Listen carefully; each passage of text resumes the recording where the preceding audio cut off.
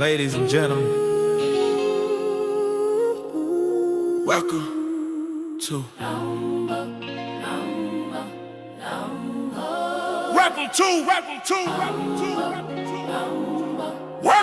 Welcome to Far before the horse, we run it. Far before the horse, we run it. Far before the horse, we run it. SBC Nation, stand up! SBC Nation, stand up! Yeah, Gavin X Mr. Walker in the ring.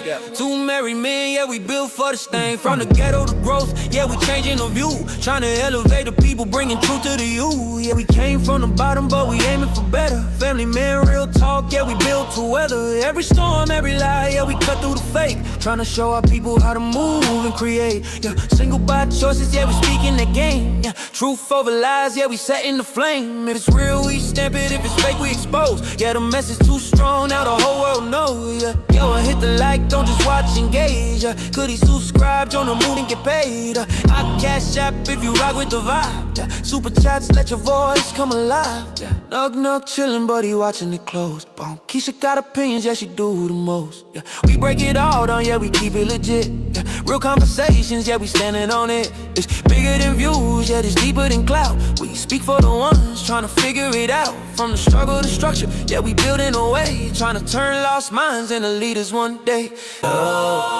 Oh, we ride. Let's go! Far before the Truth over lies, yeah, we ready to go.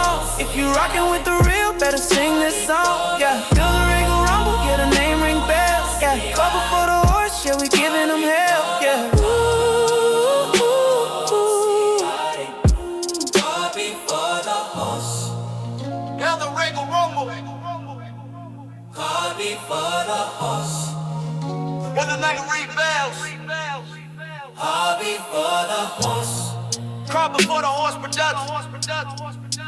Far before the horse. Welcome to the fight. Far before the horse. welcome to the fight. Welcome to the fight. It's in the Regal Rumble. On the Regal Rumble. Copper for the horse production. Step in the ring. Step out the way. It's in the Regal Rumble. It's in the Regal Rumble.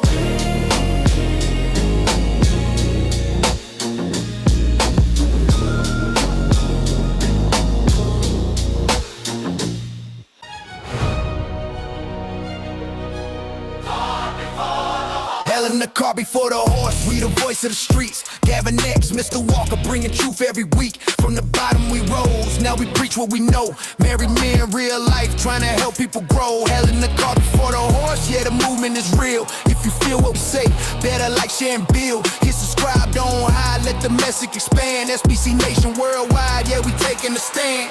We done seen it all, from the struggle to the pain.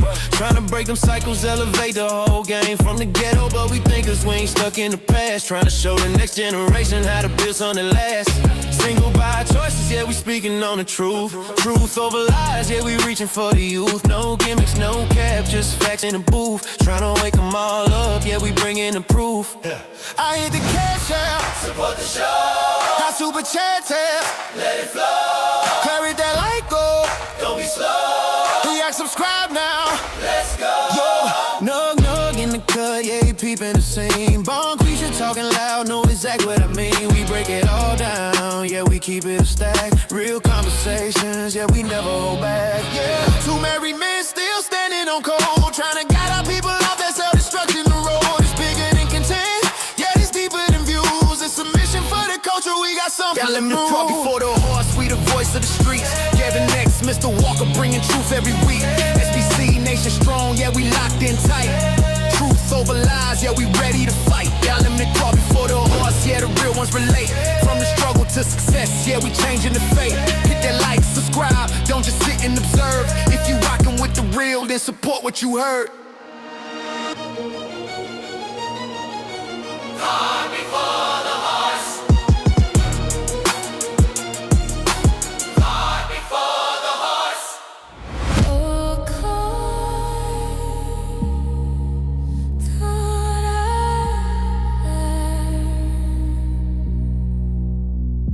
Welcome to the show.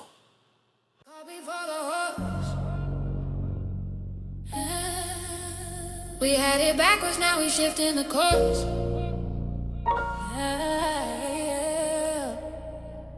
Yeah, Caught before the horse production. we live. Welcome to Caught before the horse production. We live. Rock hammer, where truth get tested and pressure make diamonds. Two married men, straight out the mud, trying to build something better for our people. This that Regal Rumble where the real ones speak. From the block to the boardroom, we rise every week. Truth over lies, yeah, we cutting through the noise. Single by choices, now we guiding the boys. SBC Nation, we see you. Day ones, new subs, we appreciate you. From single by choices to truth over lies. We been giving y'all game, no disguise. Nug, nug in the building. Bone Keisha watching close. We breaking down culture while the world do the most. This ain't just content, this a movement. We talking accountability, structure, improvement. Yeah, this ain't just content, this a movement. We talking accountability, structure, improvement. Yeah, we shaking the scene. Married men with a vision. Yeah, we building a team. From the struggle to success, yeah, we changing the view. If it's truth over lies, then it's rocking with you. Hit that like button up, subscribe to the channel, good. Cash app lit and super chats running with. If you rocking with the message, then support the show. Caught before the horse production. Car before the horse, now we back in alignment. The Regal Rumble. With true me refinement. Caught before the horse production. Me lit. Caught before the horse production.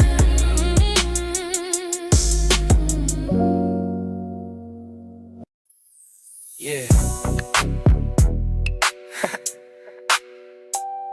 Y'all already know what it is. Yeah, we back in the building, let's go. Yeah. Where the Regal Rumble at? Yeah, we back in the building, let's go. Yeah. Where the Regal Rumble at? Yeah, we back in the building, let's go. Where the Regal Rumble at? Real ones talking.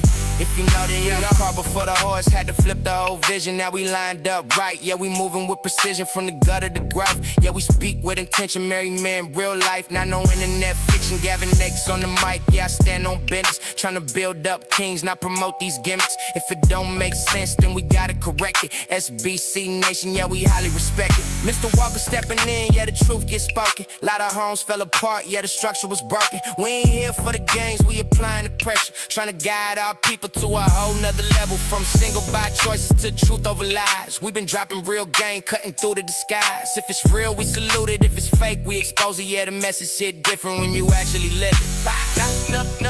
Nug in the cut. Bomb Keisha got opinions at end. Nug in the cut. Yeah. Bomb Keisha got opinions at end. Nug in the cut. Bomb Keisha got opinions. Ay. Be breaking down culture while the world steady tripping. Ay.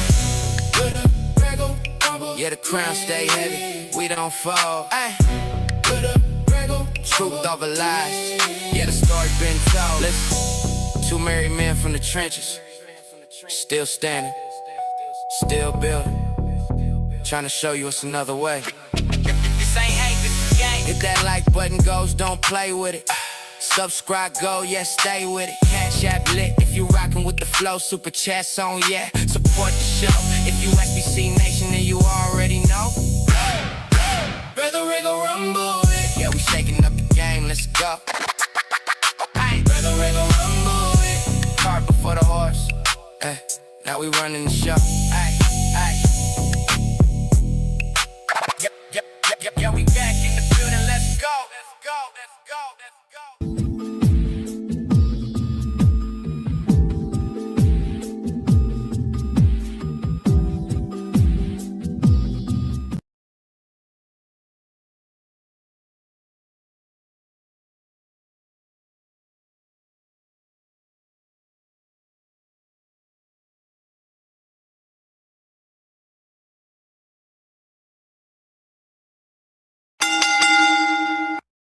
Let's get ready to rumble! Welcome. Live Saturday night, Regal Rumble, brought to you by Caught before the horse production. We live. Welcome to. Caught before the horse production. How you feeling tonight, Mr. Walker? Yes, sir. I am feeling freaking-tastic per usual. Good evening, ladies and gentlemen, El Nug Nugs and Le Bonquishas. Welcome to Cart Before the Horse, Regal Rumble, in affiliation with the Bougie Negro Podcast, and also, as all you Negroes know, in association with Ain't No Fun When the Rabbits Got the Gun Entertainment. What's going on with you this fine Regal Rumble Saturday? I got beans and bologna. Yeah. Welcome in. SBC Nation, Cart Before the Horse is Regal Rumble Saturday. Make sure y'all hit the like button, hit the subscribe button as you come in. Cart Before the Horse Productions. Y'all know y'all like that. Y'all better give it up. Whether or not y'all can congratulate or not, come one, come all, this fine March 28th, 2026. Gavin X and I are very much still in the mix, reporting live to you jive chickens from this wonky, ever-changing, toxic, cattywampus, seem like everything about to come to an end dating market. My goodness. Man, so here we are, folks. We got plenty to talk about tonight. Shout out to Frederick Howard. He come through, gifted a membership. Always coming through, always first. We appreciate you, Frederick. And also Miss Charming to you. Appreciate your sister, always supporting. Yeah! Boom, shakalaka! Appreciate that. And I see Sister Ebony Dean backstage. We're gonna bring her on up. Hey everybody, happy Saturday. Welcome up, good Sister Ebony Dean. Always good to have you. Thank you. I'm happy to be here. Yes, ma'am. Listen, crazy night tonight. I ain't gonna hold y'all. We getting messy tonight over here. Cart for the Horse SBC. I see. All right. So game over. Men lie, women lie, everybody lying. It's gonna be a crazy show. Par for the course. Oh, everybody just lying, cheating, and stealing hearts, stealing each other's sanity. No type of vulnerability. You're gonna get that. When folks are afraid to be vulnerable, tell the truth. The truth is vulnerability. What else you got but lies?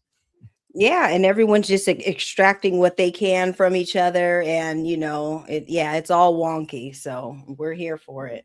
It's scary. It's scary because just that everybody want to lie. How can you be a person out there with a healed heart and everybody here just lying to you? Sound like it's everybody just being made into villains. That's what I'm seeing. Mm-hmm. Listen, we got a crazy show. Like I say, I see Sister Tasha K over there dropping content. So we're gonna talk about some stuff tonight. Stay tuned. We're gonna start out here though. It's messy all night. We ain't gonna waste no time. Let's get messy. What else we got? Let's get messy. Here we go. Hit the like button. Yeah! Boom, shakalaka! In the house. There you go. In the house. When they say you follow the rules, I don't need to follow the rules. You on camera. Yeah, whatever. You on camera. You good. You on camera. Let's stop it for a second. He appears to be dropping kids off. Another grown man come out the house, told him, you know the rules. And then he says, you on camera. And this dude said, you know the rules. I don't know. That's what we got so far before it snowballs. This is why it's messy. This is why everybody lying. this type of energy is supposed to be in a relationship. You can't. And nothing can ever really build from this. Now, Nug was sitting there chilling in the cut. Now he had to come out and retrieve your kid. Now it is yours from the baby daddy, and ain't no peace and harmony. Ain't no established boundaries, and everybody just roguing out for themselves. Now he got attitude all day. And Look at this dude. He out here with bare feet in a white beater. He ain't ready to squabble with no bare foots. He must not be from here. Must be from Nigeria or somewhere. He about to get you in that hut wrestling. I stump you out. That's unfortunate. You muted, Miss Ebony. Yeah, we definitely need a hairline check with him. But yeah, he was probably watching March Madness, ain't moved from the couch all day. And yeah, he was mad because he had to come get the little nugget, and it is what it is. So yeah, this pissed him off. He's gonna be pissed off to for the rest of the day. We don't know where mom is or what she's got going on, but Nug ain't having it. And this why Nug ain't taking out the garbage. This why he won't sweep or vacuum the carpet, because he tired of dealing with your toxic baby daddy. Now he all mad, a little emasculated, ain't no telling. And now he like, I ain't taking out that garbage. Yo, baby daddy over here talking mean to me. And I'm really triggered, right? I mean, real question: who walks around barefoot anymore? Am I tripping? No, I think we had this conversation. Yeah, I ain't walk around barefoot or anything. Like, I wear slippers everywhere I go. If I'm out, it's got to be. I think it's. Here we go. Dare I say double standards for men and women? Sisters, y'all go ahead. Y'all want to walk around those shoes or whatever. But as a man, like you said, Miss, you ain't ready to squabble. You ain't ready to defend yourself. You compromise with your bare hooves.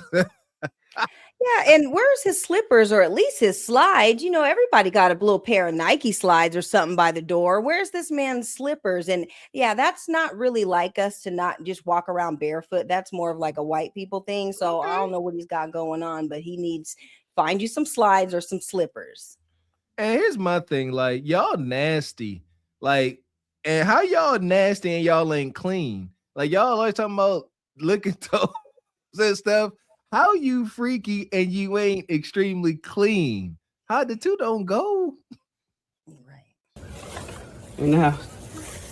When they say you follow the rules, I don't need to follow the rules. You on camera. Yeah, whatever. You on camera. You good. On camera. You on camera. Come on. Anxiety. Ring the doorbell. Ring the doorbell.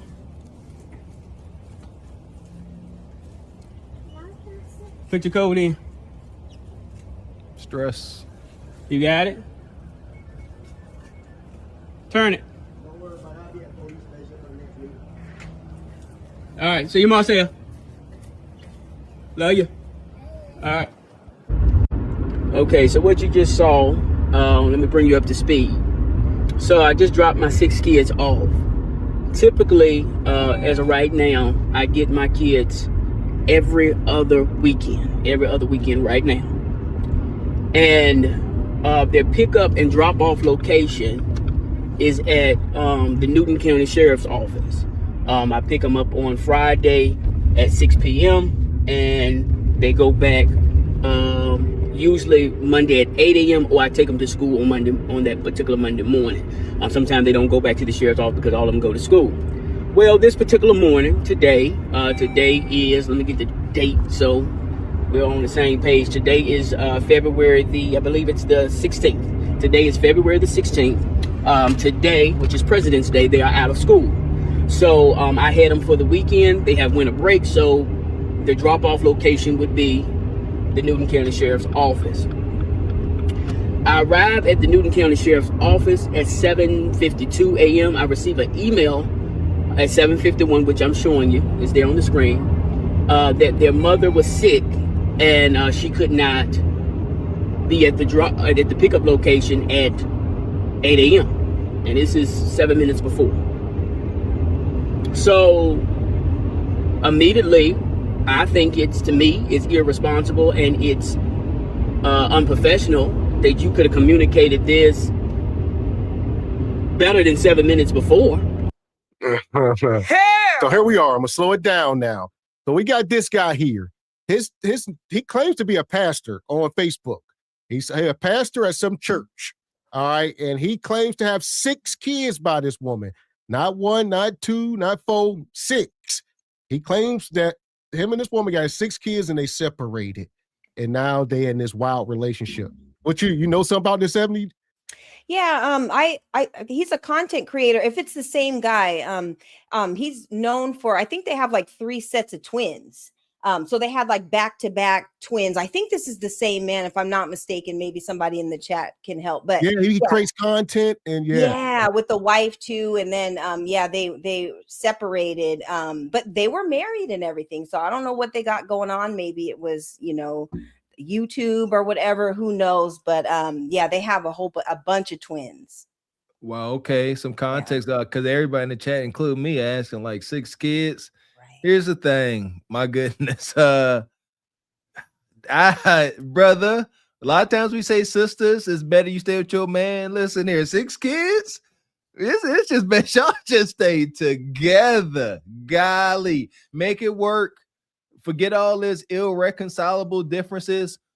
Foobar. No, talk it out, make it work. Tell the hard truth.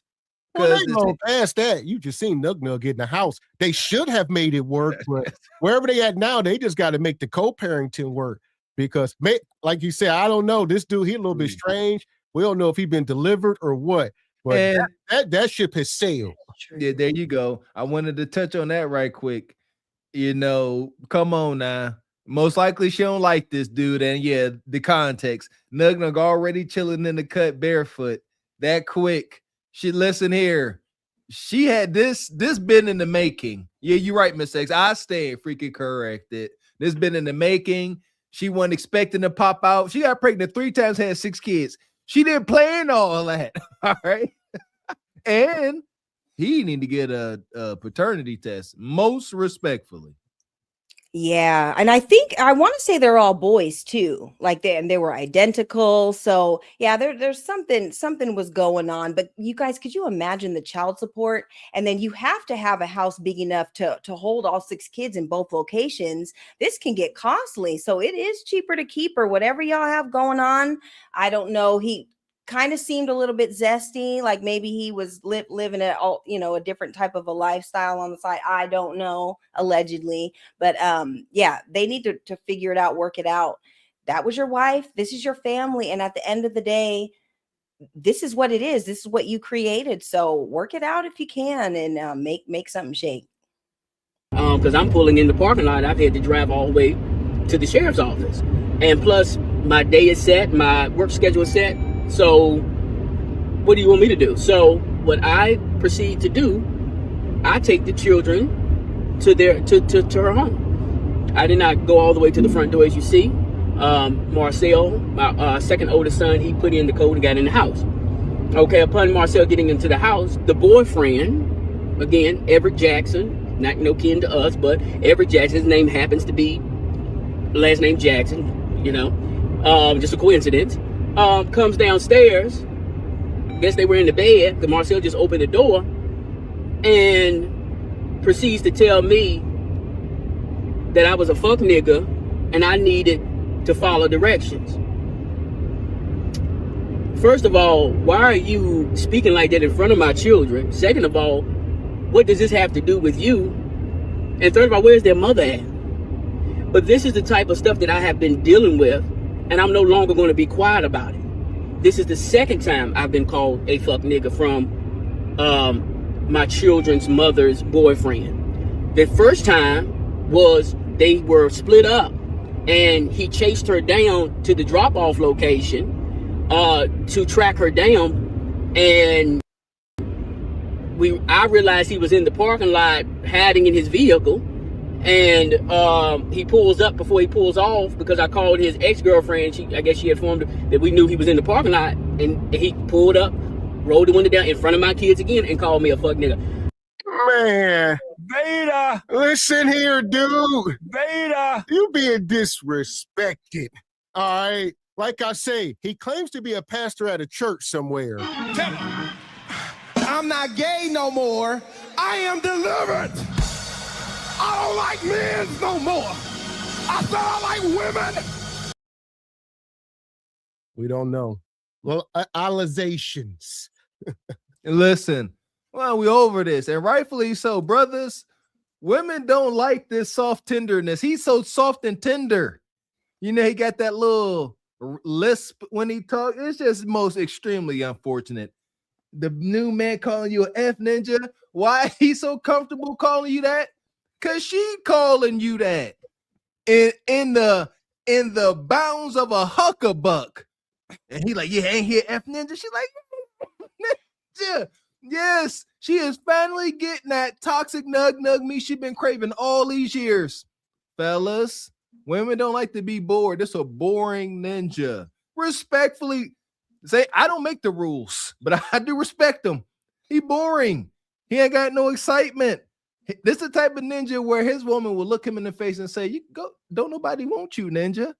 That's a wicked threat. Your woman say that to you. Don't nobody want you. Yeah, it definitely sounds like she's got a nug over there. He's eating or drinking up all them Capri Suns, eating up all the baby snacks and all that. So yeah, super disrespectful. But the fact that he feels so comfortable with the disrespect is very telling. It sounds like he needs to have a conversation with her, and it's not cool to be doing that in front of the kids. You know, at the end of the day, we're all adults here, and you know, you guys, you're with this woman, and this is who you want to have around your kids. But the disrespect, it can't happen, you know, at the end of the day. So he needs to have some tough conversations, pull that man to the side, and you guys need to have a one-on-one, and then pull your ex to the side and let her know, like, this, it's not cool at the end of the day. He can't do it. He can't pull nobody to the side. We're not going to let this fly. He stated that he called his ex's boyfriend's ex. Did you ride with me there? Like weird, like the white knight dude calling. I can't get it out. How you gonna call your ex's ex? Hey man, she over here acting up. You not a controller because I can't. What do you do to controller? What you do? What move you use? Let me stop and help both of them, because I know they'll see this. I don't want her. I don't. And whatever y'all got going on, that's y'all's business. And second of all, I don't understand why you would want to be with somebody that's disrespecting your kid's father, and you allow that in front of the children. It makes no sense to me.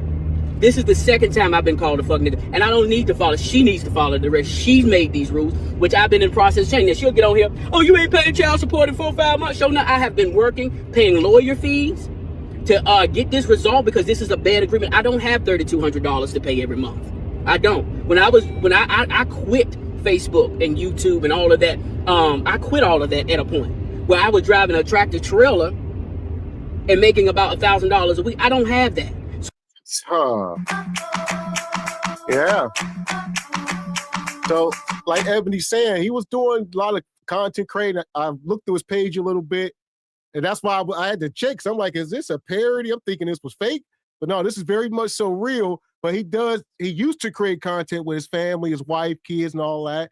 And like he said, obviously they ain't together no more. So I guess the content sort of faded away. And now the judge ordered him to pay $3,200 a month in child support for 6 kids, which is a lot of damn money. And he still got to live and pay it. And he talking about he was only making $1,000 a week.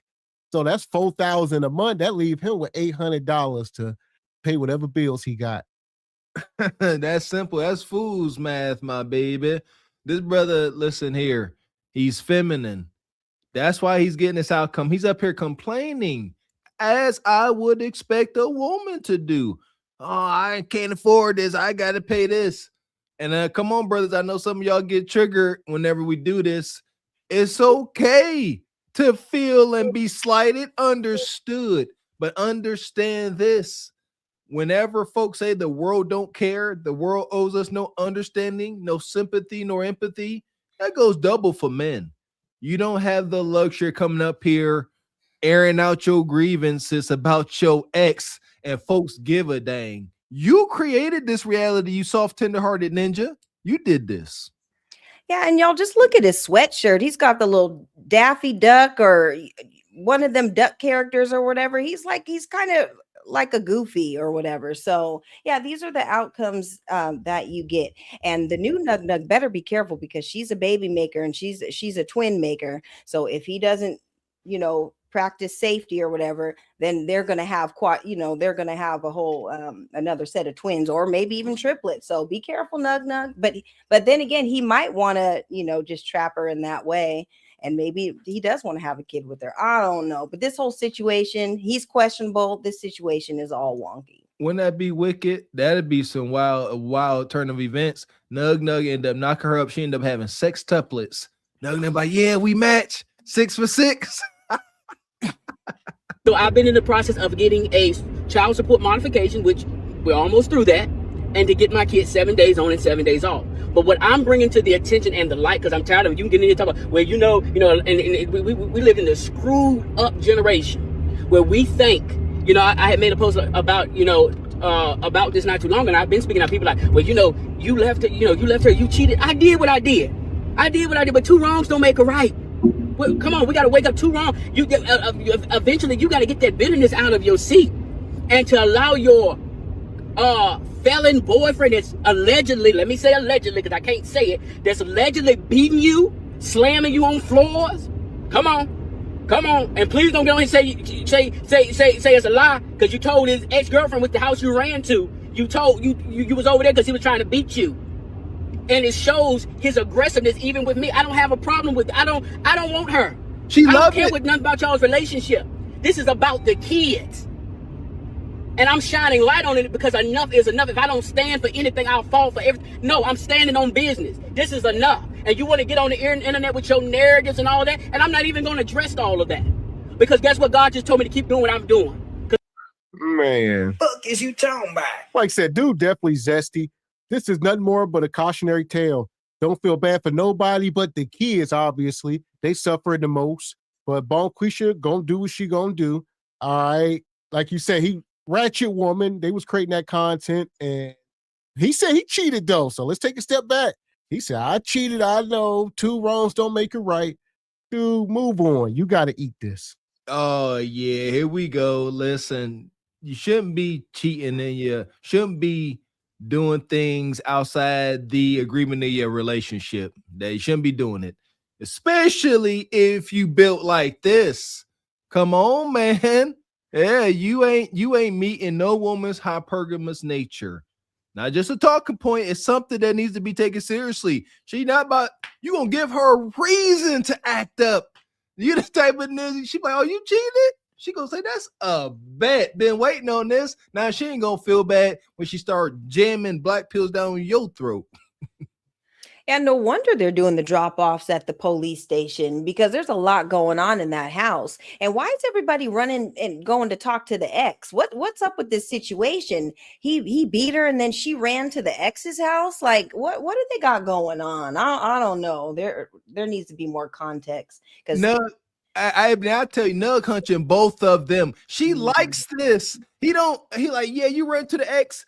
They got a thing going on. He got enough meat for both of them. I'm a great father. You want to continue. You took the light and tried to say this and say that because I won't doing anything. But baby, God's gonna change that narrative. But what I am shining on, enough is enough.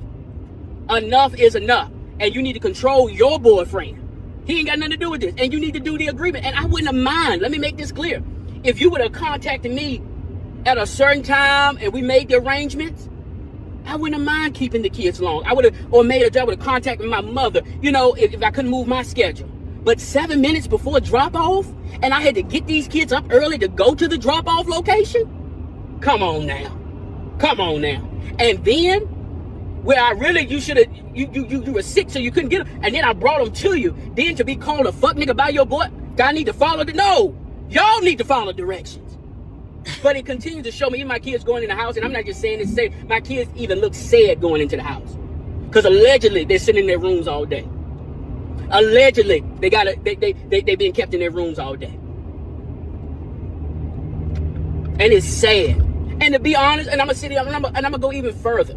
How I know they probably kept in the room? Because guess what? When we were married and our household was really in shambles, yeah, the kids stayed in the rooms too long than they were supposed to. So I would be the first to throw myself under the bus and don't give a damn.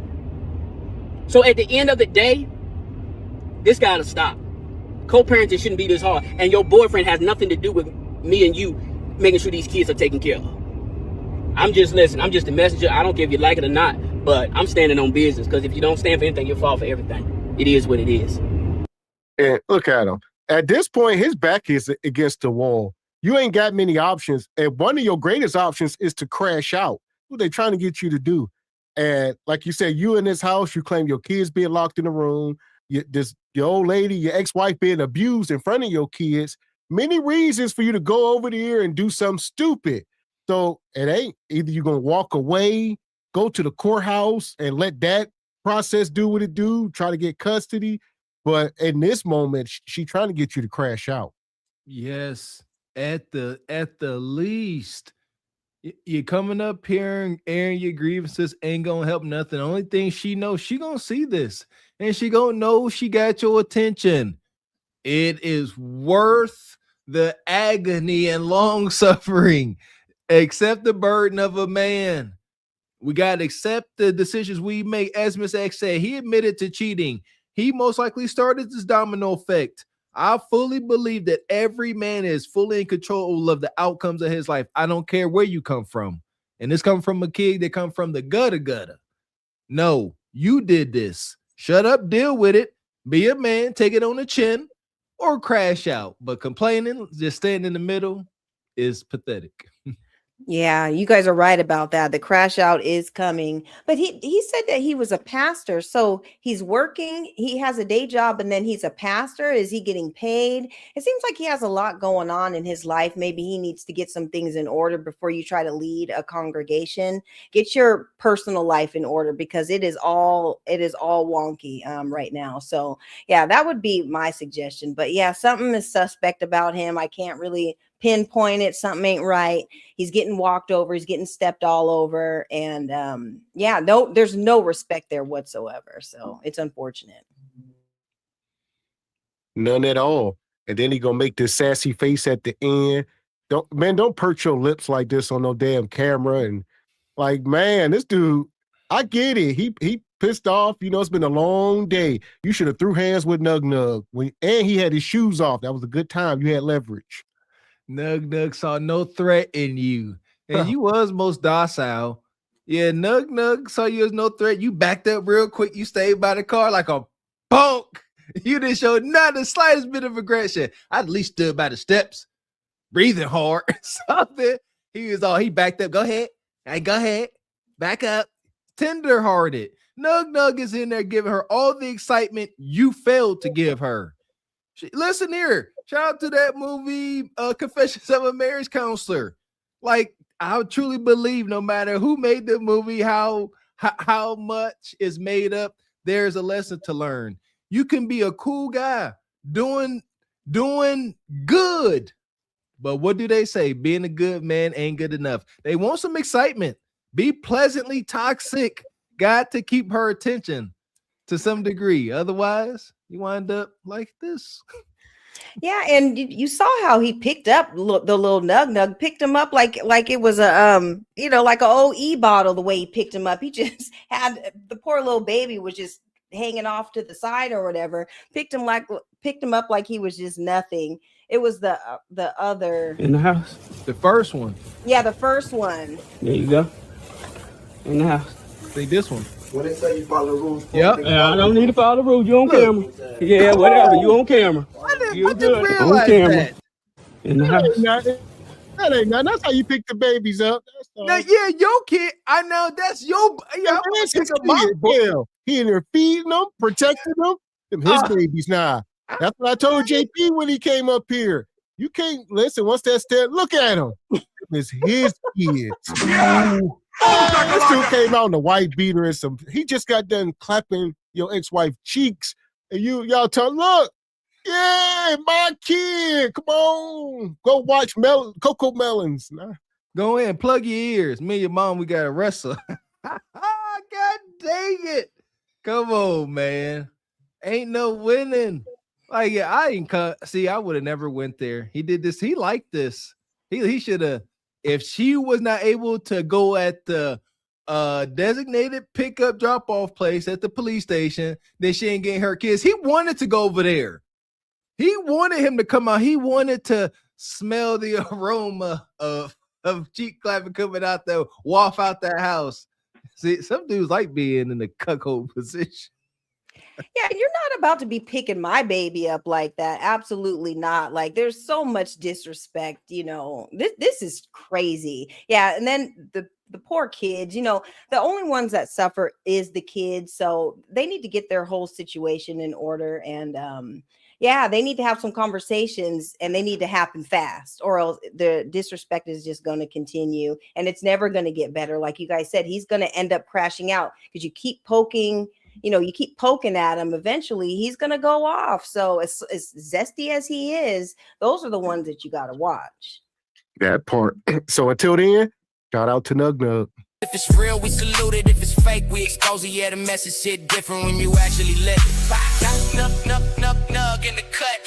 Von Keisha got opinions at end.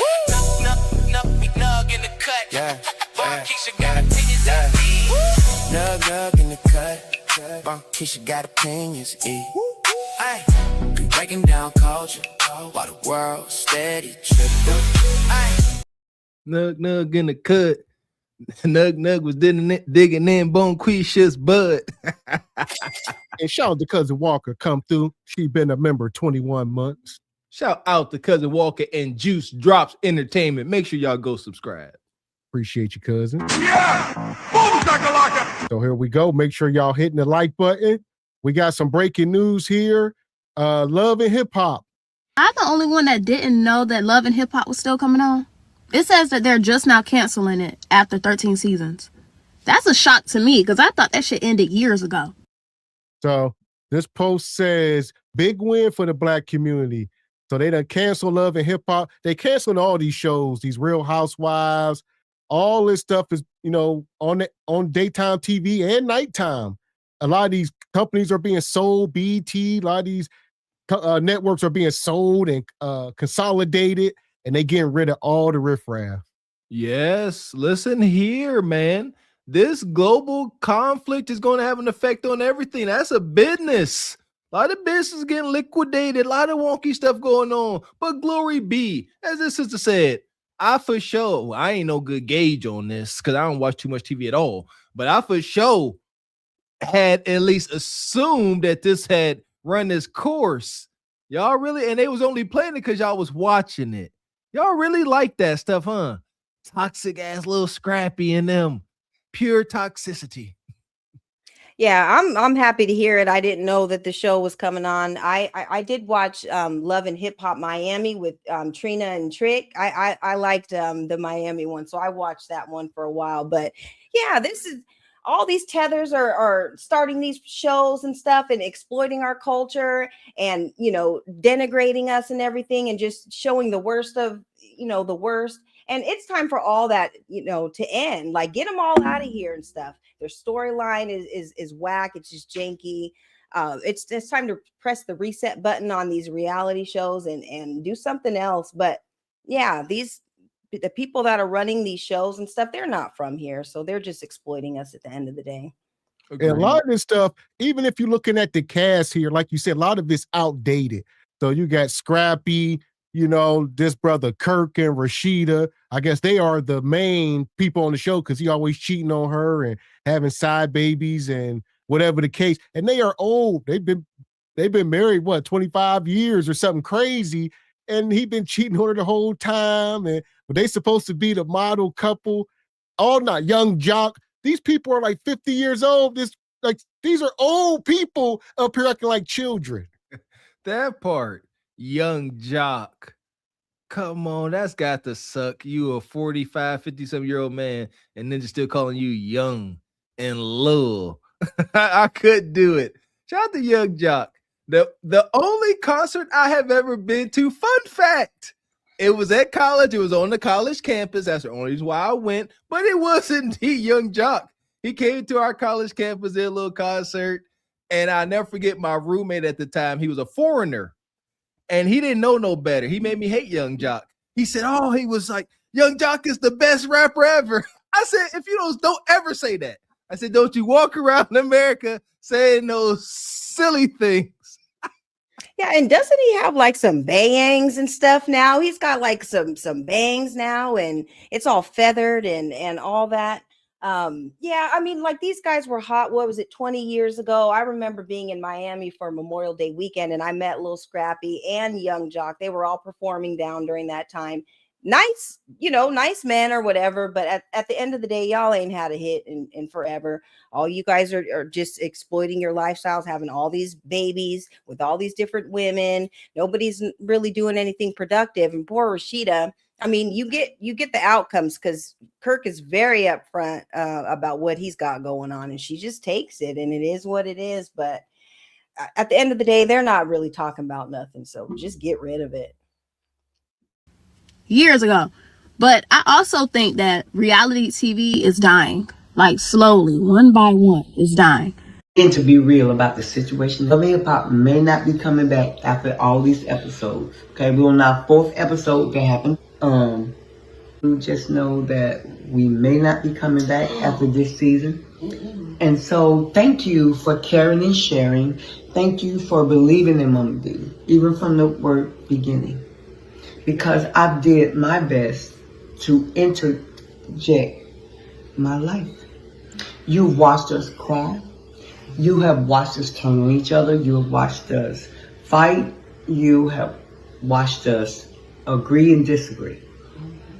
Did y'all grow? But at the end of the day, did you learn? We're all human. And there you go. So that is Scrappy's mom. And what other show, like y'all said, y'all remember when she first came on the show, she was smoking crack. What kind of show could turn a woman from a crackhead to this? She ain't had no teeth. Now she got a mouthful of teeth. She dating young men half her age.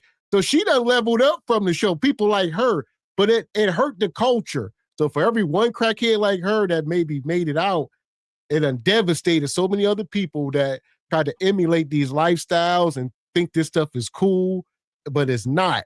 All right, Mama Scrappy, granted, you done made it out. I don't know what you're going to do now, but here we are. It's not cool. And what other purpose does it serve outside of empty, mindless entertainment? She gave the rundown of what the audience has experienced. She said, y'all watched us cry. You watched us fight. You watched us lie, cheat, steal. All right? She didn't say nothing about you watched us grow. You watched us learn. You watched us admit we were wrong when the time, came. She never said anything about any type of growth or moving anything forward. Y'all watched chaos and a train wreck. God bless it, it's over this mindless television. Yeah, it looks like Mama D definitely got some sort of a glow up from it. It kind of reminds me of Keisha Cole, her show that she had with her mom, Frankie.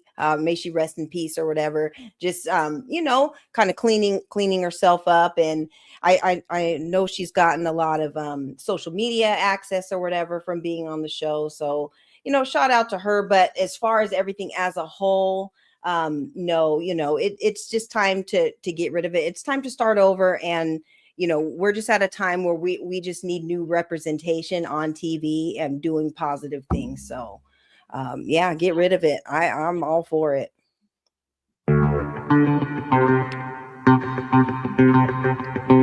Shout out to brother James Burton, dropping a 20 ball, says salute, fellas. Salute to you, brother James Burton. We appreciate you. Money. And he come back and dropped off 5 channel memberships. Big support. We appreciate you, brother Button. Appreciate you, brother. Come on, just bring it. I need you to stand up while y'all not moving. Come on. Don't make me push. Thank you, sir. There go money. She's touching you. Where they get that money? I can see money from a long way. Elder Gregory Kelly, That's right. $100. Everybody get something in your hand. Come on and put it right here. Elder James Burton, $20 and 5 memberships. And shout out to No Contendo. Brother says there was a show about black witches too. Sickening. They really are. This sickens me. Our melanated folks will continue to run away, our culture, but y'all want to run towards white witchcraft. Absolutely freaking sickening. Wicked work. So here we go. Hit the like button. The day, we're all human. Damn, I have been with the Love and Hip Hop train from the beginning to the end. When it was Jim and Chrissy, and they gave us the first mama and daughter beef on TV, and first mother and son relationship on TV, you know what I'm saying? In the reality. Well, see, that's a lot of it. I forgot Jim and Chrissy and his crackhead mama, and then Scrappy and his crackhead mama, and then Keisha Cole and her crackhead mama. Everybody and their crackhead mamas on the damn show, and it was funny back then, granted. And then they got off the crack. Then it wasn't funny no more when you're sober. Y'all regular now. You Mama D sober. We like when you were smoking rocks. That was funny. Shout out to Scrappy, man. Shout out to us 80s babies with our crackheaded mamas. And I mean that respectfully. It's just a truth of the matter. Some of us got crackhead mamas. Only episode I seen, the only snippet I saw is pretty deep with Scrappy. He was going in on his mom and he was telling the truth. He was like, Mom, he said, I grew up and I never had a soft place to go to. He said, you hard. His girl or his wife or girlfriend hard. He said, oh, y'all is hard. I don't got a soft place to go to. He says, y'all don't get that. And I agree. It is extremely toxic. And y'all wonder why us men of crackhead mamas be a little cold, be a little damaged, because look, we grew up around hotness. So we just harder and harder. Yeah, it's the same thing with the being Bobby Brown. When Bobby Brown and Whitney had that show, it was a complete train wreck, but we were tuned in because of the crack, because of what they had going on. So even when Flavor Flav, we was there for crack, allegedly. But it's always, right. And again, it's just these networks and stuff are just exploiting the culture. Like I said, just showing the worst of our generation and our people. And it's time that, they get called out for it. And let's press the reset button and let's start showing each other in a better light. I think that's what's most important. Lane to Jim really wilding out on that dude holding his face to the camera and saying, apologize now. You know what I'm saying? To Yandy and Erica and Chrissy and Kimbella, it's just a lot. We've been through a lot of journeys. And then to really witness in real time Love and Hip Hop Atlanta, that first season, and we had social media and Twitter was on fire. It was everybody literally questioning, is Jocelyn Hernandez a man or not? Was she born a man or not? And that's the damn problem. Twitter on fire. Y'all don't understand. Most of this stuff is scripted television, and it's damn near like wrestling. Yeah, y'all remember y'all used to pick on boys, and y'all say, why y'all watching wrestling? That's fake.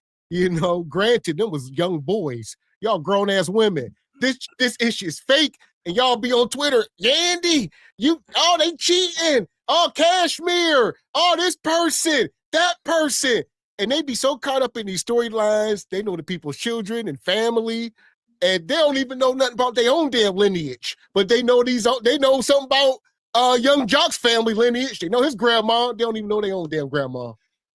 Tell it like it T.I. is, Mr. X. God daggone right. Your dad going right. Shout out to Theo Cooper, that sound drop. How y'all know more about celebrities, folks that won't probably spit on y'all to put a fire off on y'all, and y'all know everything about them?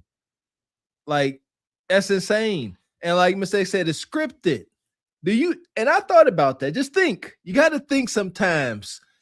Would folks watch? Would this really be a show? If they came up here and was really hashing out their differences and actually growing and having moments of peace. I never watched one damn episode, but I can assure you there was never an episode of just kumbaya where everybody was getting along and admitting they was wrong and just talking through stuff. I guarantee it. Why?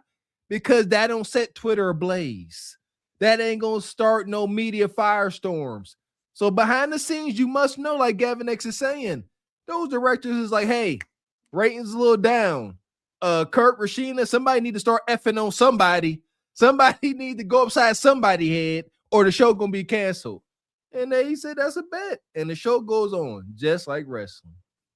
Yeah, all the ratchetness and stuff is incentivized or whatever. But yeah, now that I think of it, because we had the Stevie J and he was with Jocelyn, and then he got with Faith or whatever. So a lot of characters, were on the show, throughout all the seasons or whatever. And they're probably people that we would have just forgotten about if they weren't on the show. But at the end of the day, they're all getting paid, to be performative on these shows. It is like Mr. Walker said, it's all scripted, and they're getting incentivized to do so. So it's unfortunate.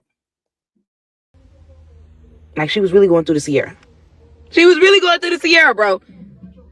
Oh my gosh. And then to hear K. Michelle say for the first time, don't shake unless you ready to get shook.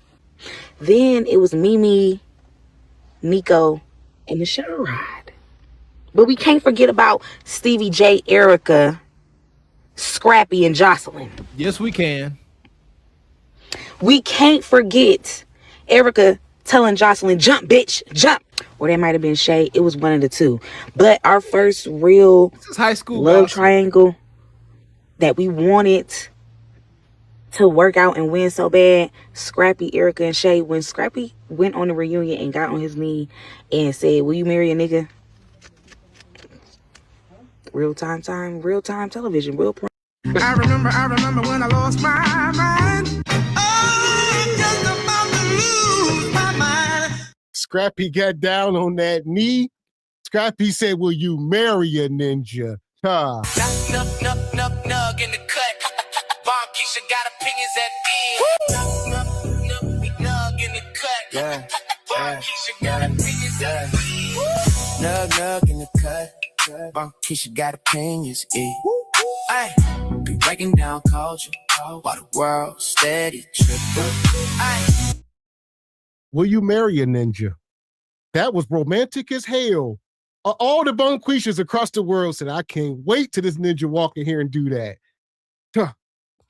That's terrible. I'm so tired of this. I ain't gonna say friend. I ain't gonna disrespect myself. I got an old associate that proposed to his probably ex-wife now, coming out of the Wendy's drive-thru with Wendy's salt residue on your fingers. Hey, you want to do this? Y'all wicked. I'm gonna tell you how I proposed to my wife. Since y'all don't see, y'all know how to do it. I never forget. We went up to Mount Washington, Sister Ebony D, like everybody else. We go up there, and I'm trying to do something special. And so it's a big overview. You can see the whole city. And we walk in, I was a little nervous, so we went to go get some ice cream first. There's a little ice cream spot up there. And as we walk to the ice cream spot, we hear clapping and applauding. Somebody else then proposed to the girl and kind of took my thunder. So I had to find something else to do. And I got a little flustered, but I found a little cute way of going about it. My wife used to wear a little heart ring on her ring finger. And I had a little joke. I said, why don't you take that off? And I did the whole thing. I ain't gonna go through the process, but it's women you got to get the emotions into it, man. You gotta feed that feminine spirit. There you go. That's how I'm gonna say it. Feed that feminine spirit so she can feed you that femininity in her own special way. But yeah, just will you marry a ninja? All right, good luck, good job. Yeah, it definitely shows in his delivery or whatever. Like we were saying, it's all performative or whatever. But look at the subjects who are talking about it. Just a bunch of Bonquishas not doing nothing, probably waiting for their little Scrappy to come and save them. Ain't nobody doing nothing or really talking about anything. And that's kind of what that what these shows attract, people that just don't really have much going on, and it is what it is. But at the end of the day, everybody turn off these TV shows and get in, get connected with real life and things going on, and looking for ways, to make your own life better or whatever. But idolizing these people is not going to do it. So I'm glad this is coming to an end. Television, real primetime television. Then they got in a motherfucking LA bag. Ray J, Tierra, and Princess will never be done again. Will never be done again. Okay? Tierra, Hazel E, and Masika and Berg will never be done again. Then you got Moniece, who single-handedly carried Hollywood at a point in time. Her season when Rich was on there and she wanted low-key to be back with Fizzle Pop. Bro, and they was arguing, and she was like, "Do you want a cookie?" He was like, "Yes, bro. Chocolate chip." Primetime television. And we cannot do this. A grown-ass man named Fizzle Pop. Fuck is you talking about? Yeah, Fizzle Pop, Mucho. That's what Fizzle Pop. Can you handed him a chocolate chip? That's entertainment. I mean, my God, the bar is set so low. This is why thank God they canceled this, man. Yeah! Boom, shakalaka! Fizzle Pop. These used to be jokes. Shout out to Cedric the Entertainer. During the Kings of Comedy, he had a little segment where he talked about nicknames from the hood. He talked to us about, "Hey, brother, how you doing? Who you is? Hey, man, my friends call me Delicious." Absolutely not. Not calling no other man Delicious and calling no another man Fizzle Pop. You know what I mean? None of that. Absolutely not. Fizzle Pop. Y'all get what y'all deserve. Little Fizzle Pop. Yeah, and Fizz, his baby's mom was Moniece. Now it's all coming back. They were on that show, and he left Moniece or whatever, and then got with his bandmate Omarion's baby's mom, and had a relationship with her, and that was all janky. Yeah, it's just a bunch of degenerate behavior, acting people or whatever. And these are the people who watch and tune in. Look, she's so invested into this whole series or whatever. She knows everybody from all the seasons. And we're talking 14 or 13 seasons or whatever. She ain't had nothing else shaking in her own life and in her own rights for this whole time, but knows everything about all these celebrities. And this is wild. Man, and shout out to No Contendo. Says no tether. Zeus was created by Lumel Plummer. Okay. Yeah, I want to say that. Well, I know the other producers on that show are definitely not from here. I've always thought that Lumel it was from somewhere else too, but I'll have to look it up. But the majority of Zeus Network is definitely not from the lineage for sure. There you go. So, like I said, created and produced two different things. Right. So, and even then, we don't know. We got to check Lumel. Right. There we go. Money. And shout out to Breedback, come through with the 10 ball. Says, every time I flip to love and hip hop, there's always a moment of chaos and drama. Glad it's canceled and should never be spoken of. Ooh, there you go. Wipe it from the scribes. I likes that. Yeah, we're going to bury this tonight once and for all. And shout out to Grace Lachelle. Says, hey guys, keep up the great work. Much love. Appreciate you, Grace Michelle. Thank you. Lachelle. And No Contendo says, ask yourself what their children are watching and connect the dots to classroom performance, graduation rates, incarceration numbers versus private school. Don't hurt them, No Contendo. Shout out to brother No Contendo. Yeah, that's true. Shout out, brother. And Honeybee says Cardi B made it to fame from the show as well. Yeah. Oh, okay. Yeah, Cardi B. Who else is on there? That goofy brother. What was the dude that was dating Nicki Minaj? That goofy brother. Safari. Yeah, he was on there. So granted, I hate I know that. Granted, this was like a gateway, but it's over. Think about the names. Think about these names, man. We ain't like that. What's your reputation? What's your brand? You know, when you see a Stevie J or Safari out there, yeah, Benzino, yeah, God dog it, man. Do you see, oh, that's an honorable brother? And you like, it's a sad show. Yeah, and we all know Cardi B's deal. You know, she was setting up ninjas and robbing them and doing the most, and admitting to it. So, you know, she came from that show as well. And was it Lala on there? Yep. I don't think so. Lala. I don't think she was on there. I know Erica Mena was, because she was with Safari and they had a kid. They had kids together, and I think they were married too. I don't think Lala was on there because she had her own show. Okay, I knew they had something because I remember seeing her ex look Carmelo. Because I remember, Carmelo wasn't with it at all. Yeah, I ain't doing the cameras. That's what I remember, him being super annoyed. Okay. Yeah. I remember she was doing one of them shows. Yeah. I remember she was doing the commentating for all the reunions for like Flavor of Love and Real Chance of Love and I Love New York. I do remember that. She's definitely been around for a long time. But yeah, I didn't know she was on that. Well, because that has nothing. Could be wrong.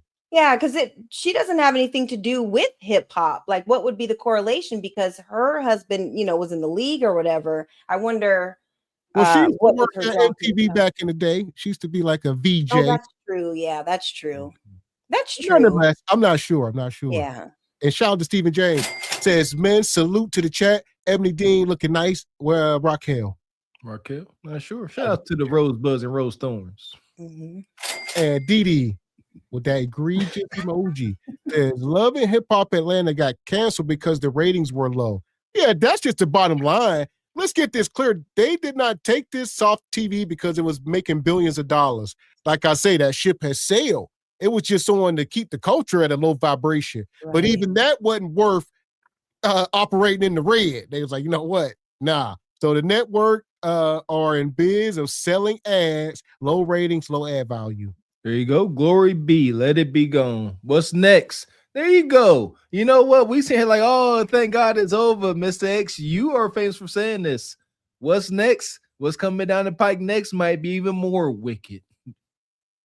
Well, hell, we witnessing it. Y'all, TikTok, struggle content. Gosh. All this stuff we are witnessing is what replaced it.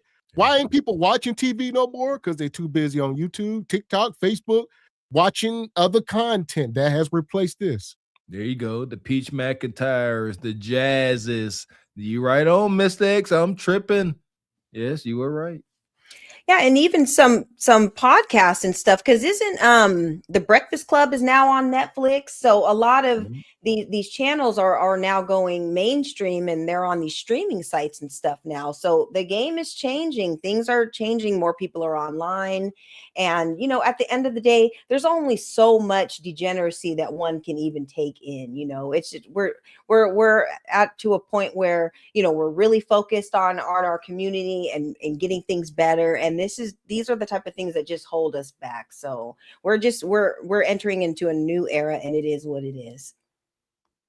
Going off, and I hate that it's ending the way it's ending, because baby, it started off as good TV. Yes, it did. Love and Hip Hop is being canceled. Love and Hip Hop Miami, Love and Hip Hop Atlanta, all Love and Hip Hops is being canceled due to rating issues. Allegedly, and I gotta keep saying allegedly. People ain't getting into it no more. It's just that they saying that, you know what I'm saying? And it's who they battling with. They battling with these new networks, the Zeuses, the Now That's TVs and stuff like that, and all these other dope shows. Love and Hip Hop was over with once you got rid of Stevie J, Mimi, and Jocelyn. Once you get rid of Stevie J, Mimi, and Jocelyn, the franchise of Love and Hip Hop was over.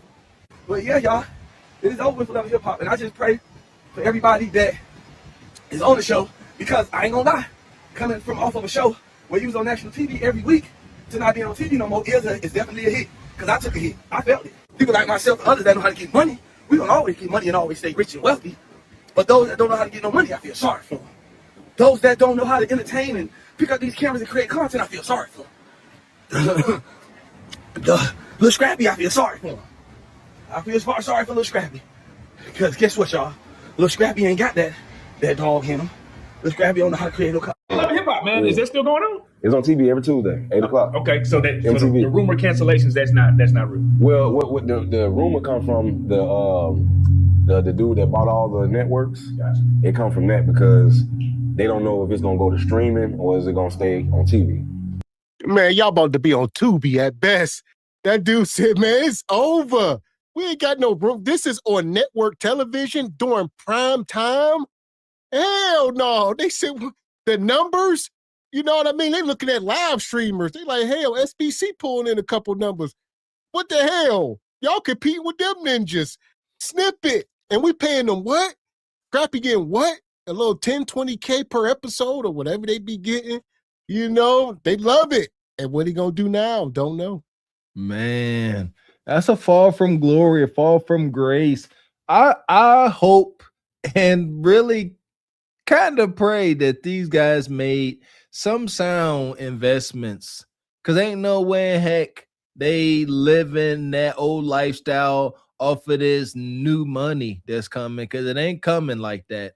These networks, like you said, mistakes. You compete with prime time. You got to have some degree of what? Edutainment. And ain't nothing educational about the ish they got going on. You see that? It's just purely entertainment, but it's mindless. It's not really any type of comedic genius. It's not any real plots or, you know, anything that's captivating. It's just extreme ignorance. I hope it don't ever take back off. I hope Zeus Network and all that ish just come crumbling down. Yeah, it sounds like they all need to get back in the booth and, you know, start making some hits again or whatever, because it's over unless they can parlay it and have their own show. They can break off and do their own show. I just don't see that happening. We're just in a new wave of things, and it is what it is. Like you said, Mr. Walker, hopefully they invested their money. I don't even think they're making 20 bands an episode. I think it just depends on their storyline or whatever, but I just don't think that they're really making that much. They're probably making just enough to pay their bills. So I don't know. It'll be interesting to see who does what after it's all said and done. That's true. So, man. It's predictable. And then it's like other people from seasons or from different franchises of Love and Hip Hop that have been canceled, like New York, Miami, Hollywood, now trying to come onto Atlanta. And it's just got played out. Like, reality TV does work, and it can be long lasting if it's done right. And, Love and Hip Hop has just run its course, in my opinion. My only thing is, I know that these people who are on Love and Hip Hop, who have been on there the whole time, they're not ready to no longer be doing reality TV. So I wonder if they're going to end up on like a Zeus network or something like that. I don't know. But what do y'all think? No, they're going to end up here on YouTube podcasting. Y'all going to see some of these people over on the damn Lapeef network or something. It's over. Yeah. They're going to be over there in the YouTube squares. They're panelists at best. I love YouTube squares. Shout out to that old show, Celebrity Squares. Celebrity Squares is or Hollywood Squares. Y'all know I'll butcher something. Hollywood Squares is coming back.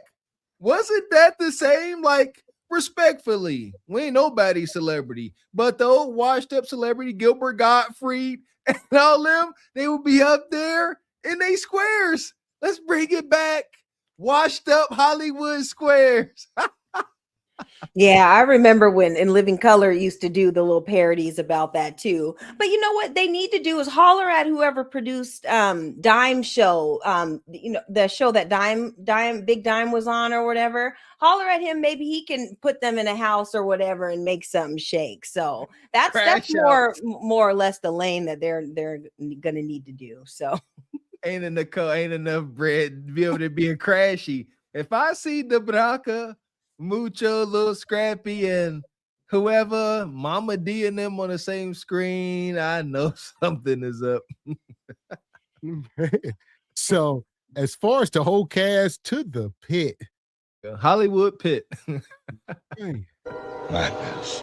Fuck is you talking about? This is Sparta! You got to know when to hold 'em, know when to fold 'em, know when to walk away, know when to hide. You gotta count your blessings You're sitting at the table. You hear me? Ooh, child, things will get brighter. Yeah, Hollywood Squares. There you go. Bring it back. Might be part of it, huh? Let us jump into that space. Oh, that was hilarious. Here we go. Shout out to brother Alfonso. Says, where is Mrs. Rose? Shout out to the Rosebuds and Rose Thorns. Shout out to Sister Raquel. Yeah! Boom, shakalaka! And shout out to Diddy with the 10 balls. Says, Oprah tried to create more intelligent, insightful TV on OWN, the OWN network. There's nobody watch. It was about to go under. OWN didn't turn around until they started with LAMH, Ready to Love, and another ratchet shows. Yeah, that's true. You know But what? it's LAMH. That may be true that folks don't like watching wholesome things. That's true. But Oprah also is a misandrous. You know what? Yeah, people got tired of Oprah and all her shenanigans, and look at the content and stuff she was putting out, like Precious, all these like janky movies, just depicting, just awful parts of our culture or whatever. So people have been kind of done with Oprah. Shout out to Ivania Saved My Life. I think that was a great show. I'll forever think about that DMX episode. That was so funny. But yeah, but other than that, like Oprah, I mean, we've kind of been tired of her. So I mean, that part, like you say, granted, Oprah done a little what she's done. Not much for brothers. She put Dr. Phil on, but she ain't put too many brothers on. See what I'm saying? Too much black man hate. I hate that for us. But nonetheless, here we are. God, and we're going to pull this next video up. We talk about winners and losers. We're going to bring Young Miami up here to talk about golden showers. No way. Say, take a shot if you like golden showers. I do. Golden showers, meaning when the guy pees on you? Mm-hmm. Pee on you everywhere? You like it? I just like it. You do? Mm-hmm. Y'all all know who Young Miami is, a former member of the City Girls. That's her. She is a solo artist now, and she got a lot of additional attention when she started to date Diddy. And Young Miami is not the smartest. She does not give, I'm an intelligent woman who thinks about things logically. A lot of how she speaks and the way that she promotes herself or does things is from a place of she likes money, she likes nice things. And some women are going to do anything and everything to get what they want when it comes to things, right? Her and her group member, JT, broke up. They went different ways. And I think there has been a lot of discussion around just their lifestyles being different. JT really caring about the music and wanting to branch out into that versus Young Miami just wanting attention, wanting money, wanting the fame. Well, these women, celebrities that these women worship, will have young girls doing and saying anything. And I want to share this clip for y'all from the interview that she did with Charlamagne, just showing how. Now, I'm going to stop it for a second. Shout out to this sister, Just a Girl podcast. And we talked about Young Miami about a week or two ago, where she was up here saying she would not let her own daughter partake in her lifestyle or any of this stuff. And, she has since tried to walk some of this stuff back, but no, like she was hanging with Diddy. God knows what she was up to. Ain't no God knows. It's documented exactly what she was doing. Shout out to Cassie and the Punisher. My goodness. Yeah, the allure of the game. I get it. Once you're in, these folks can't work no daggone 9 to 5. She like, I done been defecated on and then got 6 figures. I'm at least hoping. She like, how can I go work and make $24 an hour? How, Sway? When I can make six figures, in a couple of minutes and a whole lot of doo-doo. Yeah, because I think Diddy was giving her an allowance of like a couple $100,000 a month. So, she was getting paid for all this. I mean, to each his own, like just listening to this story and everything. It sounds like she's going to be a prime candidate for Dubai. Go over there and let them pee on you and stuff like that. That's what people go over there and do. If this is what you got to do to make money, whatever. I mean, to each his own. But I really hope that the young women are watching and hearing her talk about stuff like this, and just know that this is not who you want to emulate. Yes, she's a beautiful woman, but at the end of the day, the degrading stuff that she allows to happen to her is not something that you want to model or follow behind. You know, the Saudi royalty, they always have exotic pets like tigers and lions. Allegedly, I heard they also let the tigers poop and pee on you too. Yeah, nah, you a whole. Yeah. We're gonna try to stay out the whole. Yeah, for YouTube. Nonetheless, here we go. Any video she did with Charlemagne, just showing how dumb these women are and how much they're liars. Let me share this clip and we'll come back and talk about it. When you talked about getting peed on. I made that up. You ain't, don't say you made that up now. Okay, no. Okay, I made eating booty up. Okay, no, let's talk about it. So I didn't even make that card. I didn't even know what a golden shower was. So I came up with the cards with someone. And when I got to the car, I'm like, what the fuck is a golden shower? And then she was like, you ain't never, da-da-da. I'm like, bitch, no. So when we was doing a podcast, I just did it because I was promoting my game. So I'm thinking that this gonna be something that just like go viral, but I didn't know it was like a whole thing of like me actually being peed on.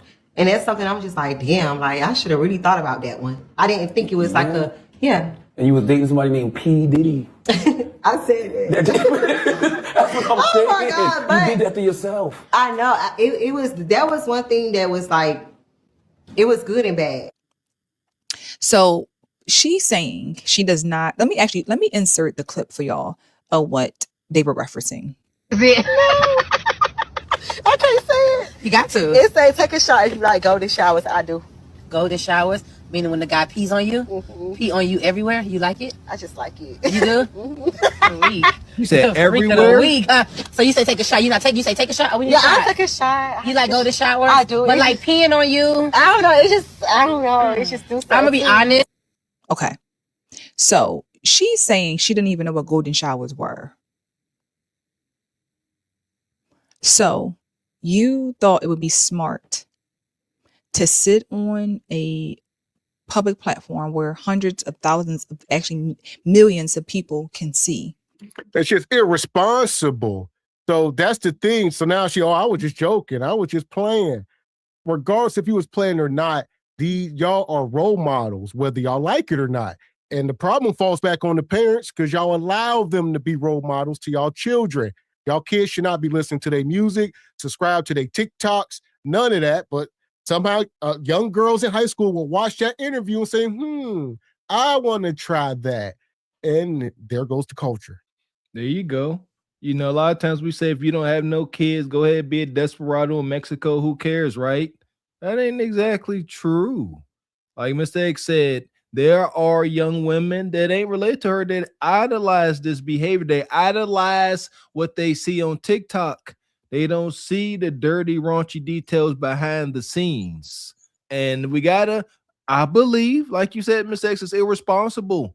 Can we, dare I say, can we add a little bit of shame to this?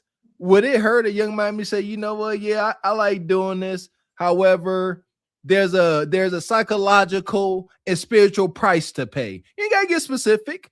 Just let it know. Put a warning label on it. Even McDonald's put a warning on a hot fries and hot coffee. Right. And yeah, she's, you guys are both right about what you said. It's super irresponsible. But I think too, is that, her daughter is getting older now and is starting to, maybe be on the internet or whatever and seeing these things. So maybe she's backtracking because her daughter's getting older. And what kind of a mother would want their daughter seeing these interviews and listen to all the atrocious things that her mother did, like she has to be thinking about stuff like that and being responsible about the content that you put out, whether it was a joke or not. I don't think it was. I think she was telling her truths and maybe realized, maybe was embarrassed by it or whatever and was trying to backpedal or whatever, but it is what it is. but she is a role model, and girls do look up to her. And you know, these girls these days are definitely way more advanced than we were even at that age, and they're doing things that, in, you know, me being in my 40s haven't even done yet. And I'm like, y'all are 16 talking about doing this stuff. So it's wild out here. But just keep talking with your kids and making sure that they stay on the right path and into who they're watching and mimicking. So. And you don't even know what a golden shower is? Come on. Who would play about something like that?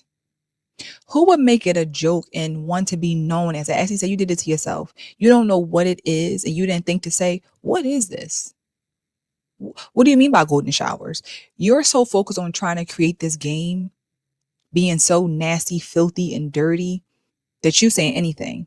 I don't believe it. I believe she knew exactly what it was. I believe she believed that she actually was doing that, possibly with Diddy, and she tried to backtrack it once all the Diddy stuff came out, right? She didn't want to be associated with the, oh God, we're hearing these stories, we're hearing this, so let me come back and say, oh, y'all, I was just joking. I ain't really do that. Come on. But this is what I'm talking about. These are the things that these women will do. Now you sitting down on this interview now and saying, I don't know, I didn't know nothing about it, I would just promote my game. I don't believe it. But again, at the end of the day, you take it back, you change it up, you don't know, you never really did it. But imagine how many women have done it, how many young girls are allowing it or allowed it to happen because they were following you. They were watching you, they were playing your game. And they watch you, the one that we love, the one that we see all the flashy things and nice things. We want to do what you're doing. We love that for you. And these are the women that these women idolize and they worship and they follow after and they cheer on, right? I think that she's trying to do a lot of damage control. And I'm going to share this other clip for y'all of her discussing why she chose to support Diddy and share this letter for him. We're going to come back and talk about it. When someone, you know, you were connected to becomes the center of serious allegations and legal issues, how do you reconcile the person you knew with the headlines everybody else sees? I think in life, you always get put in something or a situation where you gotta make a life decision, and you gotta look back and say, like, what makes sense for me right now? You know, like, I can love this person, but I can love this person from a distance, or, you know, I can have a relationship with this person, but maybe I gotta come back to it. Like, maybe I gotta come back around. And I think that was one of those situations. You wrote a letter vouching for Diddy's character. Mhm. And a lot of people were upset because they was like, you know, how could she do that after seeing the video with Cassie? A lot of people wanted to know why you decided to still write that letter. I think I wrote a letter for a change man. I think that the man that I met and that I experienced would change. I'm not going to justify some bullshit or like support some if I felt like that person was a change. And I felt like the person that I met was changed. It was a different experience. So that's why I wrote the letter. Man. Why the fuck you lying? Why you always lying? Stop. He was a changed man.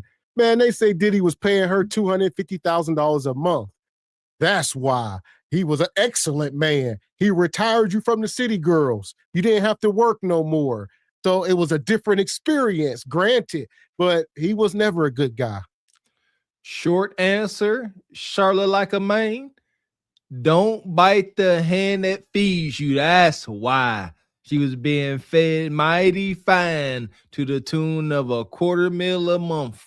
Yeah, I guarantee you he was changed. Whatever he says, she gonna believe it. It's in her best interest, or at least in her pocket's best interest. Yeah, and you know, just listen to the stories and the things that she's talking about. She's defending Diddy, whether she had a different experience. That's her story to tell. But at the end of the day, look at all that she had to do in order to get the $250,000 a month. You know, she had to endure getting peed on, and you know, what type of a man, if he really loves you, is going to treat you like that and do those demeaning, degrading things to you. So you know, I think that people need to just listen to her words and look deeper into it, because everything comes at a cost. Nothing is for free. And it sounds to me like she kind of sold her soul just for money and your fame and fortune. And yeah, it's too bad. Huh. Yeah. I would say she sold it a couple of times. She probably had about 2 souls, 3 souls, because her soul was gone before she even met Diddy. She was a city girl before she met Diddy. So she's selling souls and bone marrow. Man. So I don't think there's nothing wrong with saying somebody change. My thing is, how do you say, you being your age, I think she's in her early 30s, so you knew his history. So how do you know? You say, I think he's a changed man. Based on what? Based on what? So you knew all of this stuff about him. You like had insight and you said, oh, I don't think he's still beating on women. I don't think he's still doing inappropriate things, nasty, freaky things to people. I'm gonna give him a chance because I think he's changed. Based on what? The thing is, he had money. And he gave her a lifestyle and put her in places, the Revolt TV, the Carisha Please podcast. It was about what you can do for me. And I just think there's no way you can really go off of saying, I think he had changed man. Based on what? What did you base him changing off of? That's where I'm thrown. I'm a little confused how you based he changed. So I wanted to give a letter because I think he was a changed man. Now, again, you can say from my experience, I don't know that person, and that can be totally true. And she had to vouch. She had to stand on that. So Young Miami wrote a letter to the judge in Diddy's case. You know, Diddy a good guy. So Diddy got all these people saying he bad, but he also had people saying he good. And she was one of them. Hey, Young Miami. So she said, what about the Cassie tape? The hell with that tape. I don't know nothing about it. The dude I knew would never do nothing like that. All right. So, I mean, hey, she ain't with the sisterhood. I tell you that. Perspective. I'm pretty sure some folks, thought Genghis Khan was cool. Some folks probably thought that Tila of the Han was all right. I'm pretty sure there was at least a small group that thought Vlad the Impaler was an all right guy. But perspective, all right? He may have been good to you, granted, but he could have been a monster to everybody else. And that's how it appears to be. But to say, I think he changed, you can only go off of what you know. You can't say somebody changed. They're just different with you. Now, again, I think she's not the brightest person, not the brightest crayon in the box. She's just not. And when these women are so focused on chasing money, and now she's trying to create her own identity and she's trying to find a way to stay relevant, which is cool. But the damage is done. You already put out there that you like to get peed on. And then you trying to rebuttal and take it back. And not even like, I'd rather it makes it worse for you to be a grown woman with 2 children, a boy and a girl, and say you didn't even know what golden showers were, but you sat on a platform and said that it was being done to you. All to promote your brand, to be known as this freaky, nasty, disgusting woman. That's what you want to do. Now you're trying to clean it up. You already promote, I'm a hoe, I like this, I like that. That's what's out there. So because you want to try to clean it up, everybody's supposed, the damage is done. And I think that this is the problem, that they promote this stuff to our children. They promote all these behaviors, and then they want to clean up their act, but it's already out there. It's already out there. And this is a sad reality for a lot of our babies, a lot of our young girls. And that's my problem. And that's it. So people say, why y'all worry about people's lifestyle? People do what they do. We are raising children in this world, and we could put up all the safeguards we want. There are still going to be leaks and stop gaps. So we always going to shame the behavior so that there is less of it for any kid to see and try to idolize. All right. Obviously, it's always going to be some sectors of this stuff going on. But for this to be so mainstream, down with Love and Hip Hop, that's canceled. Down with a lot of this madness. There you go. We all got a dog in this fight. There has been times where folks say, oh, you guys are 2 married men. What do you guys care about the date market? Because we are married men with kids, and our kids are going to be out here dating. And believe it or not, we want our sons and daughters to have a chance at engaging with good mates out here. And good young men and women do not come from these unholy households. They don't. We all got a dog in this fight. It's all fun and games. It's all to each his own until your beautiful daughter, until your handsome son brings home a nug girl bonquisha. Then it's going to hit you like a ton of bricks. Yeah. And like you guys said, the internet and stuff is forever. And, just think about it. Like, she's in her early 30s or whatever. I'm not sure if she's even thinking about marriage or whatever. But what type of a man is going to come along and wife you up knowing that you've done all these things? Like, things matter. Your experiences and stuff matters, and all the things that you talk about, it matters, and it's all going to catch up to you one day. So these behaviors and all the things that you do in your 20s can help shape your 30s and your 40s. So you have to be careful of what you're engaging in and the things that you are doing, because it can come and bite you, when you are trying to settle down and become a wife or something. It's all going to come back to you. So you have to be careful of what you do. Man. And shout out to Mr. Pitts, says they intentionally obfuscate with facts from truth. There you go. Shout out to Mr. Pitts. I seen that. That's gonna be a word of the day, Mr. Pitts. Appreciate you. And B. Wyatt with the 5-ball says Diddy will be the most famous man on the planet when he gets out of jail. Man, ain't looking forward to it. Yeah, what he got, about another year or so? That's crazy. He about to be free and everybody know what he was doing. It's about to be a whole Diddy market. Maybe. They talk about they trying to bring more charges up on him now. So he in there for federal charges. Now they say they trying to bring up state charges. You don't know. Man. They ain't looking good. On your release date, they'll wait till the day you about to get out and then rearrest you for something.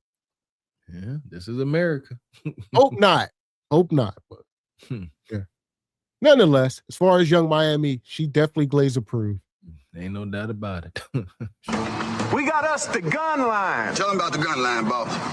We may not know which way to go. Oh Lord, see, this shit is gonna be dangerous. Some dark-winged duck shit. Let's get dangerous. I play the fool for the fool. Everybody plays the fool sometime. And no exception to the rule. Listen, baby, you hear me? I played the fool for a fool. You're down with the city girl lifestyle. It's upon us. Somewhere right around the block. I do not look forward to see how city girl summer has evolved.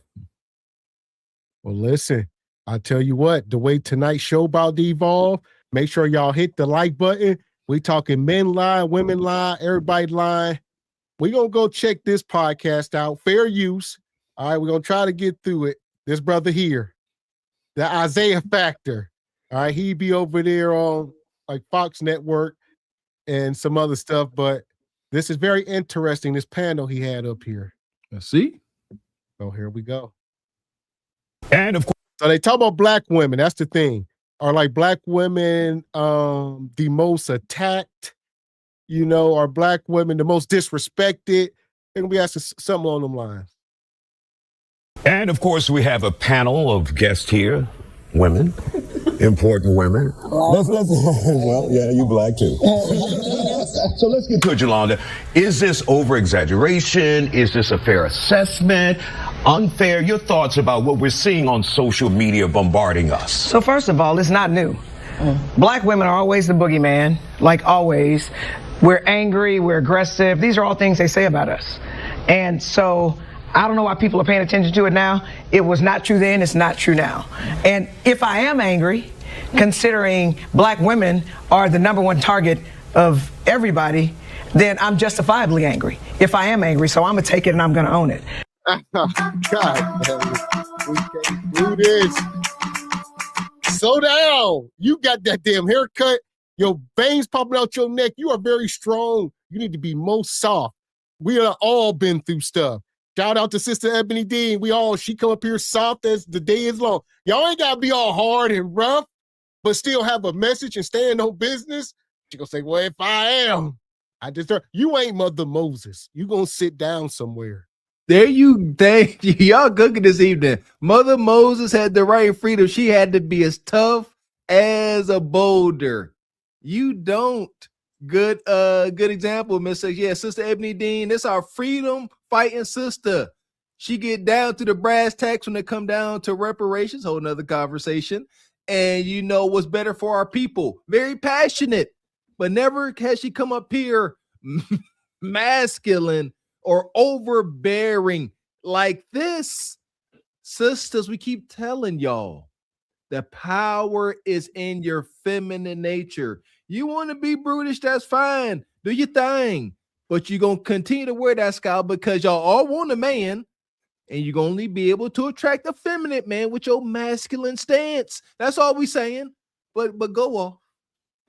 Yeah, and you know, she's right about what she's talking about us being objectified. You know, we've been objectified since the beginning of time, and it is what it is. But that does not mean that you have to walk around with a chip on your shoulder and with so much anger. And you know, just look at her face, and there's nothing soft about her or anything. And you know, you're just walking around with this attitude, and it's unnecessary. Yes, we can all go through things and stuff, but you shouldn't let it harden your heart so much, you know, especially when it comes to dating and relationships. No man is going to want to be around somebody who acts like this, like, you know, you're all hard and, you know, nothing soft about you or whatever. So as women, we need to kind of check ourselves on, you know, some of our behaviors and, you know, how we're presenting ourselves to the world, because it matters. And you just don't have to walk around acting or looking like this. Man. So here we go. Yeah, y'all ain't got to be out here like James Bond villains. It says, are black women vilified in America? Here we go. So again, this is not new, it's old, but you know what? I've been black all my life. I'm a die black. And the one thing I know black women will do is we will survive and we will thrive. And y'all can just keep hating, because for whatever reason, your name always on our lips. And so we must be doing something, because you want our lips, you want our backsides, you want it all. You want our color, you roasting yourself, you're looking old before your time, because you want everything black. You want to culturally appropriate. All right, Angela, let's hear from you, your thoughts about this. So here's my thoughts about this. I think the reason we're seeing more and more of these incidents is because people have cell phones, people have social medias. I don't think it's necessarily something that's new. I think it's been a problem that's gotten more and more aggressive.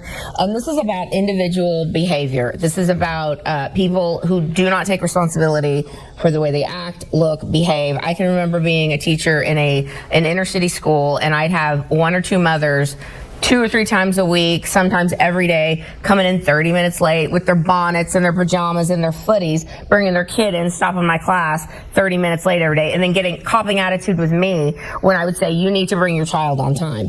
We have a situation where Oh, no, you didn't, Becky. Told that bitch I am the GOAT. In that hoe thought I was cap. In that bitch is from the O, and bitch I'm all over the map. Anybody wanna fight on my life? I want the smoke. Bitch, I put that on your kids and your baby daddy throat. Man, who you playing with? Yeah, Becky trying to come up here. Yeah, I'm in the school. The kid, Bonquisha walking in with bonnets, funky. All right. Parking in the no parking lane. Stop that, Becky. Take that damn wig off. I love the violence, baby. Violence makes it better sometimes. Woo, Becky came in hot and spicy. She said, this is about individual accountability.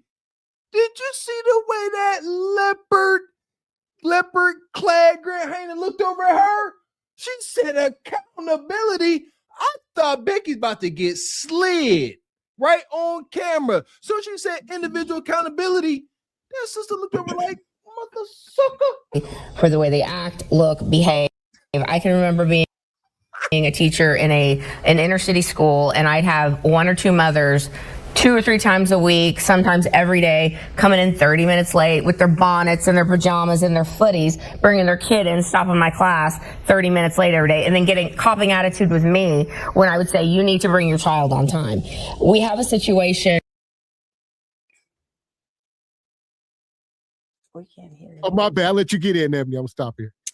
Yeah, see, these kind of conversations are very triggering, because I'm sitting here. Yes, she is a white woman, and the things that she is saying is true. But having conversations with about Black women amongst other races or whatever, it is a little triggering. I can say that because I'm a Black woman. So I'm sitting here. I'm looking at Cheetah Quisha and how she's looking, she's staring her up and down and everything. She does want to slide on her. You could just tell. Look at her, the way that she's looking and everything. So these type of conversations can get heated and they can go left way quick. So it's interesting to see what's going to be next with this. And she's got a mouth on her for sure. This goes, see, sisters, this is why we say Kev was standing in the gap. We as men, your loving male counterparts, trying to avoid this. It's a lot easier to take it when we hold ourselves accountable than when outsiders come in. You see, as Sister Ebony Dean admitted, she ain't telling no lies. It just burned a little bit more because who were you? We got to check ourselves before Becky come over here and wreck us. Right. And she's saying that she was a teacher. So I'm wondering what school she worked out. It's not giving teacher vibes to me, but maybe that's something that she did, before or whatever. So that's interesting to see. Yeah. Here we go. Hit the like button. Sometimes every day coming in 30 minutes late with their bonnets and their pajamas and their footies, bringing their kid in, stopping my class 30 minutes late every day, and then copping attitude with me when I would say, you need to bring your child on time. We have a situation where in the Black community, unfortunately, there is a lack of father and parental father strong figures in the home. And so you're seeing a lot of behavior because of that outcrop of that. And instead of like blaming whitey or blaming slavery or whatever the things that holy hell. Look at the sister on the far left. She almost bucked her eyes out of her skull. Whitey or blaming slavery or whatever the thing. Hold on. Yeah. We squabbling now here now. Yeah, we squabbling. Hold on, man. You better get some gloves. What are boxing gloves? Man, put some Vaseline on your face at the very least. Oh boy. All right, where are we at here? So yeah, Becky done bought slavery in. See, and listen, this is accountability corner, but here we go. Watch your mouth. You know what I'm saying? I feel like it is what it is. Watch your mouth. Watch your mouth. You talking about this is something your ancestors bought to be. Like, you see it? God dang it. And we can't be bucking our eyes. Fuck is you talking about? Fuck is you talking about?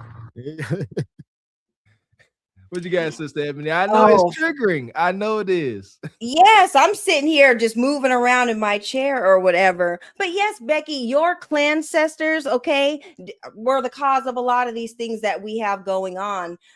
So her mouth it's getting a little slick, you guys. I mean, like I said, what she's saying is true, but she might want to be careful because she's sitting next to a couple bonquishas and the one bucking her eyes and cheetah print looks like at any time they're going to hit her with a right and a left hook. So she's kind of tiptoeing on that gun line, as you guys always say, and she might want to watch it. You know, I want to touch right quick. If the glove don't fit, you must have quit. If the shoe don't fit, then don't worry about wearing it. She taught Becky up here talking about wearing bonnet, showing up late. You know, I recall our school sent us an email. It was in general, but it was like, hey, you know, don't be showing up. Don't be trying to pick your kids up at this hour. School is over at this hour. And, you know, we all got the email. Well, my wife showed me, and, you know, so, okay, that shoe don't fit us. We are there on time. But I could see Bonquisha like, what you mean? You don't know what time I get off work. You don't know my life. So they are triggered to the moon, and I'm here for it. Well, here we go. We got some super chat. Appreciate you, brother. Divine Photos always coming through. Says the more sisters finger point at brothers while other ethnic groups' backgrounds don't see brothers as the problem. They will look at sisters as the big problem. Listen. Kev talked about it. There is a cancer in our community. We have to attack that first. And it's the problem with our sisters. Appreciate you, No Contendo, coming through, brother.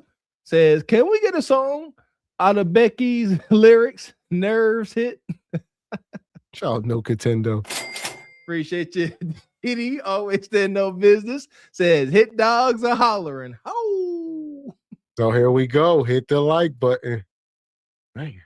Fortunately, there is a lack of father and parental father strong figures in the home. And so you're seeing a lot of behavior because of that outcrop of that. And instead of like blaming Whitey or blaming slavery or whatever the things that are going to be blamed on this panel, I'm 100% sure, instead of blaming Whitey, why not take a look at the behavior that's going on with some members of the Black community and have a come to Jesus with them about it? Bunke, your thoughts about this? Well, I've been a teacher at both inner city and suburban schools.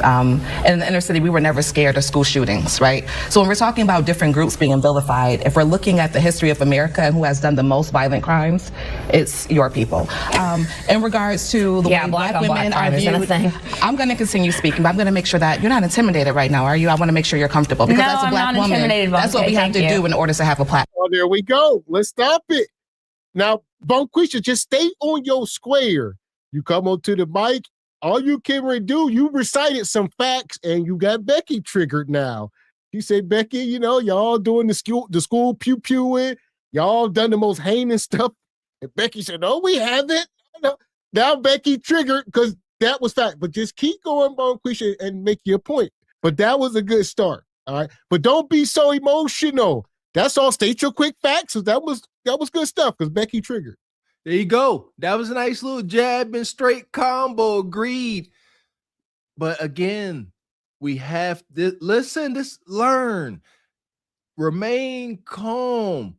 If she's like, you know, I hear you. There could be, like Sister Ebony Dean said, there could be, you ain't got to give them credit. There could be some truth to what you're saying, you know. However, Becky, you know, you want to talk about, you know, don't blame Whitey as you put it.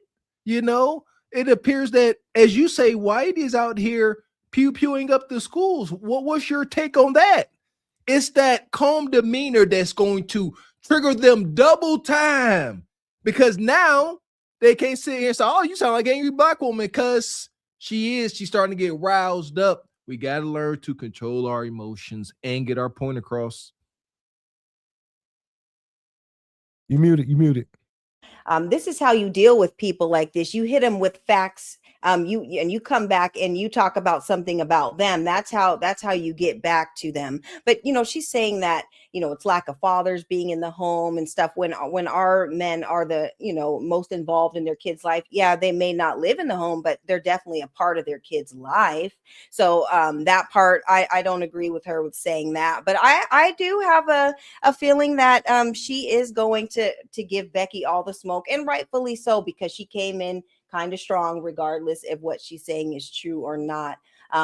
But there are reasons for some of the things that we go through, and her people are some of the causes for those. There are things that we can take accountability and do better with. Absolutely. And these are the things that we can talk about and discuss and do better at. But I'm looking forward to her comebacks for Becky.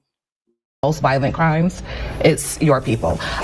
In regards to the way Black women are viewed, I'm going to continue speaking, but I'm going to make sure that you're not intimidated right now, are you? I want to make sure you're comfortable because as a Black woman, that's what we have to do in order to have a platform, right? In order to be able to speak uninterrupted, you have to make sure that you make somebody else feel comfortable. So outside of what we're seeing on social media, we know that 600,000 Black women have been laid off, have been pushed out of the workforce, when we continue to be the most educated group of people in this country. And if we're looking at this panel, that's also evident. All right, Carmen, let's hear from you. Your thoughts about that? She ain't lying.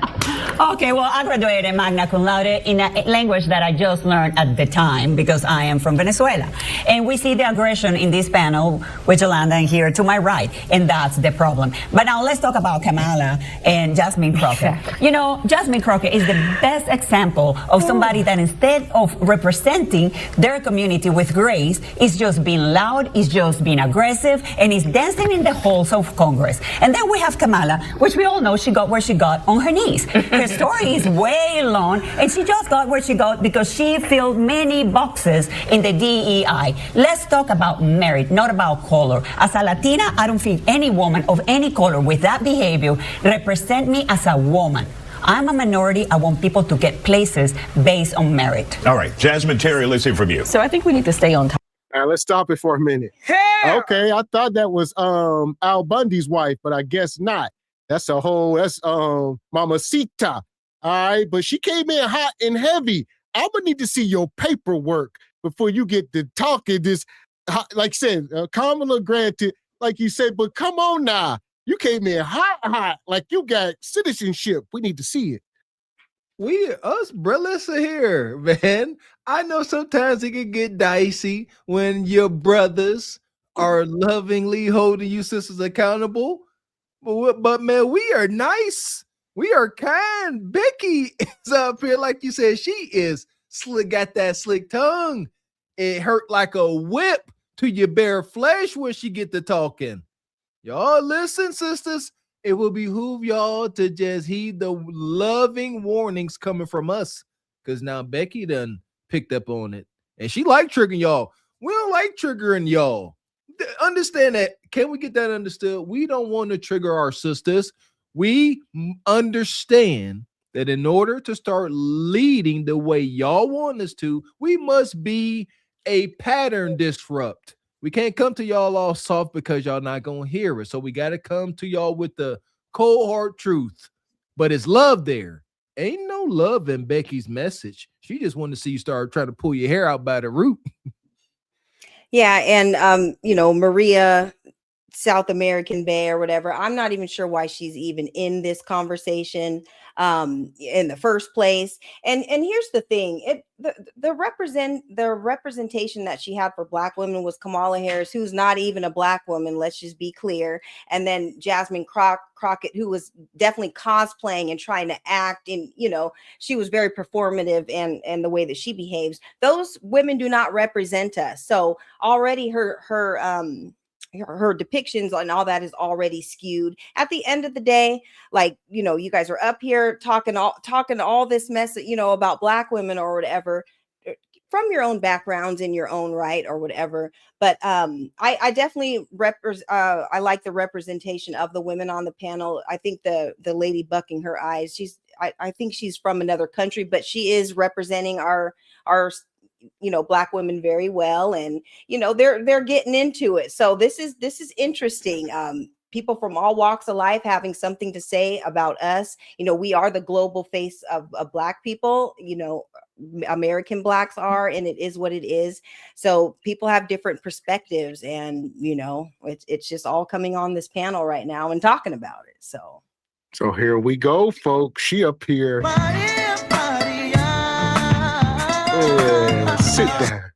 Sit down somewhere. She talking about she from Venezuela. Y'all in turmoil. Didn't y'all president just get taken? And you talking about? Yeah, T-Money, y'all president now. Topic. So we're going to go back to Yolanda for her initial. Let's go back to history, right? Black women were told to cover their hair because it made white women uncomfortable, right? So the reality is, whether you breathe or not, baby, we're the standard. And that's what it is. The beginning and the end starts with the Black woman. So regardless, whether you want to admit it or not, I think for the both of you, you stay on topic, because what you just spoke about had nothing to do with what we're talking about. Absolutely did. So we're going to go back to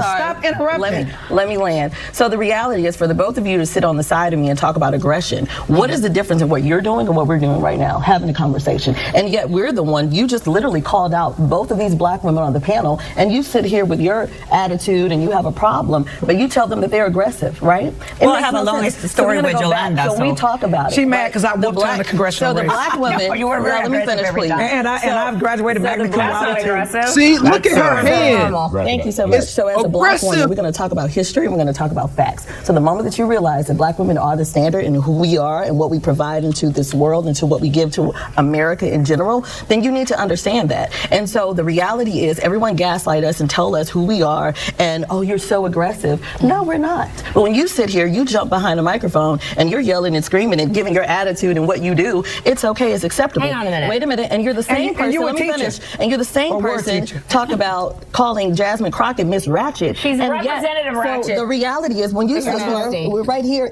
you're considered as being applauded for what you do, right? But the minute a Black woman has an opinion and we have something to say, it has nothing to do with having an opinion. All right, we'll be right back and we'll let them continue this. Oh, here's the thing, man. I think there's a lot of trash up on these stage, particularly the white chicks. They are horrible representations. They are very trashy. And the thing with our sisters is, we need all the good representation to get on the side when we up here dealing out accountability and shame. Quit saying people are body shaming or being mean or whatever y'all want to say. Y'all need to understand where this comes from so that it ain't coming from Becky. We're trying to get everybody on board so that stuff like this is not even a thing. Becky is a reflection of her man. They ride with a man. This is a reflection of the white man. This is part of his tactics. The sisters are making a point. True. But this is chess. Yeah, they appear being passive aggressive, waspy, a lot of slide jab. Yes. However, that's the game. Back to the saying, not knowing the rules of the game do not make us exempt. We have to learn, if we are going to engage in this game, we got to learn the rules to the game. Get your point across, sisters. But whenever Becky starts seeing you be aggressive with your hand gestures and you're bucking at the eyes, her man, her husband told her, checkmate, you got him, babe. Keep that up. They are under instruction. And we are telling our sisters to get under instruction. And here it is. Stop being so emotional. You have to in your delivery with your message. You will defeat Becky. It is our emotion that is a part of our problem. It just is what it is. If they ain't so aggressive, they can start backing Becky into a wall. She'll leave. If Becky and them know they can't trigger you, they will just stop. Right. Yeah. And, the two ladies, the Becky in the blue and then Maria over there, they're aging like spoiled milk. We can see it, they definitely look very aged or whatever. And it is what it is. I do think the lady in the middle is doing a great job of keeping her composure. The leopard print, she's definitely about to go off the rail. She's very triggered. But this is how you get back. You get back at them with facts and just knowing your history and knowing what you're talking about and knowing your lineage. That's how you do it.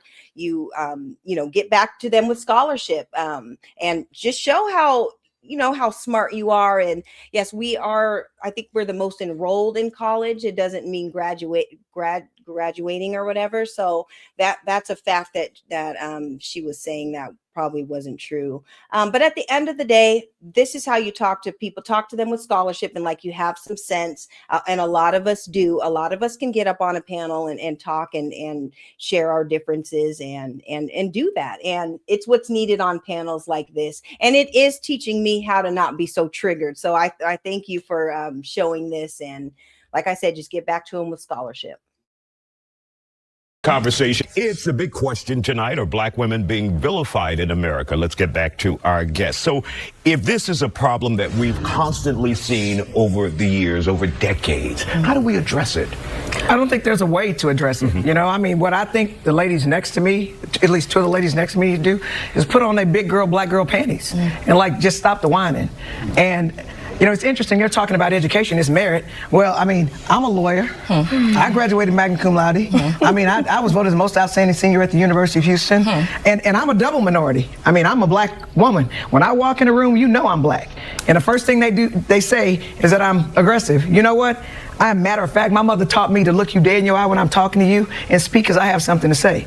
And it's interesting that Angela's trying to act like she's a wallflower. Angela got one of the biggest mouths on this panel. I don't and what she always does, Angela literally has no home training. Angela does not allow people to speak. She always interrupts because she tries to distract. I'm not worried about Angela because when she's moving, she ain't saying. And there we go. So shout out to this sister. She claims to be accomplished. I'm trying to look at her hand. I see a ring. I don't know what hand that is. That might be her right hand. All right. But nonetheless, like I say, these two white women, like Ebony keep hitting on, they deserve to smoke. So even though these women are being a little bit masculine out of pocket in this moment, I guess it's for the show. And like I said, Becky and them, they just trash it. They look like they about to go down to some club, some hole in the wall strip club. You know what I mean? Where they drink Budweiser and stuff. Yeah, definitely got some trash up here. Listen here, salute to the educated sisters, the ones that are,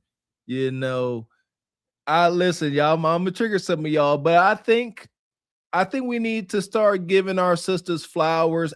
When we talking about dating and want Mr. Six Figures, but anytime I find out one of my sisters got a doctorate degree or something, I take time out, say congratulations, big ups, because what a heck of an accomplishment. And I understanding, respecting women's feminine emotional nature, they need that. That's why they keep saying it. I graduated, summa cum laude, top of my class. Sisters like this, I truly believe they don't get enough, adulations for their accomplishments outside of their delusional dating standards. All right, so let me be clear, but I feel for the sister, man. Salute to the educated sisters, Evie Ray.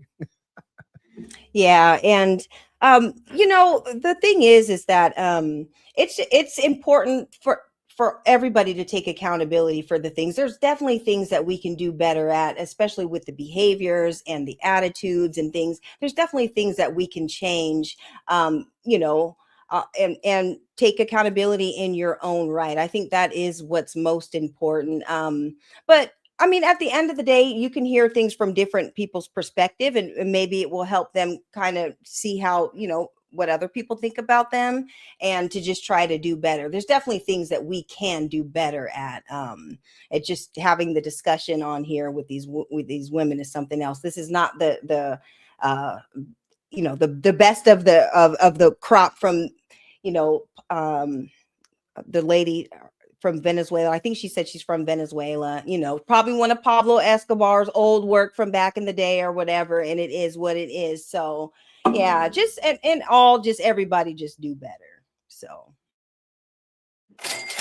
appreciate you, brother Evie Ray.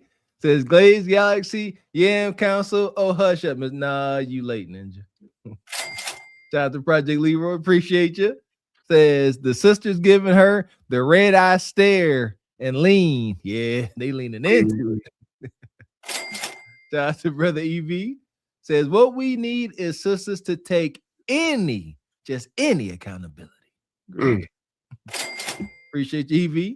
Says Becky owns Keisha because she sold to feminism. A little bit of truth there. Man. Appreciate you. The music mine says the context of the convo is about melanated women's public image. The discussion is being derailed. Yes, it is. By the defensiveness. There's no accountability. It is being derailed. It is. And there you go, because you can't take everything personally. That goes for everybody, men, women. Somebody having a conversation, if it don't apply to you, don't take offense and try to stand up for everybody. It is what it is. Acknowledge whatever truth is being said.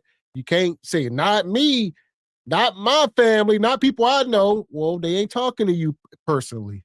That's the art of debate. Give and take. Acknowledge some truth and then let them know your truth. Appreciate you, Project Leroy. Says, greetings, host and Ebony. Isaiah has come a long way as a journalist, swallowing a grasshopper live on camera to moderate 5 females in a Royal Rumble. That's him. Okay, yeah, I seen that video. Yeah, that's that dude. Shout out to him. Yeah. Appreciate you, brother. Divine Photos says, I applaud people who have accolades, but in the real world, no one cares about your accomplishments. They would tell you, and I agree. And shout out to y'all. See, y'all got triggered as I expected, but I know that you say, they throw these things up in our face. They can't throw it in your face if you say congratulations. You see what I'm saying? No, they can't throw it in your face. But when they feel like you're intimidated, they use it against you. That's it. So here we go. I'm gonna let this keep going. You got something, Ebony? Let this go. Yeah. Mm-hmm. Nothing. She's whining. She's trying to get the camera to look at herself. Now tell me why that's not aggressive. All right, right? Angela, let's hear from you. Sarah Palin, Christy Noel, Mark G. Taylor Greene are all aggressive. All right, let's hear from Angela. This is the way this woman walks around in the world, ladies and gentlemen. I don't walk around in the world like that, and I guarantee you that most of the people in this panel do not walk around in the world like that. That's why you got fired at HISD. And I would say the difference between Becky and Bonquisha, like I said, this woman with the cheetah print She got that deep, raspy voice. She's clearly masculine with the haircut. But don't ever let Becky get you fooled. Becky will show up to you with this dress on, with that damn wig, smiling, and she'll stab you, all right? Or whatever, run you over with a car. So with a smile on her face, and she won't say a word. And there lies the difference. There you go. The rules of the game, they were made so we are at a loss.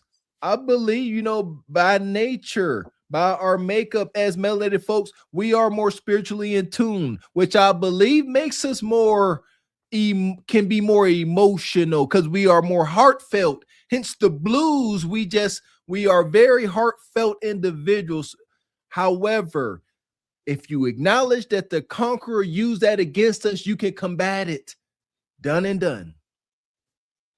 Yeah, and you guys can see she's got a Band-Aid on the side of her face right there. So if she don't watch it, she's gonna need a Band-Aid on that other side where the cheetah print lady is, because she's got her finger popping and her neck is rolling and doing all that. And that is not just something that's just for Black women. I mean, she's kind of getting a little attitude and a little sassy with her rebuttals as well. So it's definitely something to observe. But yeah, it's getting heated on this panel for sure right now. Ladies and gentlemen, I don't walk around in the world like that. Absolutely. And I guarantee you that most of the people in this panel do not walk around in the world like that. That's why you got fired at HISD. No, that's not why I got fired at HISD, but So that's I think- I'm Go not ahead. done. Hang on a minute. Lower your voice. Hang on a minute. Thank you. Here's the thing. Back to my whole premise here. This is about individual behavior. And if you're seeing a spate of Black women or Black people in general just acting wild and out, dressing like hoes, ghetto ratchet behavior, and people are calling it out, not just white people, Black people are calling it out, Hispanic people are calling it out. They're tired of it. That's why this Black fatigue thing has taken hold. And again, with all due respect, the women on this panel are not who people are annoyed with, okay? Because the women on this panel are very successful, are very articulate and well-spoken. And I think instead of being defensive about you literally people just having a insulted different- Yolanda and said this is how she walk around in the world. She's the exception. I'm not worried about her. She's the What are you exception. talking about? Instead of She's being projecting. offended, Let's close. She's projected. instead She's of being projecting. offended by saying that this might be a problem with certain Black people, why not have a conversation in the Black community about All right, that? okay, and make sure. And that's part of the thing. If the conversation is about Black women, you just got to have the conversation and not be triggered. Because two things is true. It is not only Black women, but for whatever reason, that's the conversation. And they invited two Beckys in to have this conversation for whatever reason, right? But it's provocative. But just like the Houston rodeo thing, it wasn't just Black women walking around with their cheeks out. All women were. But we need to address our women because on that particular day, whatever hip hop night, whatever it was, we was the most ones out there. So are there white women out here that are just as bad? Absolutely. But it's not about really moving the goal line. It's not asking who's worse, Black or white, or, it's not that type of question. Just address the points. Shout out to Blue Dress Becky for being tactical with her attacks. This is the game they playing. Learn the rules. You see how she gave a little? She said, hey, just so we clear, this cheetah print just said, that's why you got fired. She keep attacking her personally. And Blue Dress playing chess said, oh, okay, that's fine. Let me finish. She said, when we're talking about society being tired of ratchet Black folks, she said, we're not talking about the women like you guys up here. See that? She gave a little. She said, I ain't even talking about y'all sisters. She ain't got to mean it, but she said it. That's a little give and take. And then she going to say, all right, we're not talking about y'all, but then but acknowledge that there is a problem. This is how you back folks into a corner of accountability, by telling the truth and showing some understanding, even if it's fake understanding. But take note, sisters. Yeah, she definitely cleaned it up with this last exchange or whatever. And what she is saying is accurate. I think with her coming at it a different way and maybe acknowledging that the women on the panel are not the ones that she's referring to, I think that kind of lightened things up. Maybe it opened them up to be more receptive of the conversation. But like at the end of the day, like we're talking about Black women here, and we don't know the reasons why they had these other women on the panel when we're talking about their behavior, because they're not Black women, so they can give from their perspective of what they see. But at the end of the day, people just take accountability. If there's something about your behavior in public or whatever, something that you can change, go ahead and do it. But the whole Black fatigue thing, I mean, there could be fatigue for everything. We can have white fatigue, we can have Becky fatigue, it's all a thing. There are definitely things that we can do better as a whole. And these conversations are the first steps into making that happen. So just take accountability and just do better. That's it. So, and stop being so emotional and triggered, because if they were up here asking Black men, if these were Black men up on the stage and I'm sitting up there and the white guys were saying Black guys need to stop sagging their pants or stop wearing poo shiesties, stop shooting each other. I ain't gonna sit there, well, white guys need to stop. No, you got to address the point. It is what it is. On the back end, you can make your point about white folks, but you got to address the facts for what they are. That part, Mr. X. And I promise you guys, if anybody ever invite me or Mr. X up on a panel like this and we got to have this conversation with some white men, we will not fail you. We will not. We stay on topic Absolutely. here. Okay. I think this panel is a microcosm of what we're experiencing. No matter how we present, we're still considered the same thing, right? I intentionally lowered my voice a few decimals and I was still called aggressive by somebody who has never met me, right? Going back to the social media trends and what we're seeing and then the outlash, at the end of the day, and Jasmine, right? She pointed this out, Black women, we are the backbone of American culture. So if we're talking about clickbait, we know that in this economy, attention is currency. Absolutely. So of course they're gonna come after Black women because we continue to always move the needle when it comes to any kind of metric you wanna look at. Any kind of success metric, any kind of attention metric, going back to beauty standards, we're often emulated. And the truth of the matter is our divine essence is what's intimidating. And so you find these very visceral reactions to us just existing as everybody can We're going to welcome back. The topic is, are Black women being vilified? And I was going to say the sisterhood is a real thing.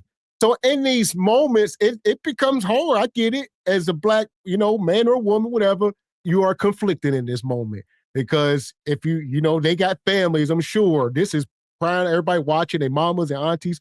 So in that moment, they're not going to double down on whatever Becky is saying, because it's going to go against the culture, if you will, in the sisterhood. So they would never, granted, they ain't about to sit here and say, you're right, Becky, Black women messed up. They ain't about to dirty their own laundry, if you will. So at that point, they are only going to combat. Shout out to the sister on the end there. The last thing she just said, I believe that to be true. Sisters have a divine essence that you can relinquish with your actions and how you live, though. It's not infinite. It's not gonna be there just, by default. You can get rid of it. You can lose that divine essence. Being blowed out, not in your feminine divine nature, you relinquish that power. That's why little Puerto Rican Becky looked at you all wild. But if you was up there fit, glowing, showing discipline, exuding divine essence, they would have to eat that. But they can see you. And they like, I ain't saying divine. They can see your insecurities.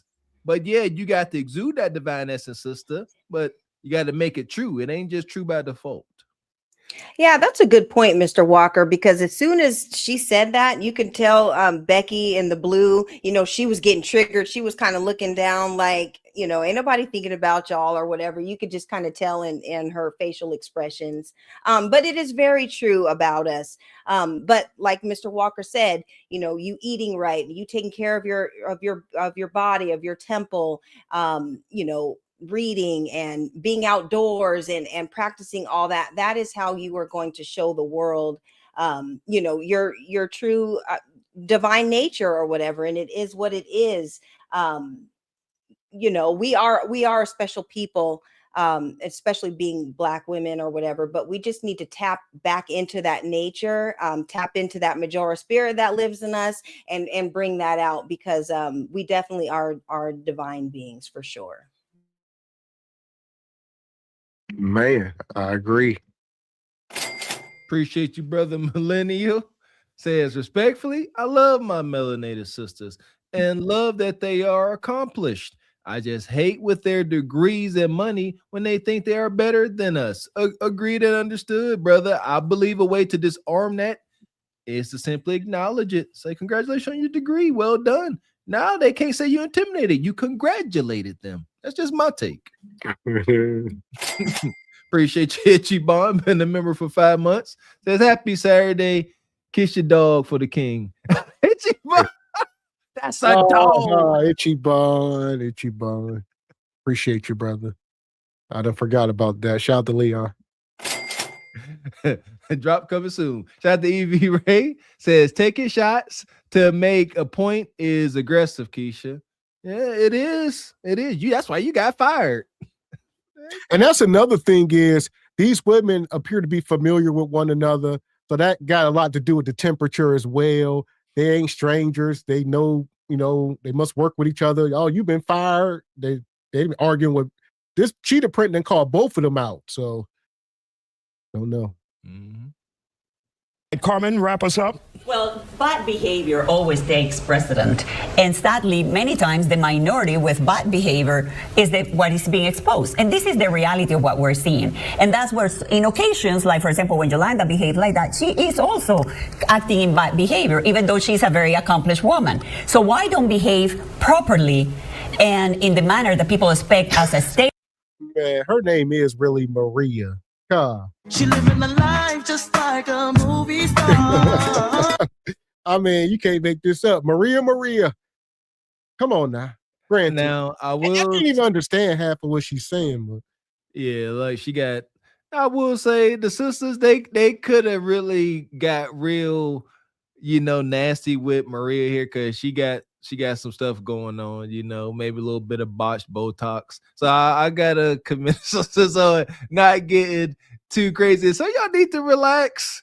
All right. It's okay. We're not talking about dating, right? That's okay to give some credit to the sisters when you can. Some of y'all like, no. I'm like, y'all relax.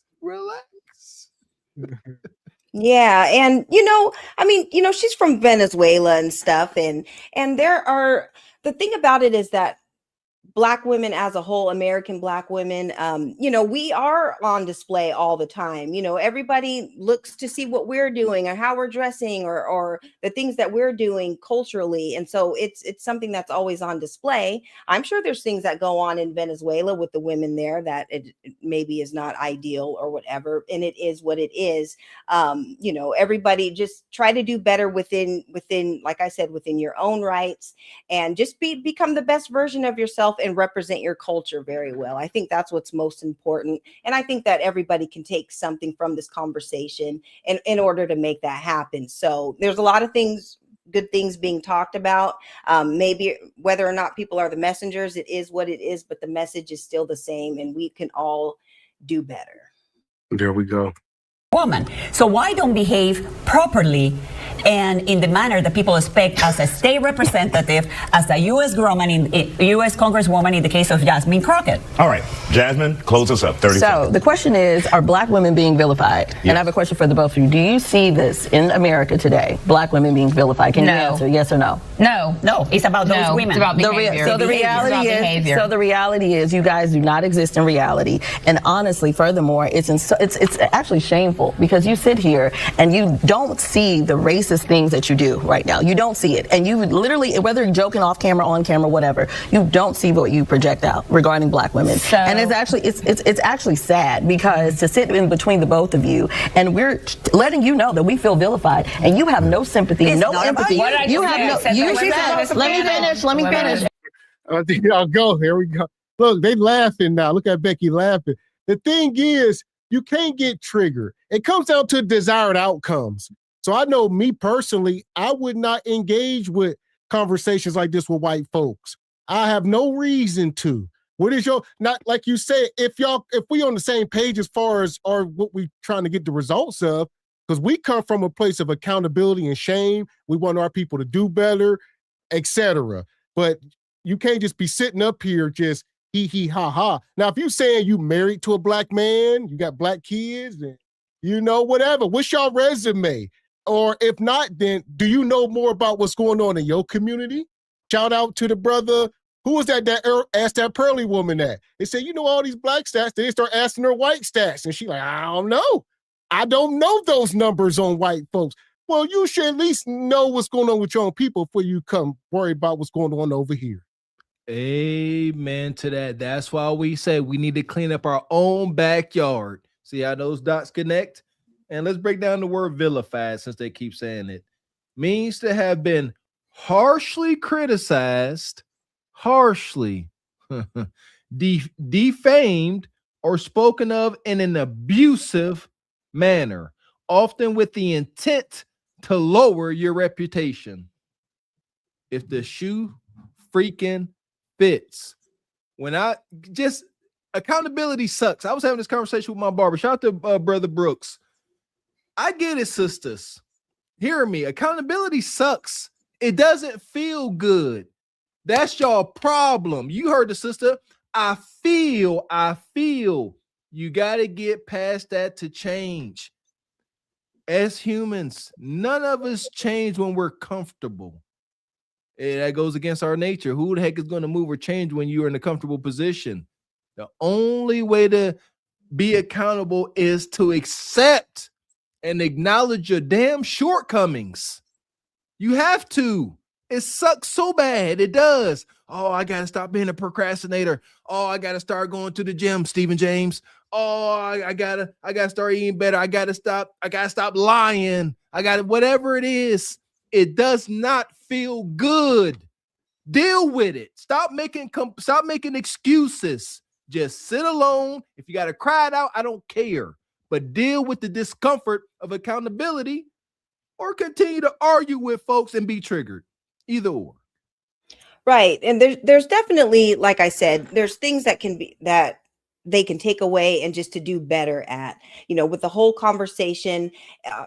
Sometimes when we talk about these things, it's like, who can actually check Black women? Like, who can say something, because they're not listening to the men when the men are saying certain things, and they're not really listening to each other.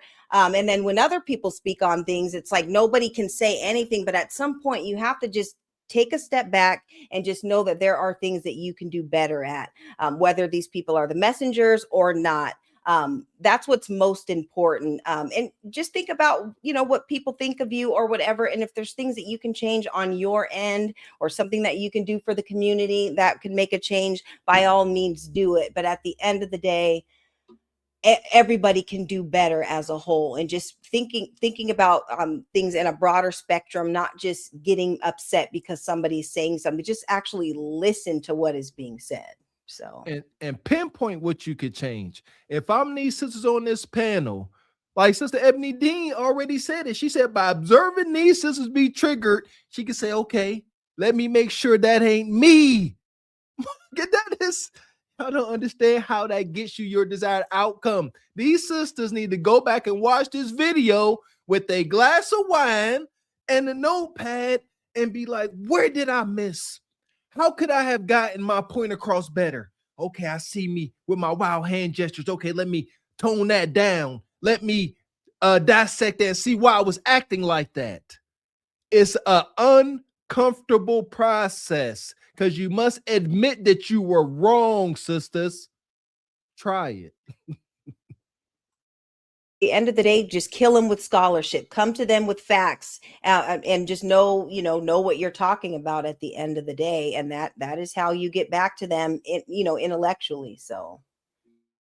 The both of you, and we're letting you know that we feel vilified, and you have no sympathy, no empathy. You have no. Let me finish. And what I'm saying is, the fact that you can sit here and say that you don't see what goes on in America today means you do not recognize history, and you are not within reality. Thank you, ladies. To the Factor Uncensored, we're talking about Black women being vilified here in America. Joining us now, the men to talk about this subject. We have podcast host, the biggest community activist, Derek Muhammad, radio host TD Blackshear, and CEO of Regal Media, Todd Smith. All right, Derek, your thoughts about black women being vilified here in America? Is it a problem? Is it reality?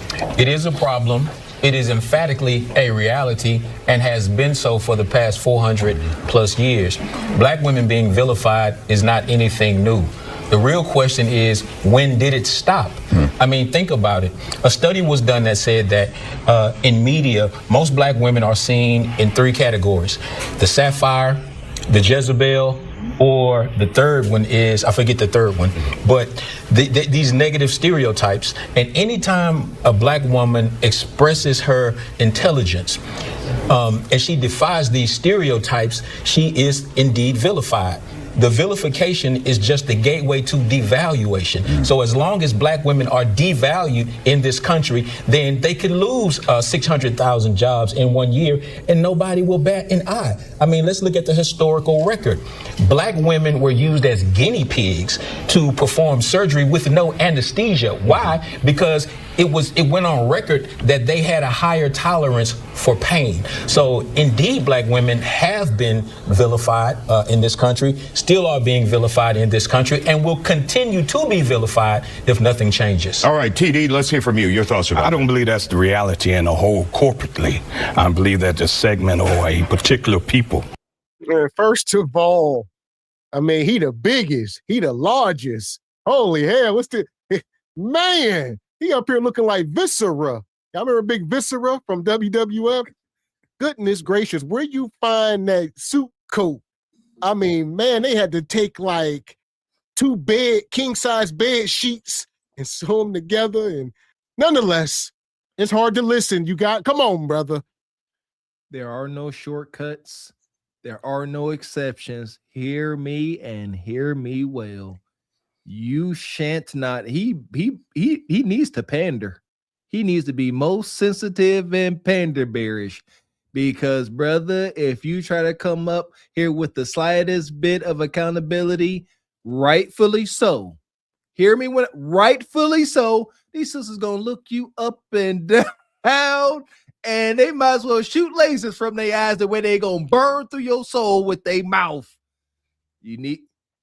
As Kev said, these not just talking points. If you really want to get the best outcome with dealing and leading a woman, you must present her with your best self, mentally, physically, and spiritually. Otherwise, there shall be hell to pay. But go off, big brother.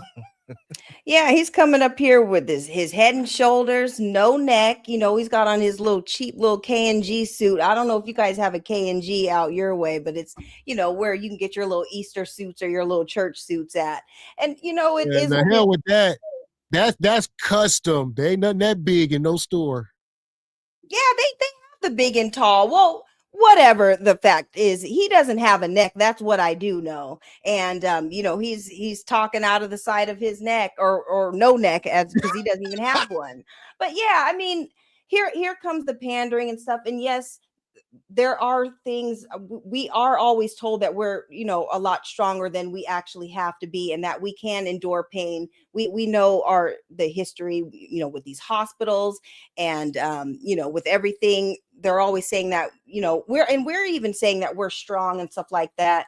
We're strong and independent and all that. But at the end of the day, I think that Black women need to stop saying that because they're taking it literally. And it's okay to be soft. It's okay to not be as strong as you try to make yourself or whatever, because we do get these stereotypes that we can endure all and we can do all, and all these things can happen to us, and we're still standing and we're still strong, when actually we shouldn't even have to endure some of the things that we've experienced at the end of the day. So amen. And we've discussed that talking point, Sister Edmund. We've discussed that and acknowledged that injustice and cruelty that the medical system has admitted. It's documented.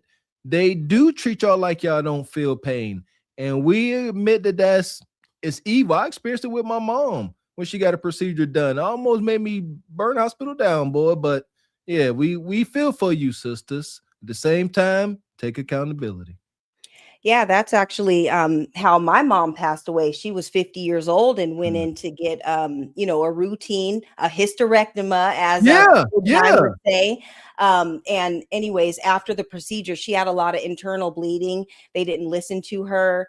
There was no doctor on staff, so the nurses were trying to call the doctors. It was really janky. We had like a lawsuit, and she ended up passing away. She went into cardiac arrest and passed away, all from just a routine hysterectomy. A lot of women get it all the time, but they didn't listen to her pain, and that's how she passed away from that. And that's why I didn't even have my son in a hospital. I had him in a birthing center, because after my mom passed away, I was like, I don't want nothing to do with hospitals and different things like that, just because of how we are treated. So it's definitely something to take into account, because our pain is not treated the same as others. Sorry to hear that, sister. That's terrible. Man, that part. Appreciate you, brother Sean. Been a member for 15 months. Says, behavior or bias? What drives the narrative? Love SBC. Good question, brother. Appreciate you, B. Wyatt. Says, this brother is awaiting orders from Two-Face. Who's that, Kingpin? Who's that? Yeah, out of the pocket. I'm going to let him go, though. We're going to let him speak once and for all. Corporately, I believe that the segment or a particular people, such as a Jasmine or a Kamala, who vilifies with the potty mouth type ideology, where they are speaking not as the intelligent women that we are accustomed to generally in our community, who are literally sound women who goes about their business of doing things that we have brought up through our lives. We know that they are the most sought after or the most educated part of our community, and we expect them to act as such because they are mothers. They are strong women, because a woman, she can be seen but not heard, and she carry more weight in her beauty and in her essence and how she presents herself as a lady in the streets. And the community abroad, the marketplace will bear witness to that fact, that she's a virtuous woman. Rosa Parks sat on the bus. She wasn't cussing and potty mouthing and hollering and screaming. And the dignity and the self-respect, even in escorting her off the bus, was not that of a vilification or that of treating a woman without dignity. All right, Todd, let's hear from you. I think the difference is we have a Marjorie Taylor Greene, and she is not facing the vilification. She's honored. She was honored. Man, hold on a minute. Love that chicken from Popeyes. I mean, after that long speech, he gonna need a hot plate of chicken and a nap. He gonna be like, all right, y'all got a bed backstage, preferably king size, nice fluffy pillows. All right, give me some chicken. I'm gonna go take a nap. Give me about 3 hours. I knew and was expecting some pandering to come down the pike with your big old self. You ain't got no choice. You pay the big man tax triple times. And listen, sisters, gotta address it, because there's so much hate in this dating arena. If you guys were the most educated, we would acknowledge it. Is that was a lie told to y'all to, as I like to say, lull y'all to sleep. Y'all at the top. It's easy to come down when you think you at the top. That's why it's hard for teams to go to the Super Bowl year after year. We number one. It's tough to keep that ambition. The world said, y'all most educated. Y'all ain't got to do nothing else. And because of y'all ego, y'all wanted to hear it and y'all bought into it. But the truth has come out, and y'all need to heed the warning. Shout out to Media Man. Y'all were the most enrolled in college. So that could be wrongfully interpreted as the most educated. And this big sucker gonna run with it. Y'all the most educated. Y'all so strong. Give me some coup de grace, please. Yeah, and it's not the degrees and stuff that's the issue. It's the attitude that comes along with it, especially in how, they treat men. They sometimes they treat them like they're better than just because they have a degree, and all that is great and everything, but at the end of the day, are these degrees helping to continue this world going around? When we talk about the infrastructure and everything and all the things that men do in order to create this whole entire society, that's what matter, not to say that the women's degrees don't matter, but without the men, we would actually be nothing. And I think that is something that definitely needs to be discussed. He's definitely on his pandering tour. And like you said, Mr. Walker, he doesn't have a choice. He don't even have a neck. So he has to pick his struggle. And right now it's pandering. But, at the end of the day, women, we need to listen to what our men are saying and thinking about us, and we just have to do better. If they're saying that the attitudes are too much, or the attitudes that come with these degrees, we need to kind of check ourselves. And we know that it is something that happens, and it is talked about often, even on this channel, and we just need to do better. Yeah, this dude built wild. All right, he looking like a damn 80-gallon garbage bag with a bowling ball glued to the top of it. Just down bad, brother. He's a virtuous woman. Rosa Parks sat on the bus. She wasn't cussing and potty mouthing and hollering and screaming. And the dick a classy woman should be. And like Brother Muhammad said, it started 400 years ago with the vilification of black women, how black men couldn't even speak up for their woman when they were raped by the slave master, when they were sold off. And it goes back to black men also with hip hop, calling women B's and H's. So I blame everybody for the vilification of black women except black women. We all have a responsibility to play to make sure that image is protected and make sure we defend them when they are devalued by some other people. All right, the biggest, go ahead. Well, I want to start off by saying I love black women. So let's start with saying that. But I do think that they are vilified, but I think they have reason to be angry. They have reason to speak their mind. I believe a lot of times they move with a lot more masculine energy because they're in defense mode all the time.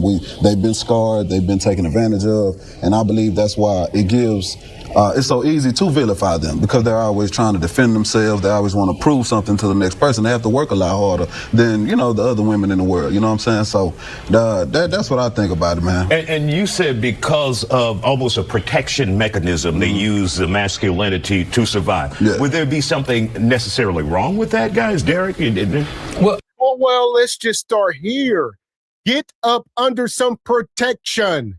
The problem is the low marriage rates. So when these women are getting these degrees, it's a sense of accomplishment, because it is. It's the greatest thing they have accomplished. You went to school 4, 5, 6 years. You got this degree. No man, probably no kids.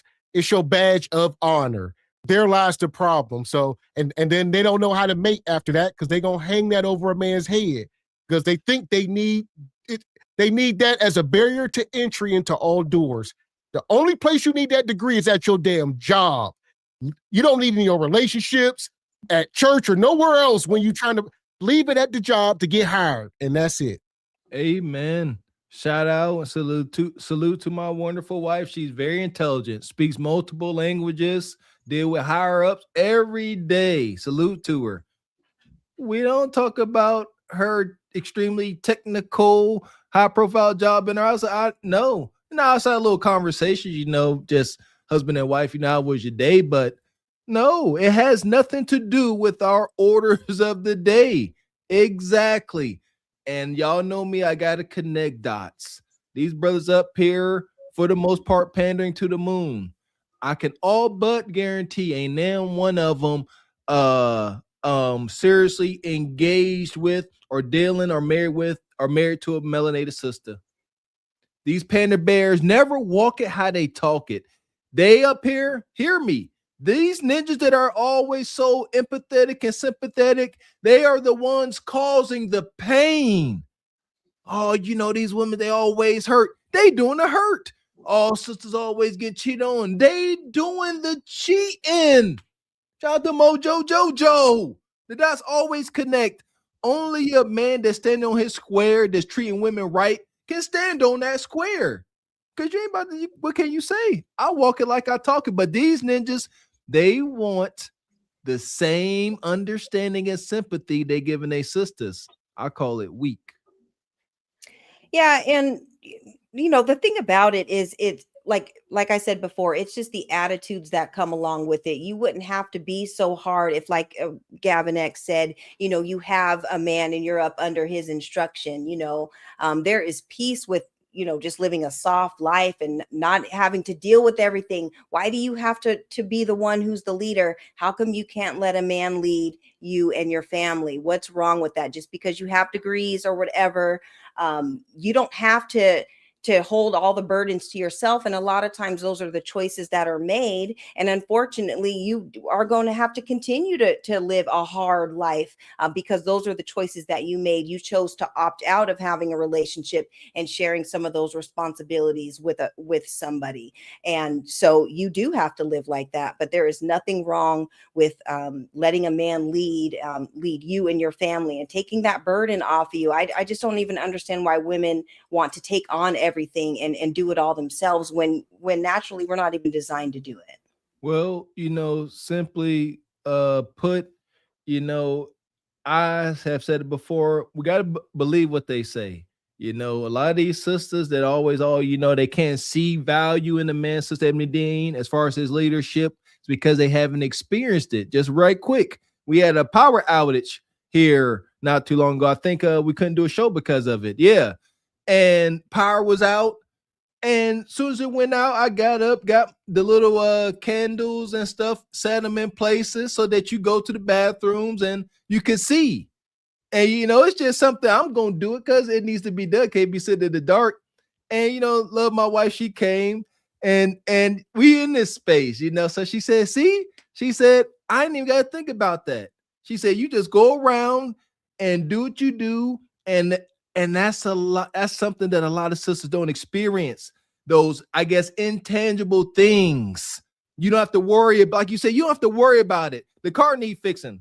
Wife don't care. That ain't her problem. Hot water tank need replaced. She don't care. That ain't her problem.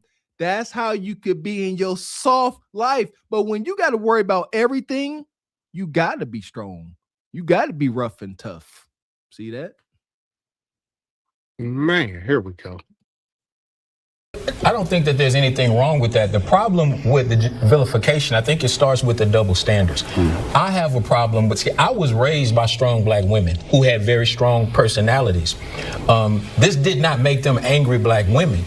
The problem is when you see a white woman act out of character, her behavior is not generalized and attributed to all white women. If you see a couple of black sisters and they fighting at the beach or whatever, why are we having a conversation about black women in general based upon the out of character behavior of a few? And that is where the double standard comes in. And that is why we have to stand up and defend black women as a whole.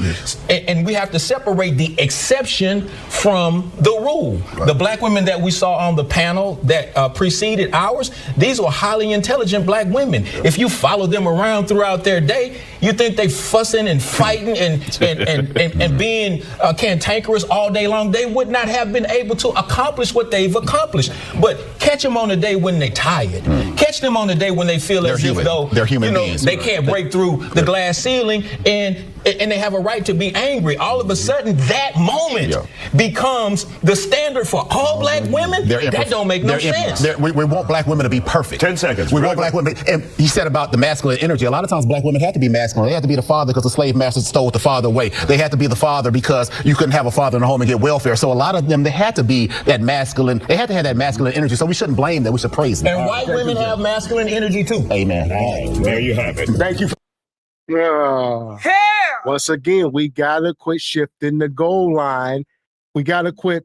I mean, my God, we went back to slavery. We talk about white women, but we won't address the facts. Like the majority of our sisters are crashing out these days, and we want the best for them. So we love black women. It's not coming from a place of hate, but speaking of love, what loving man, husband, father figure accepts, because that's what they're doing. Who accepts that the melanated woman is angry? We don't accept that. And anger is a secondary emotion. Oh, they got a right to be angry.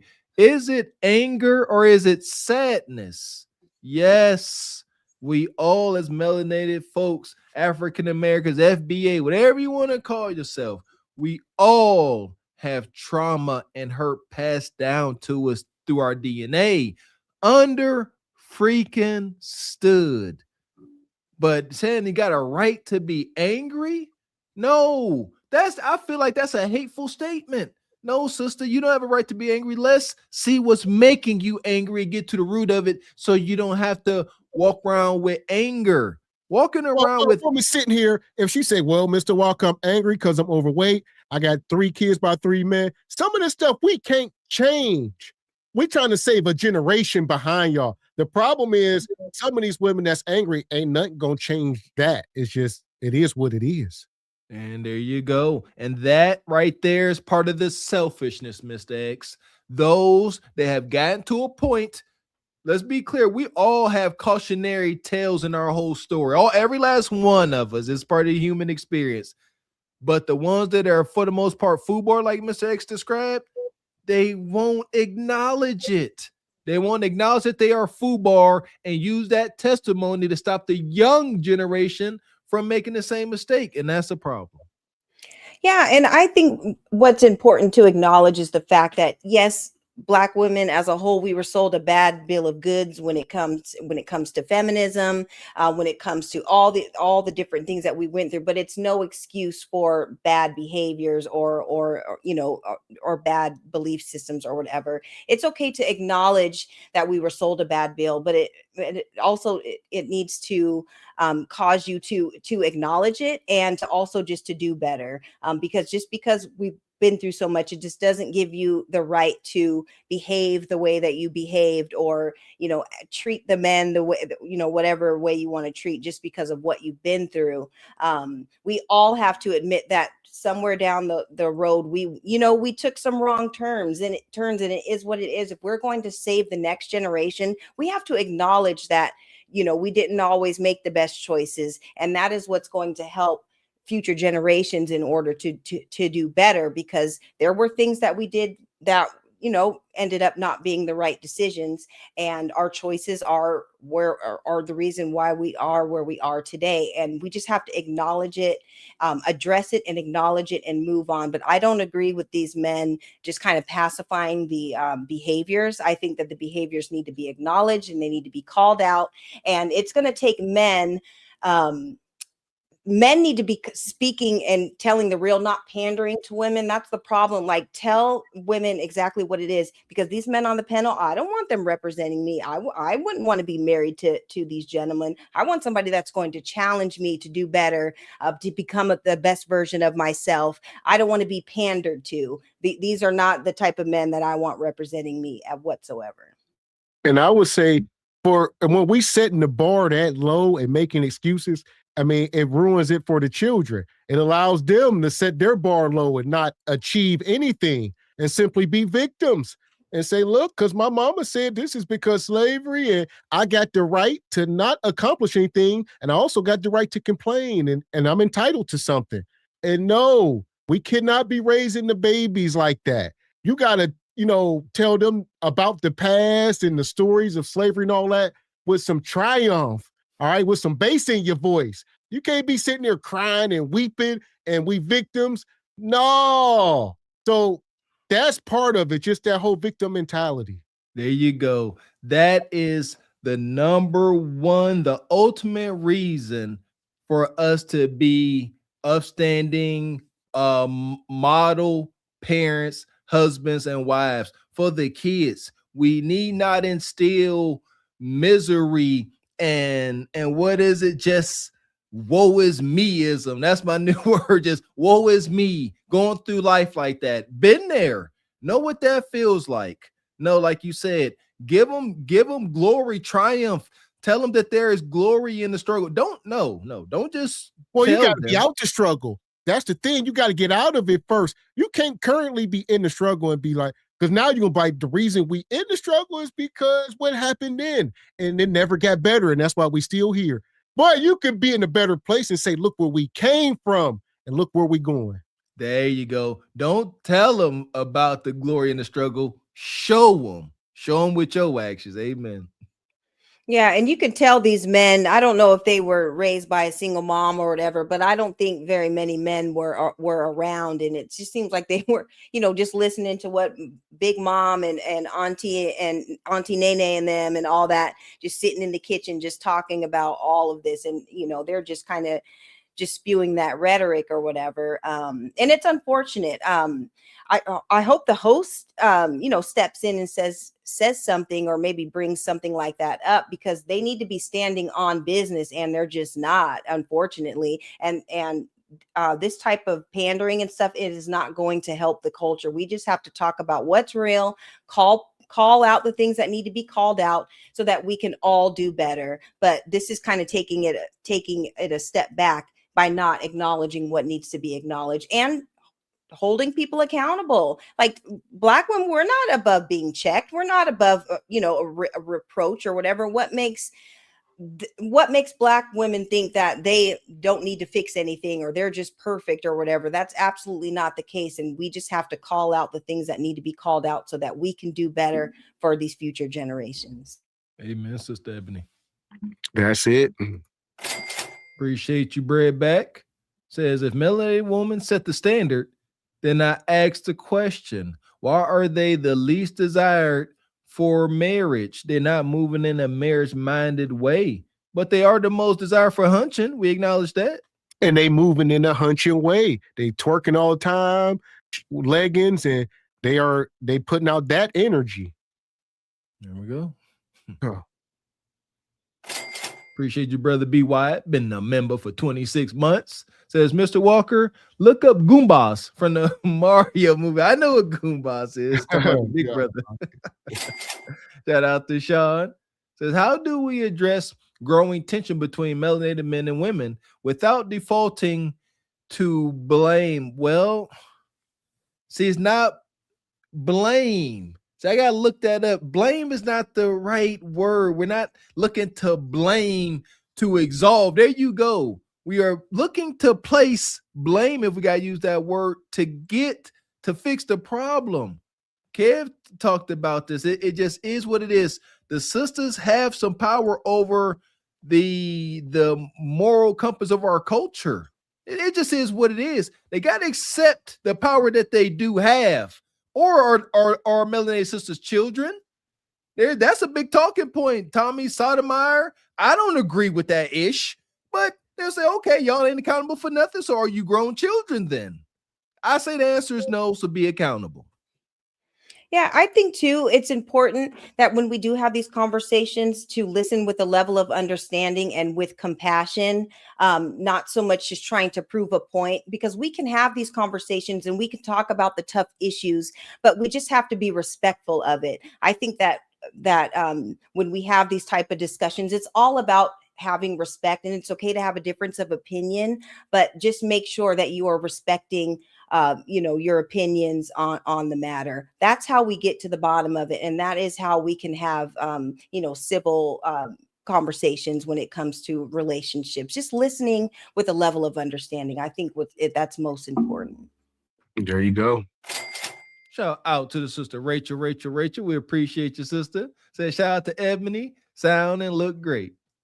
Appreciate you, Rachel. Appreciate you, brother. Classy Perspective says it's 2026. Please stop. Please stop. What? It's a lot of stuff to stop, Classy. Money.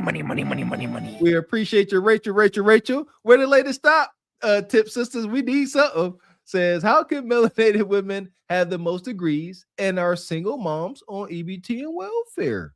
Always looking for melanated men to pay their bills. A lot of melanated women have low-wage fast food jobs, TSA agents, and our security guards, all crappy jobs. Huh? Well, shoot. Most educated, they'll probably say folks won't hire them. I'm pretty, there's an excuse, I'm sure. Yeah, and there you go. All them degrees ain't cut.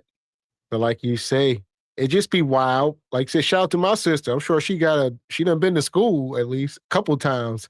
I don't know if she got a degree, but she would probably fall into this category. She'll probably say, I got a degree and I'm on welfare. So it happens. It's pretty common, actually. Same here. And sisters, don't be so upset at that.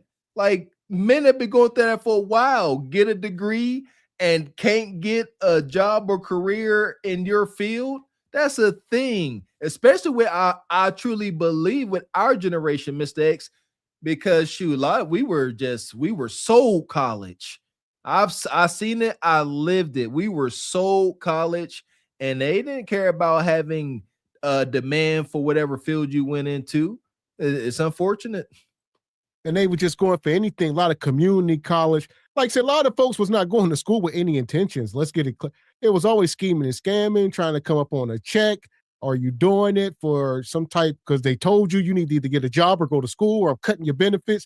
So it be stuff going on that it's just wild. They will enroll for anything. Bingo. We appreciate you, Rachel. Rachel says, don't for a lot of melanated women, attitude, relationships, and in customer service jobs are egregious. Slavery has nothing to do with it. Shake my head. Oh, that's what Brother Clash talking about, slavery. Appreciate you, Sean. Says, at what point does justified emotion become a limitation? Shout out to Sean. I like your questions, brother. Justified emotion. What is justified? See, here we go, right quick. I believe to say it's justified. We need someone to accept the emotion. So now we need somebody to say, okay, your emotion is justified. Leaving that up to someone else to dictate what is justified, that's a problem in itself. So, just no house rules. So there you go. But like I said, long story short, they come up here on this panel tonight, and like I said, they brought the Beckys up. Obviously, it's provocative. We would not be talking about this if it wasn't. So that was the point of it, to drive the conversation. It's going to be uncomfortable sometimes, but here we are. Let this be our classroom, not just for, up here cracking jokes, satire. There's so much to learn, especially with this little display here. Shout out to Mr. X for bringing his brother Isaiah up here and putting this on display. Educated sisters up here had a kind of difficult time controlling themselves amongst trash. Yeah, these Beckys wasn't nothing special. See that? Just learn. These sisters could have really, stomped them out, with like you said, attacking the conversation, not the people with scholarship and education, just being able to articulate yourself. But I'll get a sister's a C-. Yeah, definitely a C. They definitely, look, from the outside looking in, there were definitely things that they could talk about, or like you said, bring something with some scholarship. And shout out to Isaiah. At first I thought he looked like an older, cleaned up Flavor Flav, but shout out to him for starting, the panel and having the conversations, the tough conversations that are not always easy to hear, especially when your group is on the hot seat. But at the end of the day, when we're talking about just doing better, I think that every Black woman who's watching this can take something away from what was being discussed on the panel. You could take away Becky.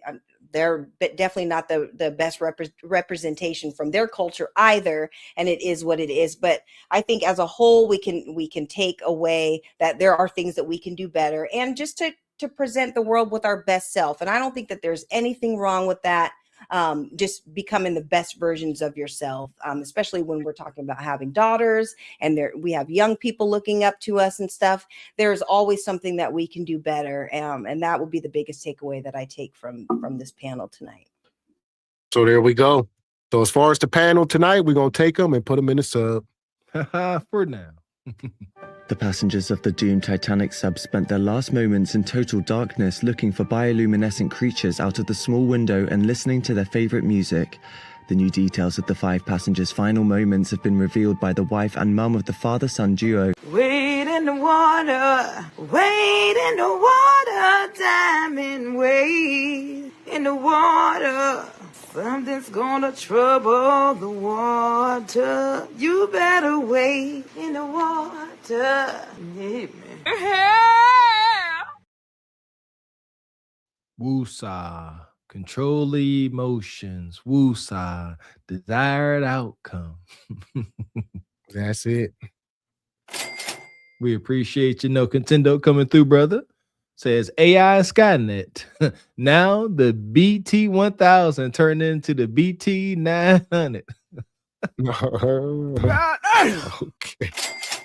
Shout out to Diddy, always standing on business.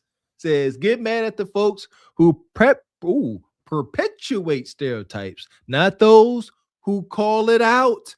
Amen, Diddy. There you go. So shout out to Sister Diddy. All right, y'all see the thumbnail tonight? We talking game over. Men lie, women lie, everybody lying. This next segment, we're going to get into it. We're going to get funky.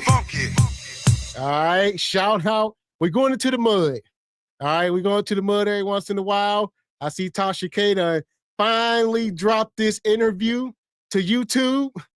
So for all of us to see, all right, without her trying to strike from taking it off her website, she put it on YouTube for everybody. So, oh no, let's see what we got. Let's get messy. Okay, cool. All right, no problem. So real quick, let's start from the beginning. How did you and Anton meet? So me and Anton met online. Anton reached out to me, sent me an email, told me that he would like to interview me. So that's how we met. We talked about what we will interview about, and that was that. Okay.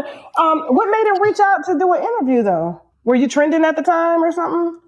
So from what Anton told me, a lot of his, I guess supporters or a lot of the people that watch him liked my content, and they kept, emailing him because from what I know of Anton, they will email him if they see somebody online that they think is, interesting or they want, Anton to talk to. Okay, so he basically said the viewers had reached out to you. How many followers did you guys have at the time? So at the time that Anton reached out, I probably had about maybe 20K on Instagram. And I had just, I've only been doing YouTube a year, a little over a year, maybe 15, 18 months. And at the time I had just started YouTube. So his followers probably know me from just, doing different commentators and being on different people's podcasts at the time. Okay. And how many years ago was this? I've known Anton almost 2 years now. Okay. Here we go. I don't know why she went on Tasha K. Tasha K said this sister Mika reached out to her. All right. Tasha said she did not reach out to Mika. Mika wanted to come up here and clear the air. So Tasha said, okay. The thing is, Tasha's not going to be so gracious. Like, as y'all can see, and when she start asking these questions like a damn detective, all right, so she can start getting you answering questions and then double back. Some people, be careful who y'all talking to. These people are professionals. Amen. And Tasha is just that. Tasha said, why he reached out to you, when he reached out to you. Oh, he said folks was emailing him about your content. Okay. How many subscribers you got? You see, you better continue to have the answers, because as soon as you tell folks that Anton's people reached out to him about your content and you got a lowly 1,200 subscribers, whoa, red flag. And I don't care how many, she got 20,000. I'm calling lies. I'm going to say, ain't nobody sit there and say, hey, Anton. No, don't nobody like Anton like that. Because Anton here, she got great content, bro. You might want to hear her up. Said no one ever. Anton, like we saw on that screen, and he has that in. He can tell that lie, and you can't prove him wrong. Evil genius.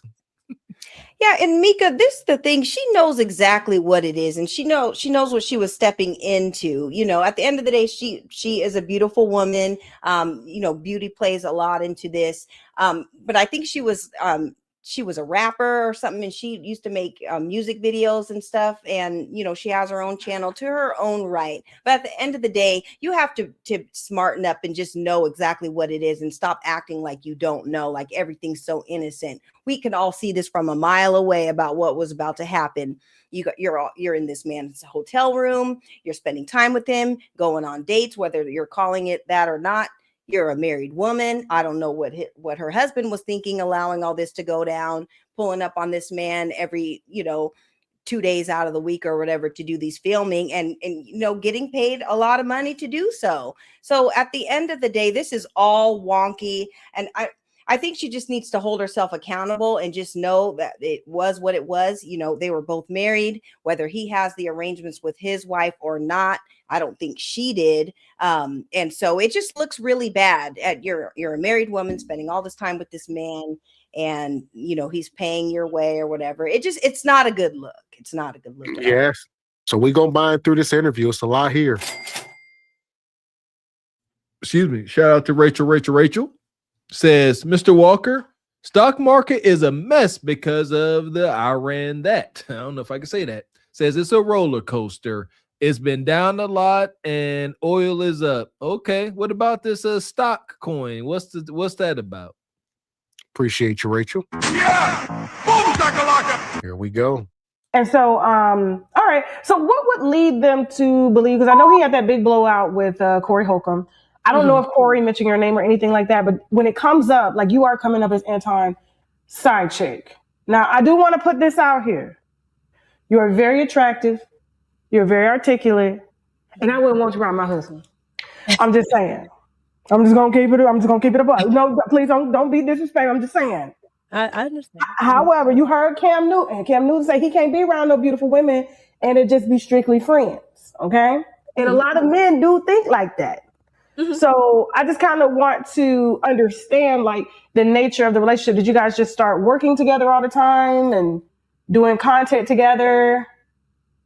So once Anton reached out to me and I did the interview, he, found that, I was interested in different things as far as pop culture and politics, and that I knew a lot when it came to those two areas. So we decided to go ahead and work together. Anton had something that he was revamping at the time, which was his old channel that he had called Fight Club, and he wanted to turn it into something called After Hours. So that's where I started, which is called After Hours. Okay, guys. Did you guys meet up to do any of these shows, or you just kind of worked virtually?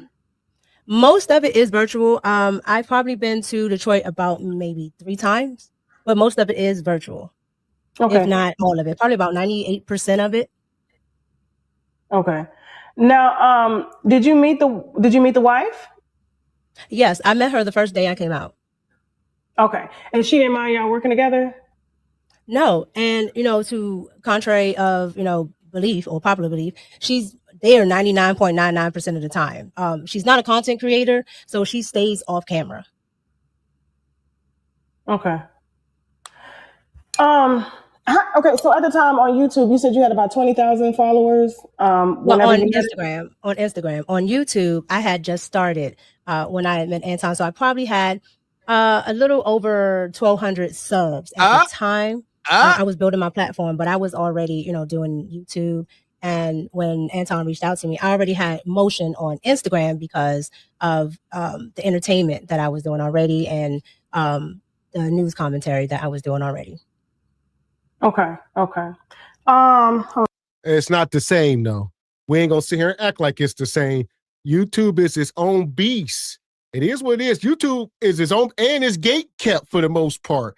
So shout out to me and Mr. Walker. We up here building as we flying and shadow banding on. We trying to break through. But if you really want to, like she tried, then you go to an Anton or one of these big dogs and you skip the lines, just like the damn nightclub. The pretty girls ain't gonna wait in line. They gonna walk to the front and to the bouncers and they gonna let you in.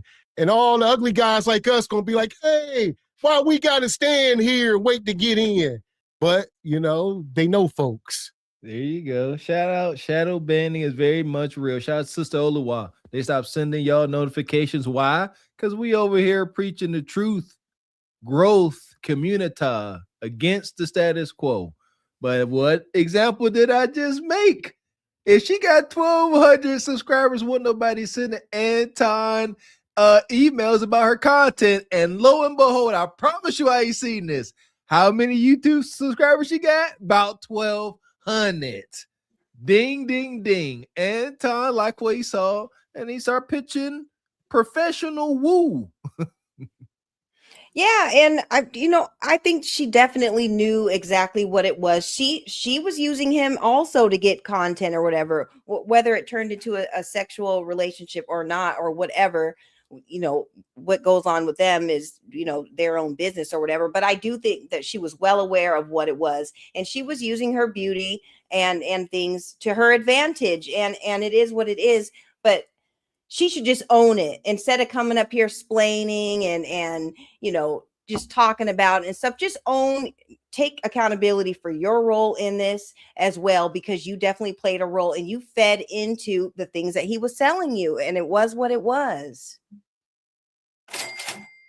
Out to the brother Sean coming through, says, why allow optics that question loyalty? I'm lost. Well, shout out to brother Sean coming through with these good questions. I don't think Anton, the understanding he has with his wife, loyalty, they got understanding. As Mika just said, like, they don't care about the optics. She said Mika is there 99.9% of the time. Anton likes the optics, if you ask me, Sean. Good question, brother. Hold on for a second. Now, Anton's wife is really gorgeous. She's very gorgeous. She's nice. I've spoken to her. However, when I look at you, you get a lot of DMs on Instagram. I get quite a few, but I don't pay attention to them because at the end of the day, that's not why I'm on Instagram. So I see them, but you see them. What do they say when they're DMing you? What kind of things do they? Honestly, I don't really get into it because I can, you can see what they start off with, and anytime I've ever seen something, it's not nothing that's ever business, and that's really what my Instagram is for. I get people see me, but at the end of the day, it's for business. It should only be for business. That's part of the thing. I guess Tasha trying to get down to the brass tacks. I mean, I guess the proper answer may be to start off by saying I'm a married woman. So I'm not checking my DMs. I mean, strictly business, but she says mostly business, I don't know. Mostly. And some validation. That's all. Listen here. I'm just tired of hypocrisy. The truth shall set us all free. Say it's mostly business, but every now and again, I like to post a little picture with my cheeks, being flattering, and I like some nice messages. Just say it. Just don't hide from it. Just say it. Yeah, I love Tasha's journalism with this because, she's going to come in swinging here in a second, but she's, just creating the stage. She's setting the stage, asking her little questions here and there because, she has all the receipts in that phone. Tasha K has answers to all these questions. She's just trying to see what type of time Mika is on and if she is going to take any accountability. So it's going to get good here. So they get red. Okay, cool. And so you really didn't have a following on YouTube. So basically he leveraged his platform and gave you a following. He definitely leveraged his platform. And he also was able to teach me how to use YouTube effectively because, I tell a lot of people, Anton has pretty much mastered YouTube. So when I did go out there, I pretty much studied Anton. I watched what he did. I watched how he talked to people on YouTube, how he talked to his following, his subs. And, I learned a lot. Let me ask you a question. If you were ugly, have you ever thought about being ugly? Because you're not ugly. If you were ugly, do you think Anton would have leveraged this platform with you? I really can't get into what I think Anton would have done, honestly. But yes, you can. I'm not unaware that, I'm attractive or that people find me attractive. But what I know to be true is that I'm a very serious person when it comes to work. And so I'm a very hard worker. I give, a lot of attention to detail. And if I work with somebody, they're going to see my value. And I really do think Anton really saw the value in what I did. I mean, come on. Look at Tasha's side eye. Tasha just want, like Ebony just said, accountability and truth. Do you think if you were unattractive looking like Precious, Anton would have tried to leverage you? You should have just said, no, thank God I don't look like that. Like, why sit here and play with it? I don't know. I can't answer that. I don't know what he would have did, maybe. I mean, who knows? I'm just a great content creator. And I think people just see my awesome content. They don't see all this voluptuousness and the beautifulness. I mean, I don't know. No, you would not be up here if you did not look the part. This is Anton has taken one of the pages out of the dark side of Kevin Samuels' playbook, May he rest in power. Kev said, you a big shot business guy, how Anton thinks he is. He said, if you want to maintain balance in your relationship, surround yourself with beautiful women. Kev said that. And it's a leverage thing. And for folks like Anton, who may not exactly meet a woman's hypergamous nature, Kev was saying, have some sisters around to show that you are desirable. It's toxic. But yes, if you didn't look good, you would not be around because you would not be feeding his ego. That's the fact.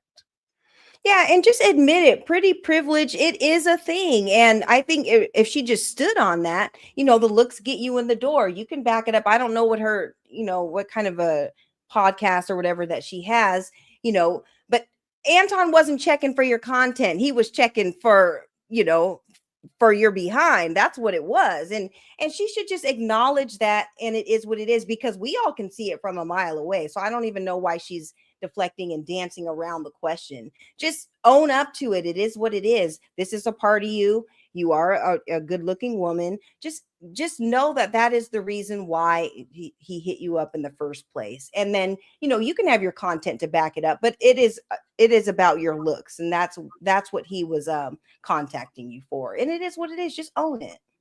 That's it. Definitely as far as the leveraging, like says one thing to be on somebody's panel, granted, don't really matter what you look like. You come up here like Precious if you can add value to the show one way or the other, but it's the leveraging, flying you out, take you to Corey Holcomb.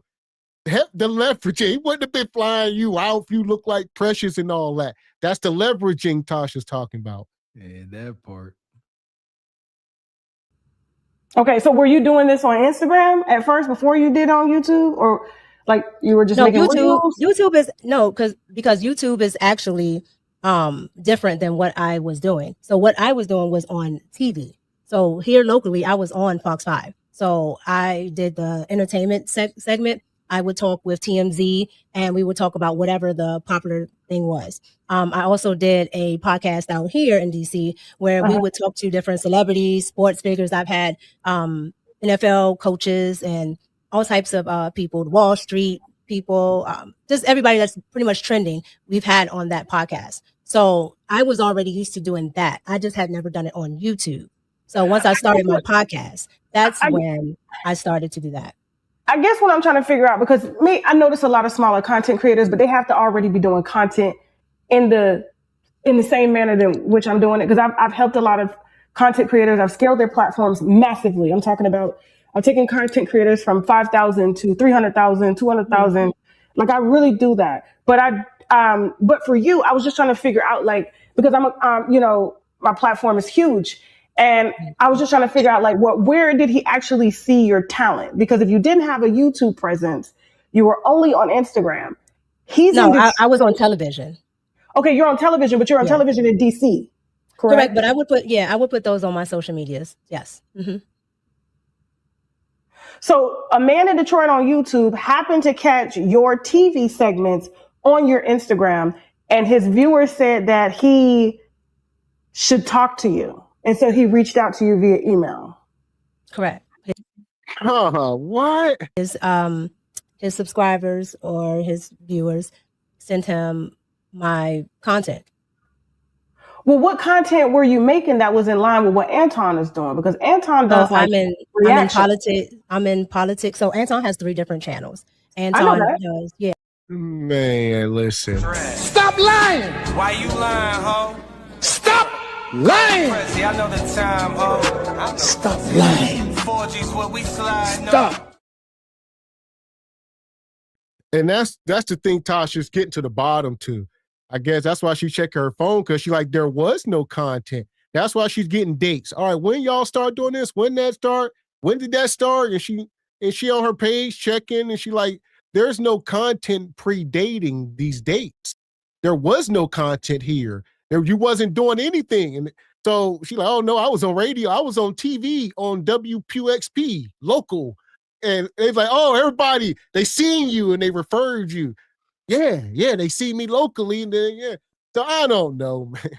Yes, you do. It didn't go down like that. So what do we have here? So Mika she could be simply telling Tasha what Anton told her. You see that? She like, okay, Tasha, maybe he didn't see my couple videos on local television. Maybe, but that's what he told me. So just say, but Mika don't want to say that. Like maybe he didn't. Because rightfully so, Tasha can't letting this go. This ninja, nobody saw your content, and then droves was sending it to Anton like, hey, bruh, you got to get this business opportunity. She hot. No, didn't happen. Right. And yes, Anton, he liked what he saw and he acted on it. As big of a simp as he is, it is what it is. Like you guys said, they want to surround themselves around beautiful women. You could tell he's been a lame his whole entire life before he even got some money. And we just see it in his behavior, and even the way that he was talking about this whole entire situation. He is such a lame. But she's just acting very naive to the fact that it was about your looks. He wasn't checking for your content or whatever. And it is what it is, but just stop acting like she's making it worse by not acknowledging the big elephant in the room, what we already know, and just acknowledge it and move on. But she's not, she's just dancing around it. And Tasha, she's going to, get her to dig deep, but just acknowledge what it is. It was your looks, and it's okay to say that. So and her thing is she's trying to grow on YouTube. Y'all need to put some respect on this damn platform. Anybody, I don't care if you're on Instagram, Snapchats, Netflix, I don't care where you coming from. Put some respect on YouTube, because it's not easy to grow. We done had Michelle Obama and them that came over here having a hard time. Anybody, it's not an easy thing. So she's sitting here like, nah, I've been popping. I just wasn't on YouTube. I had 20,000 on Instagram, which ain't nothing. All right. I was over here on TV on late night sports talk, and you trying to get motion on YouTube, and you knew Anton was the gatekeeper. Plain and simple. It was transactional. So whatever happened. We don't know. There you go. YouTube is the gauntlet. There's no exceptions. This is it. This is prime time. Yeah, TikTok. Yeah, like Mr. X said, 20,000 subscribers on TikTok or whatever. You need to be in the hundreds of thousands to even, come on, man. Millions. Hell, Kelly Kell got 1 million on TikTok. Shout out to Kelly Kell. Yeah, Anton does the Millionaire Morning Show, and that is usually in politics and popular culture, and that's pretty much what I do. What I was doing on Fox was pretty much popular culture and politics, and what I do on my own channel is exactly that. Okay. So I'm looking at your profile. Mm-hmm. I'm looking at your Instagram. Mm-hmm. Trouble. Let's roll reverse for a second, because I want you to put yourself in the shoes of the viewers. Okay. If you saw somebody that looked like you with your husband, let me be real with it. If you saw someone that looked like you, and the content creator was married, would you assume that the reason he reached out is because you were talented, or is it because you were drop dead gorgeous? No, in my line of work, there are tons of beautiful women that actually are talented and are actual go-getters. They do all types of work within entertainment and politics and being on television. So it's not oblivious that somebody, you can see that they're attractive, but at the end of the day, you gotta say, when you've been in this business a long time, when you look at different people's reels and when you look at, what they've done, I can see somebody's value outside of their beauty. Okay. So have you ever been married before? Yes, I'm married now. You're married now. Yes. And before she get to that, I'm gonna stop because now it's about to snowball. I just wanted to get to that point before, because she's just hitting on her content. And like I said, I guess she does the conservative. So she wants to be, I don't know, like Candace Owens or something. But not though, because she wears the MAGA hats. So she MAGA. She make America great again. You know, she be riding the conservative train and all of that. And then I see y'all in the chat saying she's Cuban. And I thought Trump didn't like Cuba, but she from Cuba and she MAGA. Here we are. Ain't no way. That's a technical foul egregious. I don't care.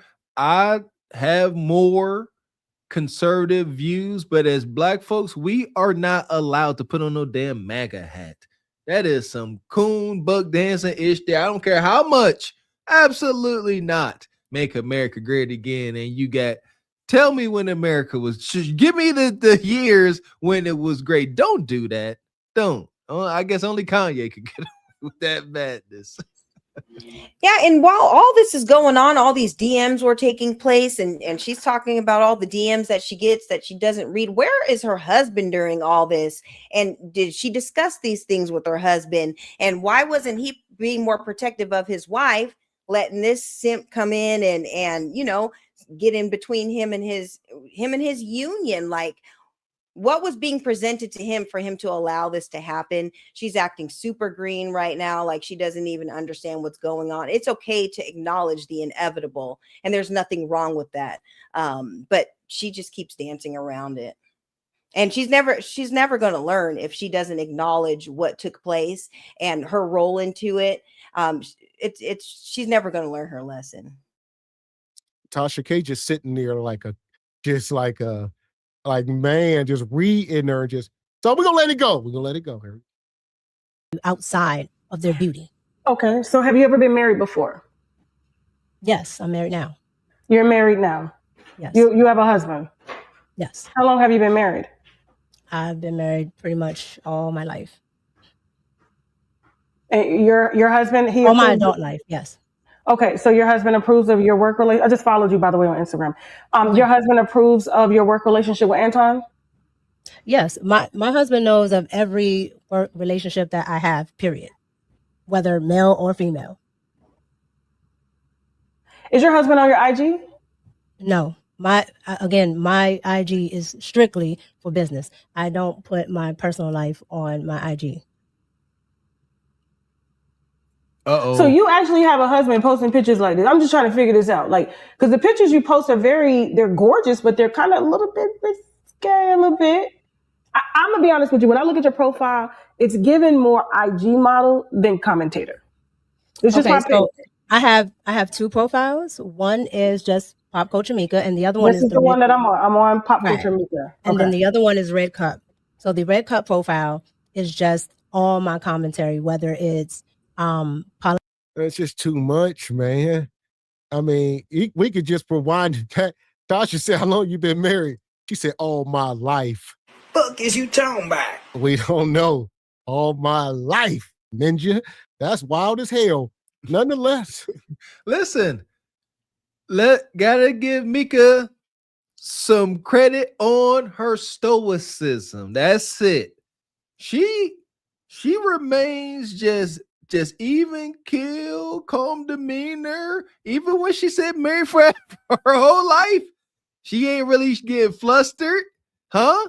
Is this what it looks like being under the instruction of the Viking man? Allegedly, that's her husband, the Viking man. She cool. She ain't getting triggered. And Tasha K, started to get a little messy. She said, hey, I'm looking at your IG.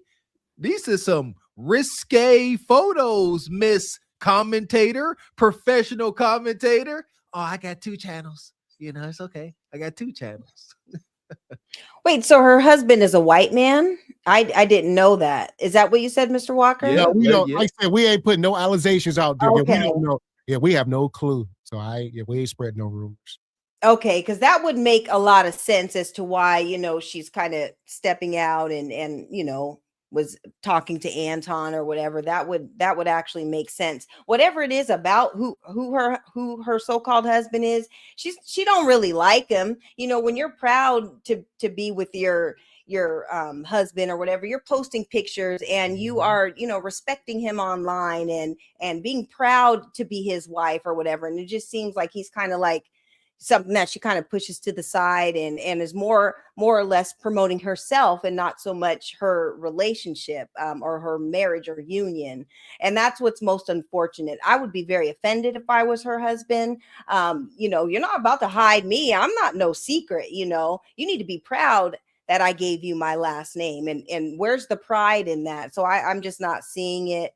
But again, she's just dancing around all of the questions. And Tasha, she's getting down to it and calling her out because as a wife, you know, you do need to be watching what you're posting online and different things like that. And that's probably why he contacted you in the first place, seeing some of those risky posts because you are not presenting yourself as a wife. So politics or something that I'm talking about with popular culture. Okay. So why not? So is this the first time that you've ever talked about your husband? Or do people know that you're married? To the public? To the public? Yes. Mm-hmm. So you've never revealed that you've had a husband. This is the first time? I never talk about it. I guess what I'm trying to ask you is this going to be something that's probably going to shake the internet, is the fact that you're married and no one knew about it? No, some people do know, and some people don't know. I just don't dive into it. Okay. So some people so do when know. you go to visit Anton, is your husband with you? No. Has he met Anton? He has not met him in person. Okay. And they're cool. Like they smoke cigars together. It's chill. They haven't met in person. So how do you know he approves of Anton? Because I'm gonna be honest with you, you're how long have you been married? How many years you say? Yeah, Tasha trying to catch her up. He said they never met. So Tasha said, okay, so they cool. They smoke cigars. He said they never met. That's an old police. Tasha's giving like a police interrogation. The only kind of questions they do, hey, you got any explosives in the car? They ask you weird questions just to see your reaction. But nonetheless, when she was on that other interview that we covered with the one guy, she said her husband and Anton never met, nor have they ever texted or talked on the phone. But now she said they did. You know, they have communicated, but before, so we don't know. Yeah, I was going to point that out. They haven't met, but here on this interview, she stated that her husband has to sign off or agree to any of her interactions, man or woman. That's what she said. But they never met this rich man, Anton. That goes against male nature. Absolutely not. It ain't got nothing to be with insecure. You going and about to be alone with some rich man, it's just understanding women and men's nature, like, and you ain't gonna meet them, weird behavior.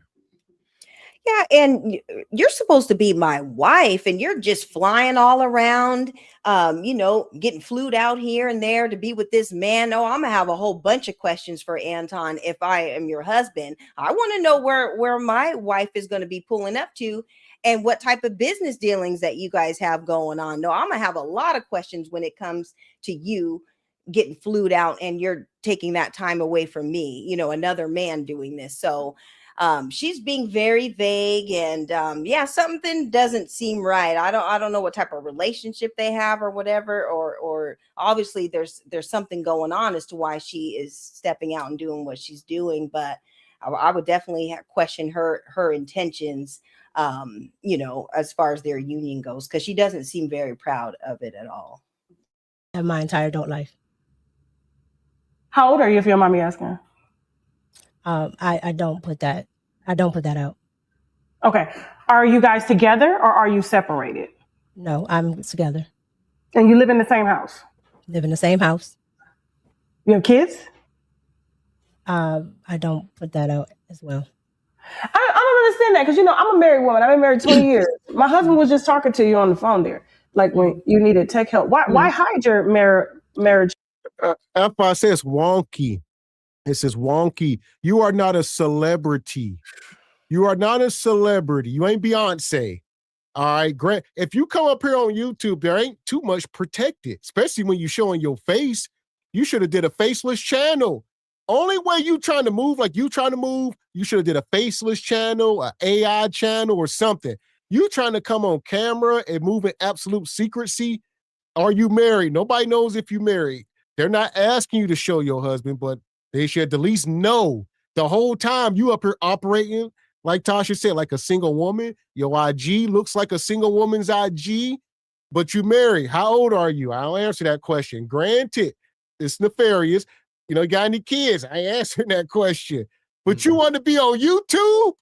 You want people to dig on you, huh? So they say, Gavin, why she answer it? Don't come up here then. Or else this is what's going to happen when you come up here trying to hide stuff. Like say, nobody asking for pictures and stuff, but yeah, we tell you, yeah, we married. Yeah, we got children. I mean, that's the basis. Like, who are you? What the hell? Thank you. We ain't asking your kids' name, their height. No. Do you have kids? That ain't about to expose you to anything. My goodness. I don't talk about that. Now you are giving. If it does, if saying anything does expose you, you don't need to be up here. You see what I'm saying? Like, oh, I'm so top secret that if I even say that I got a kid, we all in jeopardy. Not you being on the screen, but just you answering a yes or no question. My point exactly. I agree. Yeah, and this is her opportunity to be transparent. She's coming up here to explain herself. Tasha's asking just regular basic questions. How long have you been married? Do you have kids? You don't have to go in depth with it, but yeah, she's acting, like she's a celebrity. At the end of the day, we don't really care what you got going on. Is your husband, is he a little person? Does he have wide hips? We just want to know what you got going on, what's rocking at the house, because there's something about him, whether he's real or not, that you are not speaking on. And there's no reason to be this evasive. Just answer the questions. These are just basic questions about you. You're supposed to be explaining yourself. Explain your situation. Like, what was it? Corey Holcomb, he said, explain your husband, explain your family dynamics, what you got going on. It's time for you to speak up. Life. I don't. You have kids? I don't put that out as well. I don't understand that because, I'm a married woman. I've been married 20 years. My husband was just talking to you on the phone there. Like when you needed tech help. Why hide your marriage life? I don't hide it. But here's the problem. I grew up in the internet era, and I understand how nasty people are, including what I'm going through right now. And I understand that people will use your family against you, especially in an area of content that I am in, which is politics. When people don't like what you say, people don't like what you do. When they can't get to you, they will get to somebody that you may love and that's around you. And so that is my way of protecting my family. I'm a content creator. I really don't have a problem with people who want to approach me. I don't want that to fall on my family because they don't have anything to do with what I'm doing. I get that. Like you can post your husband and he not have any social media presence. Like my husband doesn't have a social media presence. I have millions of followers. I get 100 billion views. Well, actually, I get a billion views a year. Okay. Right. But mine deals in something that is very high up. And so what does that have to do with it? There's very high up people that have social media profiles. It's the mere fact that you are showing your face on camera. So anybody can cross-reference it. It's what we're saying. Y'all are not top secret like y'all live off the grid. So even if you don't say it, if somebody don't like you and they want to dox you, I'm sure there's probably thousands of people that know whatever information you're trying to think is secret, people know it already. So that's my point. You shouldn't even be up here. If you are that, I can't tell y'all. But if one of your ops just simply go in somebody's email like they've been doing, this is her husband. This is how old she is. They done put all your information out there because your face is out there. You can easily be cross-referenced. I believe trying to hide, information like this just puts a target on it. Now people are curious. Instead of just saying yes or no and being done with it, saying yes or no to I have a child ain't gonna raise any suspicions. Okay, noted. but now you're like, I ain't gonna tell you. Now the experienced elite trolls, they are currently working now. Now they're gonna, like Mr. X said, they're gonna find out what you don't want them to find out, because welcome to YouTube, social media. This is the Coliseum. And I never thought about that, but you're right, Mr. X. If you want to come up here and you don't want anyone to know anything about you, it is 100% advised to do faceless content. Never show your face, ever. Matter of fact, don't show your face and get a voice, voice manipulator. Seriously, if you want to go that route. Yeah, and this is her time to be relatable to an audience. Tasha's just asking her the basic questions, and it's okay. You don't have to go in depth about anything, but this is her time to be able to relate to the audience and the content that she thinks she has, and she's just not doing it. It's okay to have your privacy, but once you step up on YouTube and you do podcasts and everything, you're kind of already opening yourself up to that. So you can't just say, I don't want to talk about these things. This is a part of your life, and it should be something that you're proud of. Like, why wouldn't you be proud to say you have beautiful kids, or, you have a loving husband or whatever? There's nothing wrong with that. And you don't have to go in depth with it, but at least talk about it. Like, don't be so evasive. So yeah, she's tripping. It actually will. I think the narrative of you being called a side chick or a mistress, he could have deaded that situation and been like, no, this ain't what that is. I know Anton, and been out. But the fact that you have to get up here and defend who you are to a man, and you're drop dead gorgeous, your profile, but be honest with you, it's not given. I don't think Anton saw your talent when he met you. I personally don't. As a woman first, and as a woman that grew up around men, I just don't see where he saw your talent. I see. Tasha, wow. Yeah.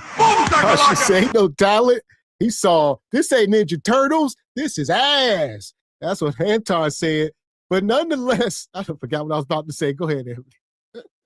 Yeah, it reminds me of House Party. That was from House Party. Yeah, she knows exactly what type of time it is, and she's just acting like she doesn't know. Like, and Tasha, she's looking at her Instagram and stuff. There's nothing about those posts that Anton saw that was screaming about your content. It was about that hey, like Gavin was just saying, it was about your beauty and your booty, and it is what it is. That's not hard to acknowledge, except that there is a privilege that comes along with it. Nobody was really checking for your content at the end of the day. People like to look at something nice and look at something beautiful, when they turn on YouTube or whatever, and it is what it is. I don't know why she's not acknowledging it or acting like it is something that it's not. Like, just keep it real. This is your time to be transparent, and she's not doing it. She can't. She is too afraid and paranoid of anything that looks like a smoking gun. So she just like, no, I'm not going to talk about anything. Have you gone to the other page as well? So how long have you had this page? Did you have this page as long as you had Pop Culture Mika? No, I've had Pop Culture Mika since I've been online. But once I started podcasting, I had the Red Cup. Okay, but you had the Red Cup. It was the podcast after you met Anton, right? But you had the Red Cup. It was the podcast after you met Anton, right? No, before. I was already podcasting. Okay, and how poppin' was it? Because it's right now. If it's been 2 years, you only got 50K. I've been podcasting for about 18 months. Mm-hmm. So that was after you met Anton. Uh-oh. I'm looking at the timeline. You're looking at the timeline, okay. Mm-hmm. Uh-oh. What I'm saying is, I was waiting for the question. I was waiting for the question, I'm sorry. Okay, the question is, did you have Red Cup before or after you met Anton? I had Red Cup before. How poppin' was it? Because it only got 50K now 2 years later. Correct. So I probably was sitting at like 1,200. About 1,200 subs. Okay. Which is what I stated when you asked me in the beginning. Yeah, I probably was sitting at 1,200 subs because I'm very new to YouTube. So you're new, and this huge creator reaches out to you to say, I think you're talented. I want to help you and leverage it. Do you believe like men will help you for incentives? Have you ever been propositioned like that? No. You've never been propositioned by a man to help you for incentives? No. Because everything that I do up front has always been business. And when I feel that it's going, You a lie, and the truth ain't in you. Sounds good. Like you say, she called you, Tasha. She ain't about to paint herself in a bad light when she came up here to do damage control, and now you trying to pour poop on her. No, Tasha, ain't nobody ever prophesized for some coup de cata. She been married all her life. She only been with her husband, and she's awesome. What else you want to know? She was, shout out to Mika. She said, I would not acknowledge a man's nature. She said, I won't even consider that goofy troll Anton came to me, in pursuit of, a chance at some cheeks, allegedly. Won't even consider it. It was all business because I'm professional. So he had to be professional. Shout out to Ben again under some daggone instruction. Well, not only that, before that, she was in the music industry. So you've not been around video producers. You've been in the studio with these guys. You done work TV. So you've not been around all these men that normally prophesize for coup de cata, and they ain't never looked at you like that. Listen here. I believe this Sister Mika is setting the precedence to a degree. She is claiming to be some married, more or less wholesome journalist up here. If it comes out that that this stuff is indeed lies, shout out to today's show. Women lie, men lie, everybody lying. Like, this is going to just throw more doo-doo and viscera in the dating pool. It's making it worse. Yeah, and unfortunately for Mika, this is the type of wife you don't want to have, because either she is lying through her teeth or she's just super, super game goofy. Like, you don't want a wife that thinks like this. Like, you have to be oblivious. Like, your man should be letting you know the game, teaching you about men and how men act, and operate, especially when you are a beautiful woman. And she's just not acknowledging the fact that exists and it is a thing. And for her to sit there and say that she's never benefited from that, even just you going to the grocery store and men holding open doors for you, there's always a reason behind it. And so for her to just say that she doesn't benefit anything from that, or men don't want things from her, is a very just game goofy thing to say, because it's simply not true. And if she's that oblivious to to things like that, I wouldn't want her going out and seeing the world, because you don't know men, you don't understand their nature, and the fact that you're working with them, knowing that they want something from you. Her husband should have taught her better than this, for her to be acting. It's either a lie, or she just is acting like it doesn't exist when it is indeed a thing. And you have to move around differently in this world and know what exists and what doesn't. Man, good point. Appreciate you, Pharaoh's Kingdom. Says, man, when is the husband gonna stop being a bishman? Who knows? His interview might be next. Who knows? That'd be a banger. Shout out to the brother Sean. Appreciate your questions, brother. Says, I wonder what line did she decide was acceptable? Appreciate you, brother Sean. Says, is her husband informed or simply assumed aligned? He informed, maybe.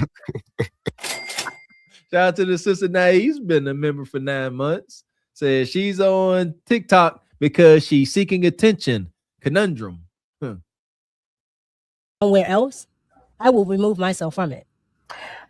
I got something I want to talk to you about. So how is it that you had the red cup before, but when I scroll all the way down to your page, Anton is your guest?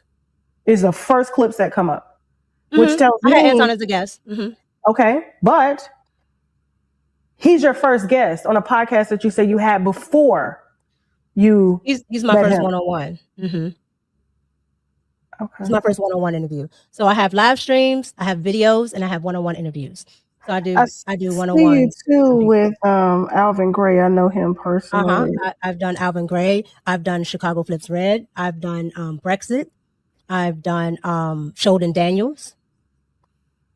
Okay. I've done football coaches. I have plenty of people I've talked to. And like I said, I was on a podcast already called The Realish TV, which you can look up as well. And The Realish TV, we also did different types of celebrities that might be in this area and out of this area. Did Anton take you to a basketball game and y'all? Well, first of all, Mika. Well, we don't believe you. You need more people. I mean, Mika, we never knew who you was. I don't know none of these names you just dropped. We never seen the podcast you was on. We seen you and Anton. I mean, except that. That was your introduction to the world. It is what it is. It's not such a bad thing. Anton ain't chopped liver, all right? Look, I was introduced by Anton. That's how y'all know me. Don't be like, I was on this one podcast. You never seen it? We used to be cooking. No, we didn't see it. We are stuck at this point in the interview because Mika simply won't acknowledge there was a high probability that Anton reached out simply because he liked what he saw. Done. If she would just say, yes, possible, then we could go on, but you done gave Tasha K a bone and she ain't letting it go. She's like, no, you gonna fess up to this or we gonna keep digging. Good luck. Good luck, Mika. Yeah, and what's wrong with acknowledging it? Okay, he put you on. He turned you on to viewers and taught you something.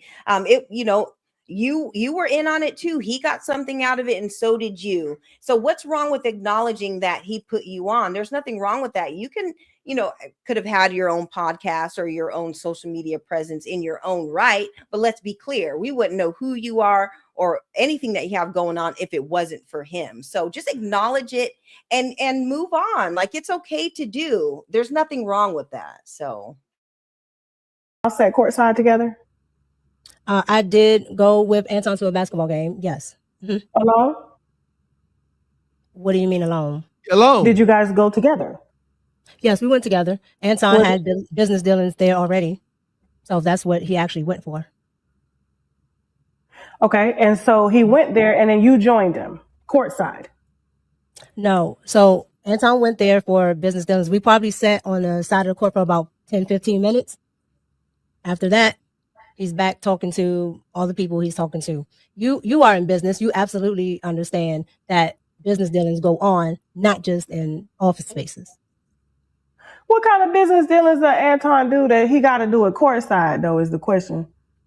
And she asked, shout out to y'all, like she said, she's trying to be dense. Granted, we was there for business. Did y'all go together?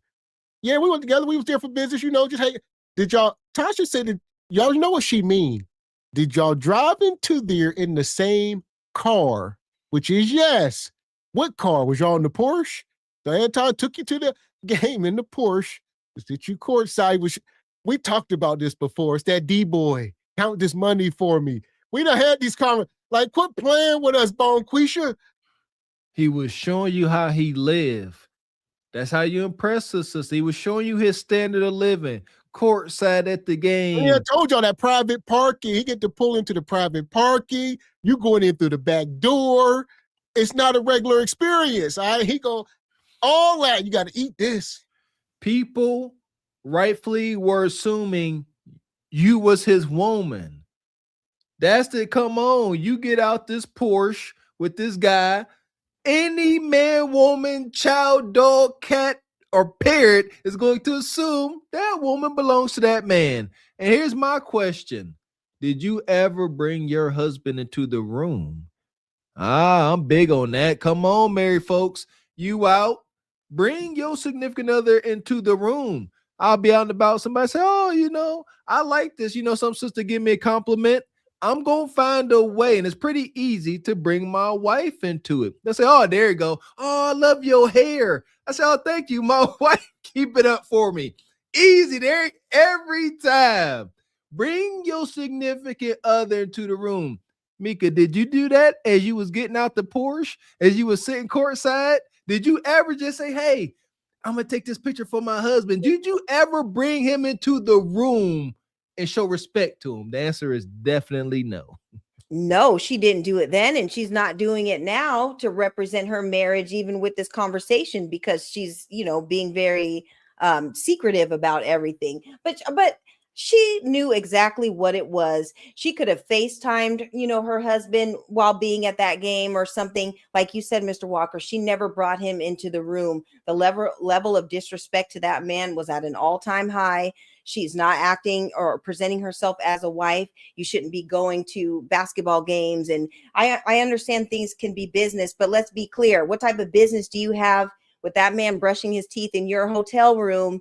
That is not business. Let's talk about that and why that man was in a hotel with you. That's already grounds for complete and utter disrespect. Regardless of whatever Anton has with his wife, you being that man's wife, you should not have been in that hotel with that man, waking up, you guys are doing panels and stuff together. He's walking around brushing his teeth. That's a very intimate thing to do. Any man that I'm around that's brushing his teeth, it's because we had, that's because we're together, or, we just got done doing whatever we were doing. The things that were going on in those videos in that hotel room was completely unacceptable for somebody who has made vows with another person, and she needs to be called out for that. Amen. Man. Yeah! Boom, shakalaka! It's not courtside. So you absolutely understand that these type of events or these type of places, golf courses, I guess some cases Atlanta, other places, but a lot of business dealings happen outside of offices. I'm familiar with that. I used to, before I met my husband, I dated upper echelon men. Correct. And I was with them. And Correct. when I'm with them, they want eye candy and they pay my bills. Okay, but Tasha, I can't be concerned about what Anton may or may not be thinking. No, I'm not saying about Anton. I didn't say Anton. Okay. I said when these type of business dealings go down and these men are on the golf courses, they usually want eye candy. I didn't say Anton. So I'm familiar with what you're saying is because I dated upper echelon men and they took care of me. And I went everywhere with them when they did business, and they want an articulate, pretty woman beside them that can help them to leverage more deals. So what I'm saying to you is, you're saying we probably sat courtside for 15 minutes, but do you know, I just don't understand why you would go to a basketball game with you being married and him being married and sit courtside together without the partners being because present. it was already established that we would go there to his business dealings. And like I said, he already was doing business dealing with people that were there.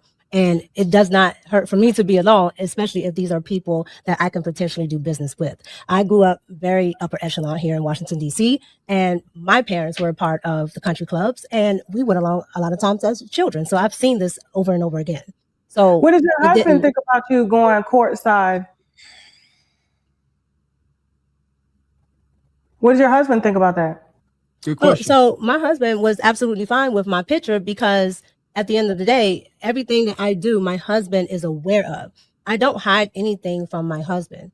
This is my husband. So anything that I do, anything that I'm going to say, like this interview or anything else that I do, my husband is aware of. Hold on. Get her, Tasha. Okay. Excuse me.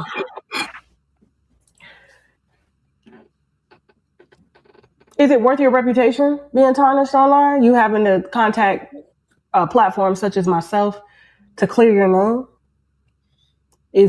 Is you hanging with another man? We've never seen your husband. This is the first time we're hearing about it. Is this worth? Good question. And the thing is, the ultimate form of damage control would be bringing your husband on the screen, I would imagine. But I guess, like y'all said, she said he top secret. I don't know, Secret Service or whatever. I don't know what the brother do, but he can't come on camera. This ain't his deal. So, but I don't know. Your wife, I don't know. It's wonky. Yeah. My only question is, Anton and his wife, they got their situation established. Mika, Anton, and Anton's wife, whatever, if that's some type of triangle, whatever. My only question was that with the husband, because that's the only mystery. And I don't care what type of understanding you got. Men are men. There are boundaries that cannot be broken or changed. He could be comfortable. I can see it. Okay, he's very secure in who he is. He can be okay with her traveling, doing her thing. Okay. However, ain't no man comfortable with his woman being around another man that says that if a woman is around him, the box got to be available. That's the hard line I'm drawing. And it's my understanding that Anton is on record saying these things. So there's the disconnect. There you go. There's the question nobody answered, because that she can't dance around. Is your husband okay with you being around a man that says your box got to be available to him? Speak it to the mic. Right. Yeah, that question right there. But with her being in the line of work that she is in, and just in general in life, you need to be aware of what men think, and how they're viewing you. At the end of the day, men are, they're just trying to get it figured out, whether you are married or not. And they're going to try, whether they know you're in a relationship or not. Some will try, some will respect it, and it is what it is. But you cannot act like you're just unaware of his true intentions. You have to see things, from that perspective, especially when you're going to be in the line of working with men and doing all that. I definitely don't think that he was aware of all that went on, especially with the conversations he's saying. Ain't no way that anybody is going to be saying that my wife's box is available to him based on a paycheck or working together. Absolutely not. There are things that husband did not know, things that she kept from him, and she's still trying to hide a lot of things. If I was him, I definitely would be. If he's not already looking into a divorce or whatever, you cannot have a wife that moves around like this and acts like she's so oblivious to men and the thought process, and especially with the type of line of work that she's in. No woman should even be thinking about this. You have to be always thinking two steps ahead, even in your professional or your personal life. And it just is what it is. Always be thinking about what men think if you're going to be working with them or doing anything with men. And she went out and said she don't care. So Tasha sort of asked her that, and she said, I don't care what he's thinking. I know what I'm here to do. So if I'm only here to work, but he wants to sleep with me, that ain't my problem, is what she's saying. Maybe it ain't. It's your husband's problem, though, because the energy is wicked. You going around men want to sleep with you. They express it, and you keep going around them. He ain't changed. His thoughts still his thoughts. Yeah, and you're entertaining that. Whether you acknowledge it or not, that this man wants to sleep with you, and you're entertaining it. And by you showing up to Detroit, going, to these hotels with him, going to these events, flying out and doing shows and all that stuff. All that is showing that you are showing interest, whether you want to have sex with this man or not. But you are definitely not stopping it. This man wants to have sex with you, and you're not moving in a way that is presenting him otherwise, because you are acting as if you want those same things, whether you're acknowledging it or not. And that is not okay. Being, a married woman and entertaining this type of behavior is unacceptable. Appreciate your tours 24/7. Says one thing a woman will protect more fiercely than her kids are her options. Uh-oh. Yeah! Boom, shakalaka! Here we go. Is you hanging with another man? We've never seen your husband. This is the first time we're hearing about it.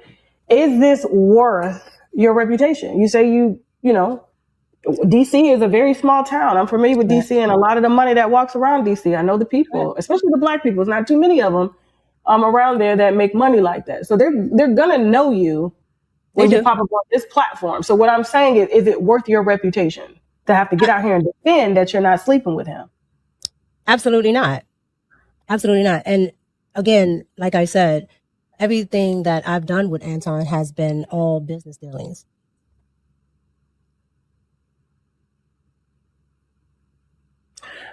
Before we started the call, your manager was on the phone with you. Mm-hmm. I was shocked that you had a manager. Okay. Do you know why? No, I don't know why. Because you have no movement. Okay. I didn't get a manager, my first manager, until like 200,000. Like, and that was, you don't have any movement. So I'm just trying to figure out, like, you have a manager. That was a little taken aback for me, because I was like, you have absolutely, like, you're in spaces, but you don't have any movement. What I'm saying is, and I'm not speaking down on you, he said something to you that kind of raised my eyebrows. He said, y'all missing it. All right. Like DJ Khaled said, she got potential. All right. He can see it. All right. She the best. We a movement. You don't see the potential, Tasha K. All right. They can see her name in bright lights. Ooh, Mika, conservative. Yeah, that sound good. No, they don't. They see cheeks in the air. That's all they see. Shout to Tasha. That hurt, right? Truth can hurt sometimes.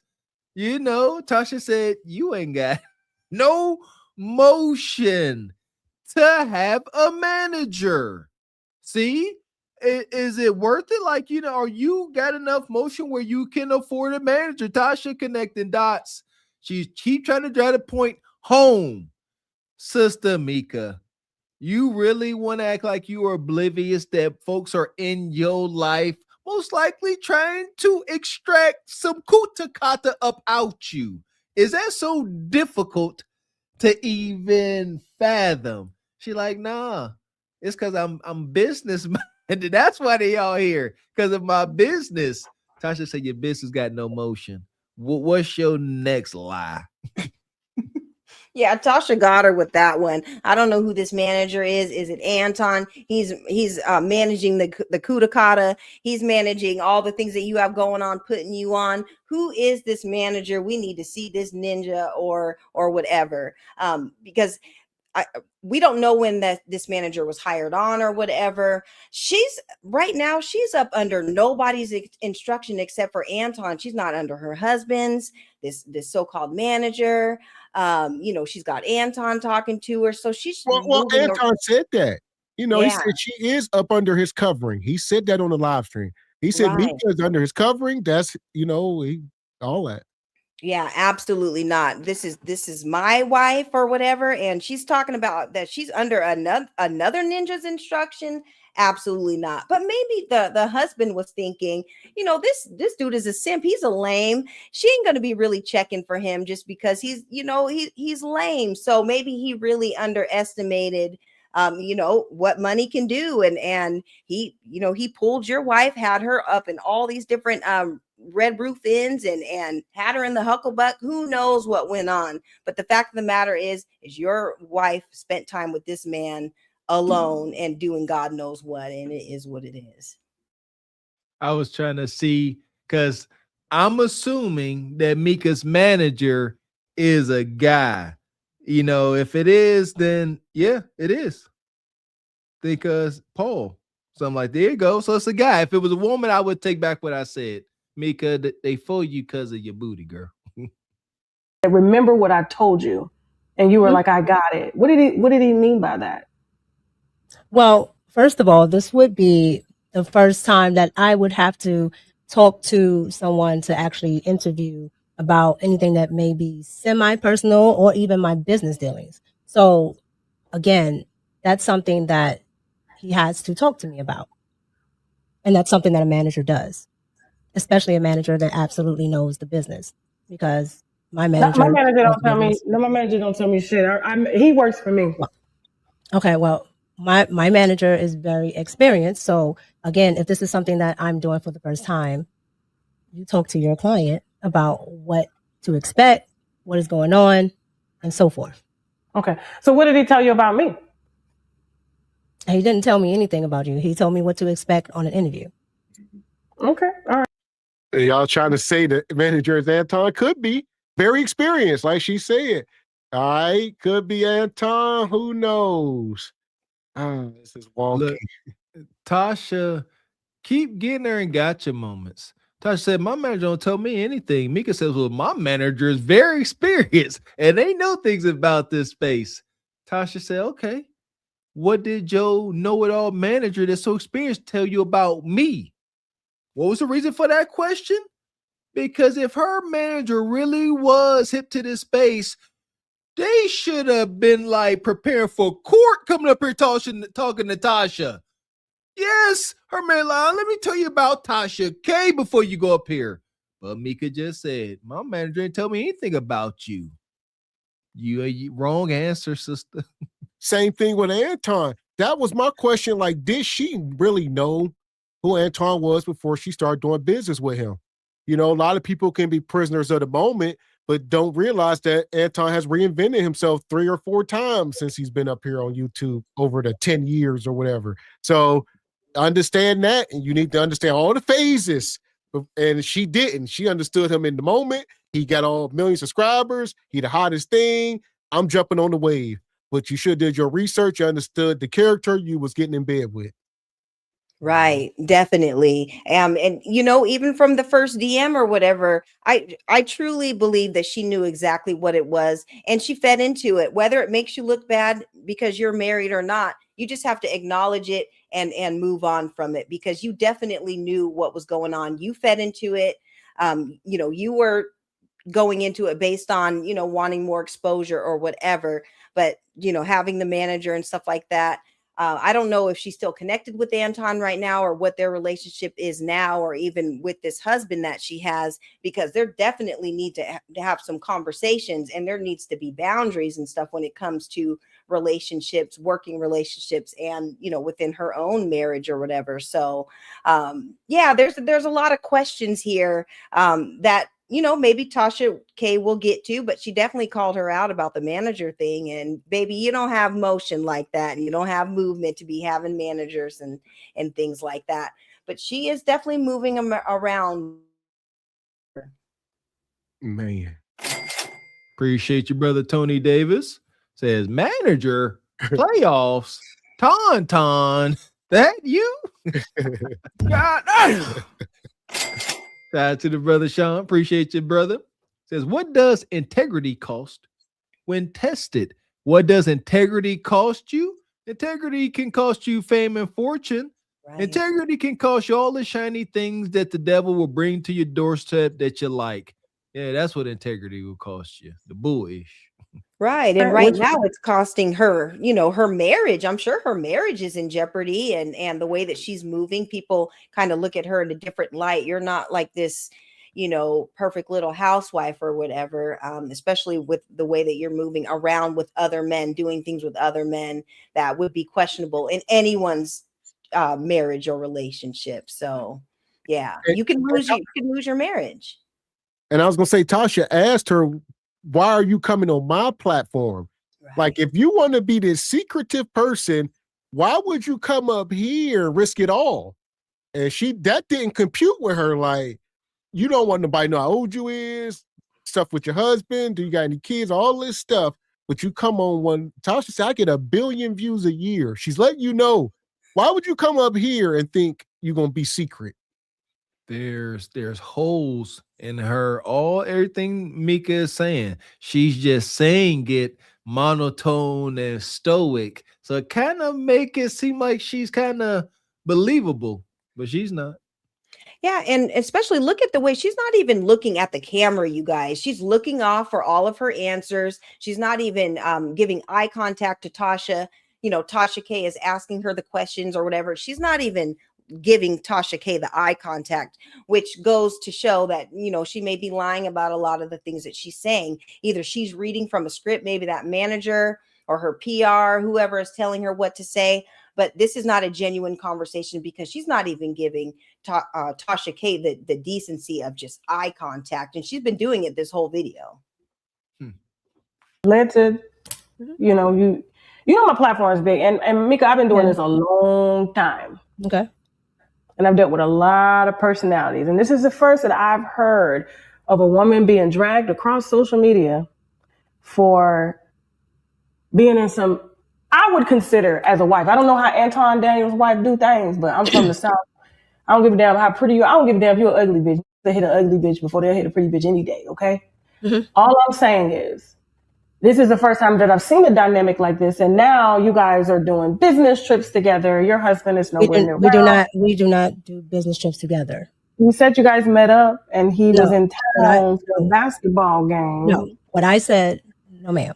What I said was I went to Detroit. You said taking business trips together.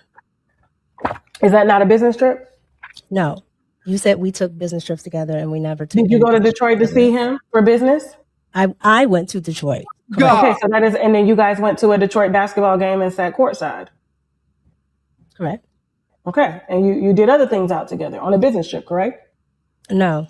So from there, went right back to the studio.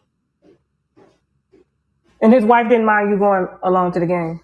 No, I told you, his wife understands his business dealings, and she's there 90% of the time, if not 999% of the time. She's just usually off camera. You a lie, and the truth ain't in you. You only seen him a couple times. The wife is there all the time, but she's never there, according to you. She was not there at these games. She ain't there. She wasn't there when you was with the Corey Holcomb interview. What are you talking about? 99.999. Man. You a liar. That's a lie. She wasn't there when you guys went back to the hotel room that's on camera and you guys were in the room together, him brushing his teeth, you looking at him with what appeared to be sultry, intoxicated eyes, all very relaxed in a hotel room. And that's why she's so worried about how things sound. Yeah, that do sound wild. You going on business trips with another man. But that's what you did. And Tasha got to break it down bit by bit for you to accept it. Tasha said, okay, you won't take 100% of it, right? So let me give it to you in 25% increments. Did you go to Detroit with Anton? Did y'all go to a basketball game? Did y'all ride in the same car? God dang it, y'all went on a business trip together. She's like, no, we weren't together the whole time. Yeah, but the fact that you were there, it was a business trip. And see, she's not being genuine, man. It's just all cap. She's lying. She's not telling the truth. She's not taking any accountability. And she's not keeping it a buck. And Tasha's like, come on, man. This is the least that you can do for these questions. It was a business trip, and it is what it is. Why is she acting like it's not? Like, this is at this point, this is ridiculous. But she wasn't with you that day at the game. No, she was not. Your husband could take another woman to a basketball game? Tasha, we're not here to talk about my husband. No, we're here to talk about I'm here to talk about your character. Okay, well, my character is A1 because this is a woman. I've talked to his wife in person. She met me the first day I came out, and I can tell you that I have no question. Can your husband take another woman that looks like you to a basketball game? If my husband was doing business as I'm doing it, or as Anton is doing, or something that deals in that arena, yes, he just can't go to one. But again, Tasha, we're here to talk about me. My character, again, is A1 because I'm squared away with the wife. I don't think you have a husband. I think that's a safe word for you. No, well, Tasha, I'm sorry, you can think what you want to think, but I'm telling you the truth. I can't help what you think. But because you don't move like a married woman. Man. Shoulder ninja. You done backed yourself into a corner. You're going to have to sit down with Gail. You and your husband be up there with Gail King. Well, Gail, Anton never got none of these cheeks. Your husband will have to sit there like Will Smith when you telling them like, Jada, we was entangled. I was entangled. What the hell is an entanglement? You know, we was just hanging out entangled. Tell the truth. Yeah! Boom, shakalaka! Gail gonna be like, so Mika's husband, do you believe that Anton got those tender cheeks? Mika's husband like, not to my recollection. Oh, there's worse things than death. I promise you, that'd be one. To be a man, a husband, and no, let's be clear. an accomplished man. They got the attention of a woman like Mika. Yes. And for you got to sit up there with all your accomplishments, and you got to sit up there and try to convince the world that another man ain't sticking his meat in your woman. I'd rather go live under a tree stump. Like, I swear to goodness. Shout out to Tasha K. You're not moving like a married woman. I know for sure when my wife is out in public, you can all but smell me on my wife. You know she got a husband. Mika, you very much present single. I don't care nothing about that big old ring on your finger. I seen it. Nobody care. You don't seem like your husband got any type of credible hold on you. You don't like him. You won't bring him into the room. I ain't liking it. Not for him. Right. Yeah. She now Tasha, she's getting down to the nitty gritty, and she's, calling her out. And as we've been doing already, you are not moving as a wife moves or whatever. And she's trying to paint this image of herself. And like Tasha K said, I'm questioning your character. I'm questioning, what you have going on in your relationship. We don't know what is going on with her husband, but we do know that she don't like him because she's not acting like she does whatsoever. And again, you guys, she's not looking at Tasha K with any eye contact. And that again, further goes to show that I think she's lying about a lot of what she's talking about. There we go, man. Okay, well, I understand what you think, Tasha, and I understand how you feel. But again, I am. And the way you skated around that question, no, it's like every time you bring up the husband, you don't feel comfortable talking about it, and then you pick coincidentally after the internet has dragged you my platform, which is very big, to say that now you have this invisible husband that no one knows about. A lot of people know about my husband. I'm from a small town, so a lot of people know about my husband. And if there's a husband, I can find out about it. I can't do it right now, but I can. You do know that, right? That's absolutely fine. But I'm just again, telling you, if there's no husband, and you say that there's a husband, and maybe there's some issues with the husband, then I got to report, because now you don't open up Pandora's box. Tasha, there's no issue. And here's the thing. There is an angle to it, but she just got to hold herself accountable and confess. Like, granted, as a married woman with kids or not, whatever, a married woman with kids, a mom, you're going to be looked at different. You can't sell the product you're trying to sell. And that goes for lots of people, like singers. And, if you was an actress, a lot of people hide these facts because it can stop them from getting different roles or opportunities. So if she was up here presenting as a married woman with kids, it wouldn't have went over well. Anton wouldn't have been able to do what he was doing on his show and talking to her and saying some of the stuff he was saying. People would have looked at her differently. It just would have been a different allure. So there's a different allure of her being single. Now that's different. Now these ninjas in the room, and it's different thoughts. I like that. Very well said. That wraps it up in a nice bow, Mr. X. You a married woman, a wife, a mother even. You don't qualify to sell the product that you are choosing to sell, Mika. You want to be up here, have a social media where you can be provocative at times. You move in a way where business-wise, it will benefit your business moves not to bring your husband into the room. You can't sell this product. I like the way that was said, Mr. X. Very well said. She won't acknowledge that. And she got the nerve to say, oh, I'm morally intact. I'm good. The wild statement, sister. That's like Tasha said, we up here questioning your character. That's heavy. We question your character, sister. I don't know one man that is marriage minded that would say, yeah, they will raise their hand and be treated like this. That says a lot. Not one.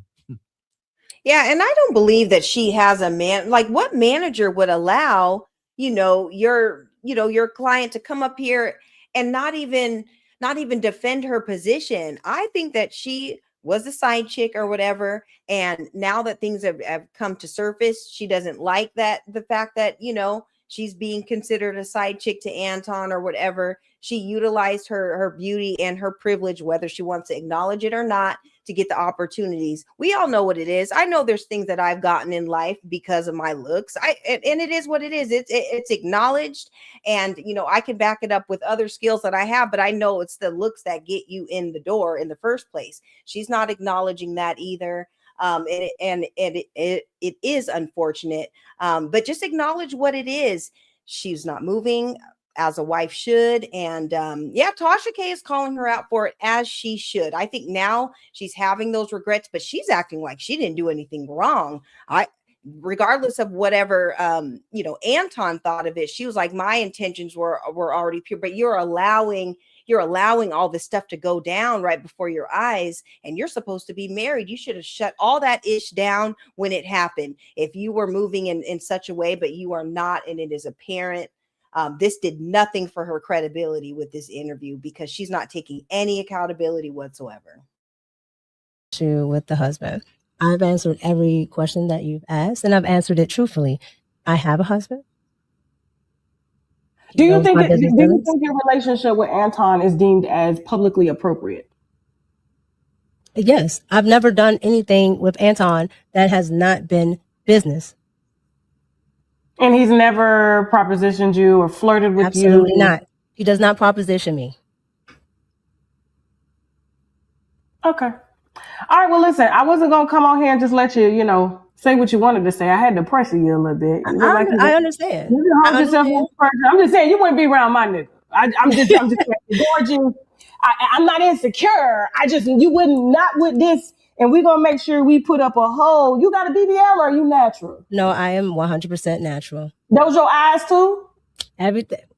Tasha, wow. Everything that you see on my pages. Everything that you, hold on. Okay. Let me answer. Everything that you see on my page is, however, if you want to talk about, do I wear contacts from time to time? Yes, I do. Okay.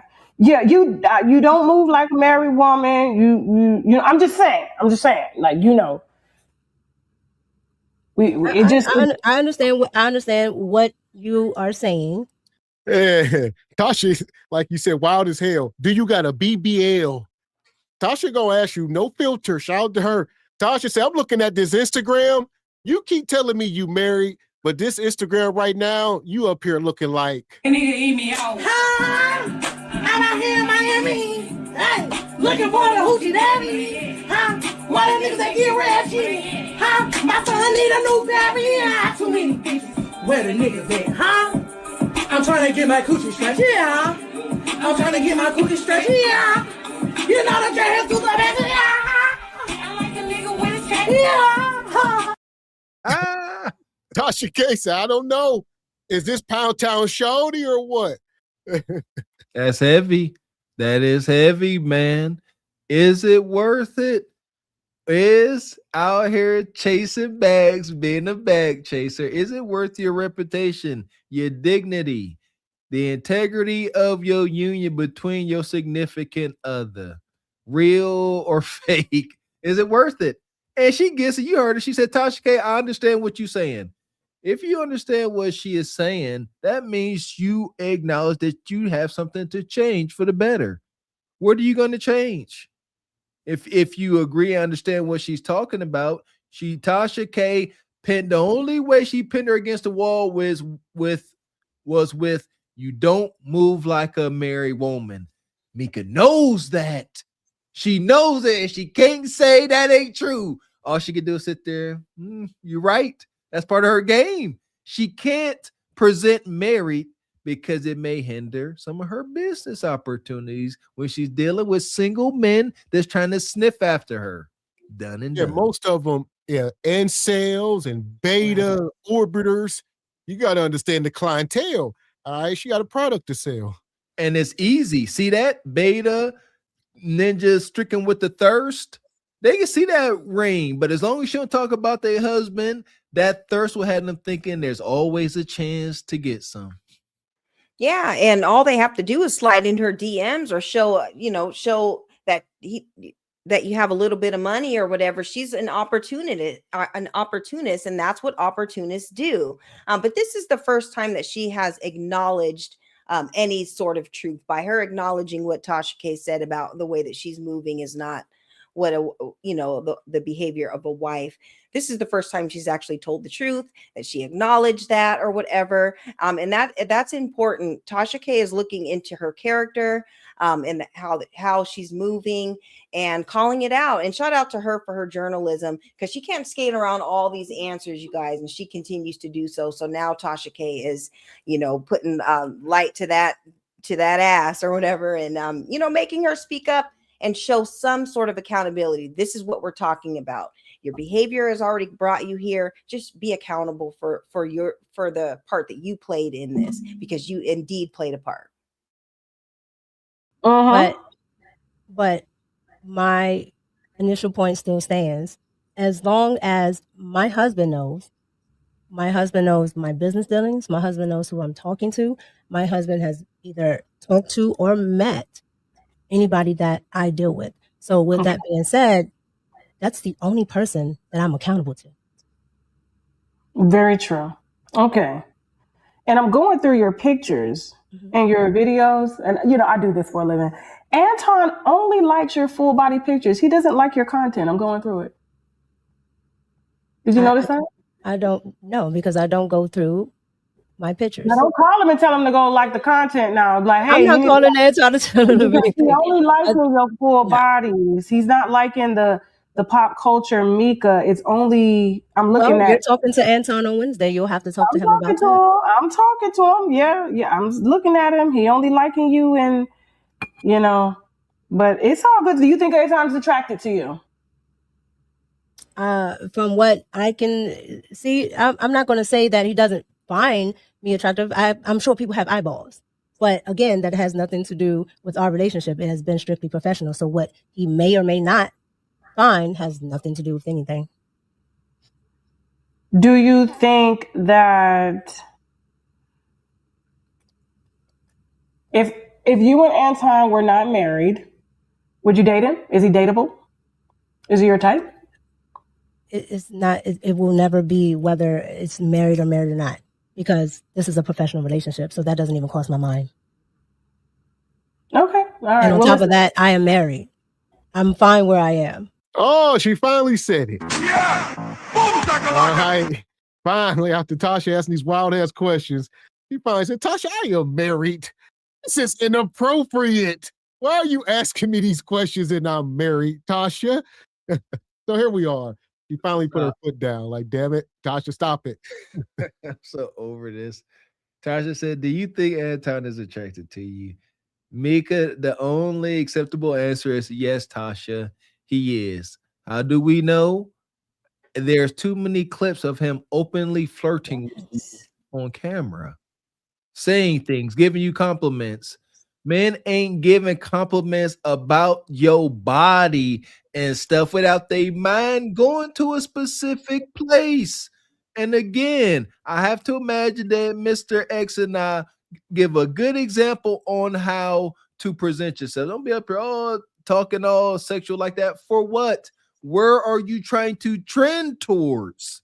So Mika, say to tell the truth and shame the devil and respect your husband. Say yes. He does want to hunch on me, but I won't let him because I love my husband.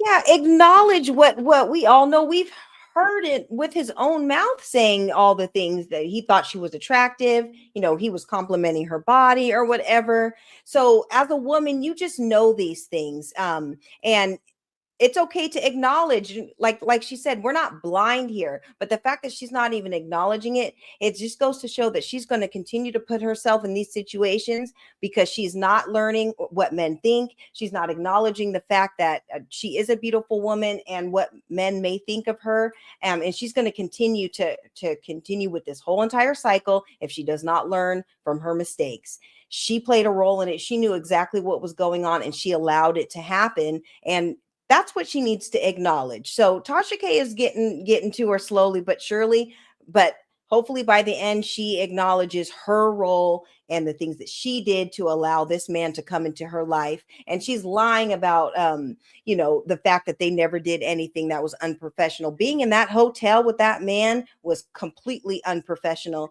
and had nothing to do with business. I'm sorry, even if, you guys had 2 rooms, why were you guys even in the hotel room in his city in the first place? So it's not like he needs a room and you need a room. No, y'all had 1 room and you were in that room together. And by no means should any wife be in a room with another man. And I'm sure her husband didn't know about that until it was too late. Okay. I'm very well taken care of.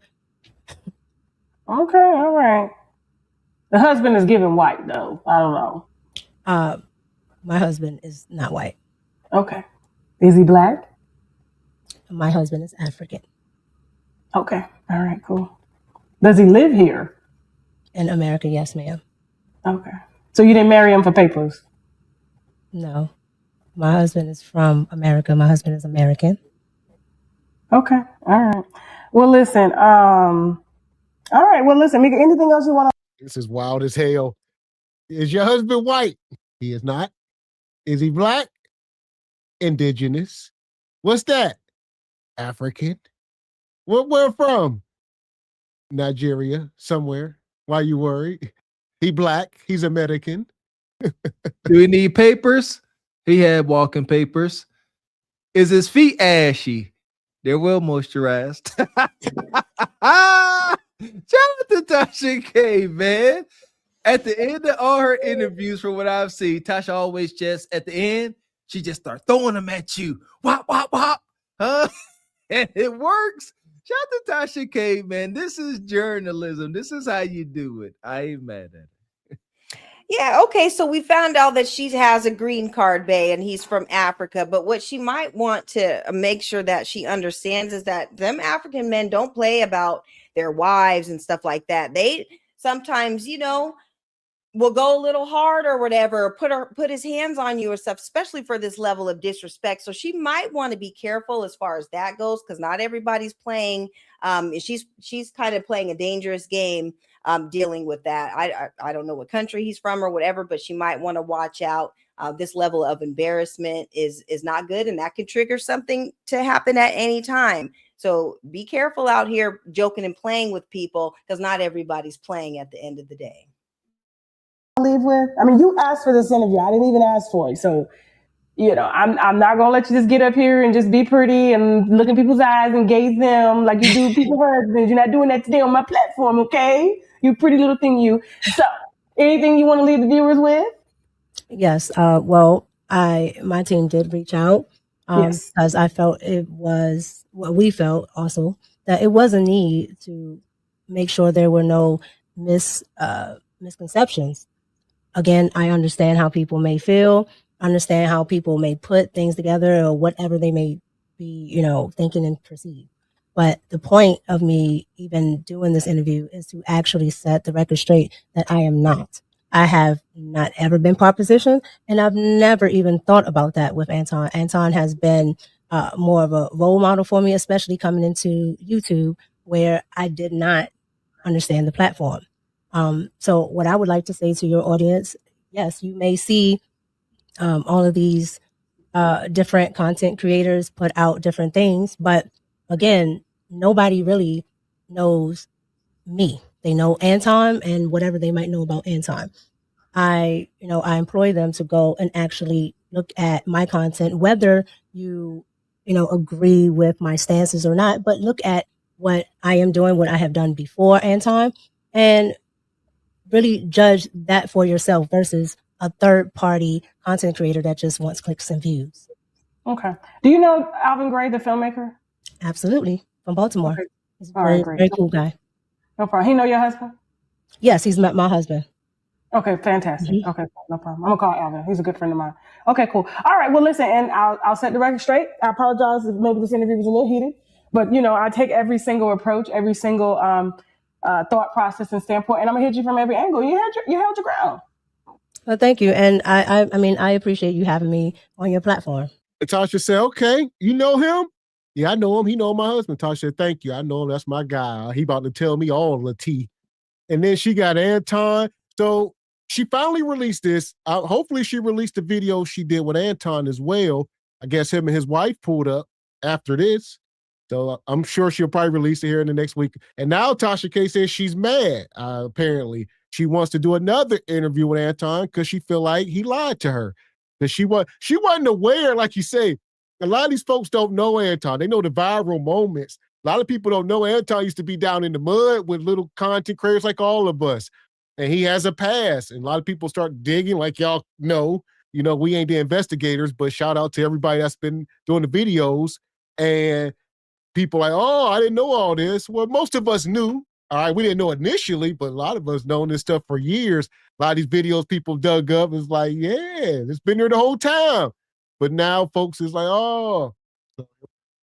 That ought to be very interesting. Oh my goodness. That's the interview I want to see, especially with Tasha K, because she ain't gonna beat around no bush. I want to see Anton and his wife up here, and Tasha gonna ask them the questions. What kind of arrangement y'all got? And yes, we're gonna get some real answers because I believe they got understanding, and Anton is leading the way. And I don't think Anton is wicked and whatever, unlikable as he is. I don't think he's doing that wrong. If his wife agrees with it, and Mika agreed with it, again, it's this mysterious husband that's looking real down bad. But we shall see. I can't wait to see that interview. Yeah, I would say for Tasha, if she does do another interview, I would say you need to come with that husband of yours. That's the only way, because she's not taking, like I said, she's not taking any accountability. And towards the end, she started kind of opening up and just kind of admitting to some things. But this did nothing for her character. It actually made things worse because she wasn't being upfront and honest about a lot of things and still in denial, which is most unfortunate because you're never going to learn and you're never going to grow if you don't acknowledge the inevitable.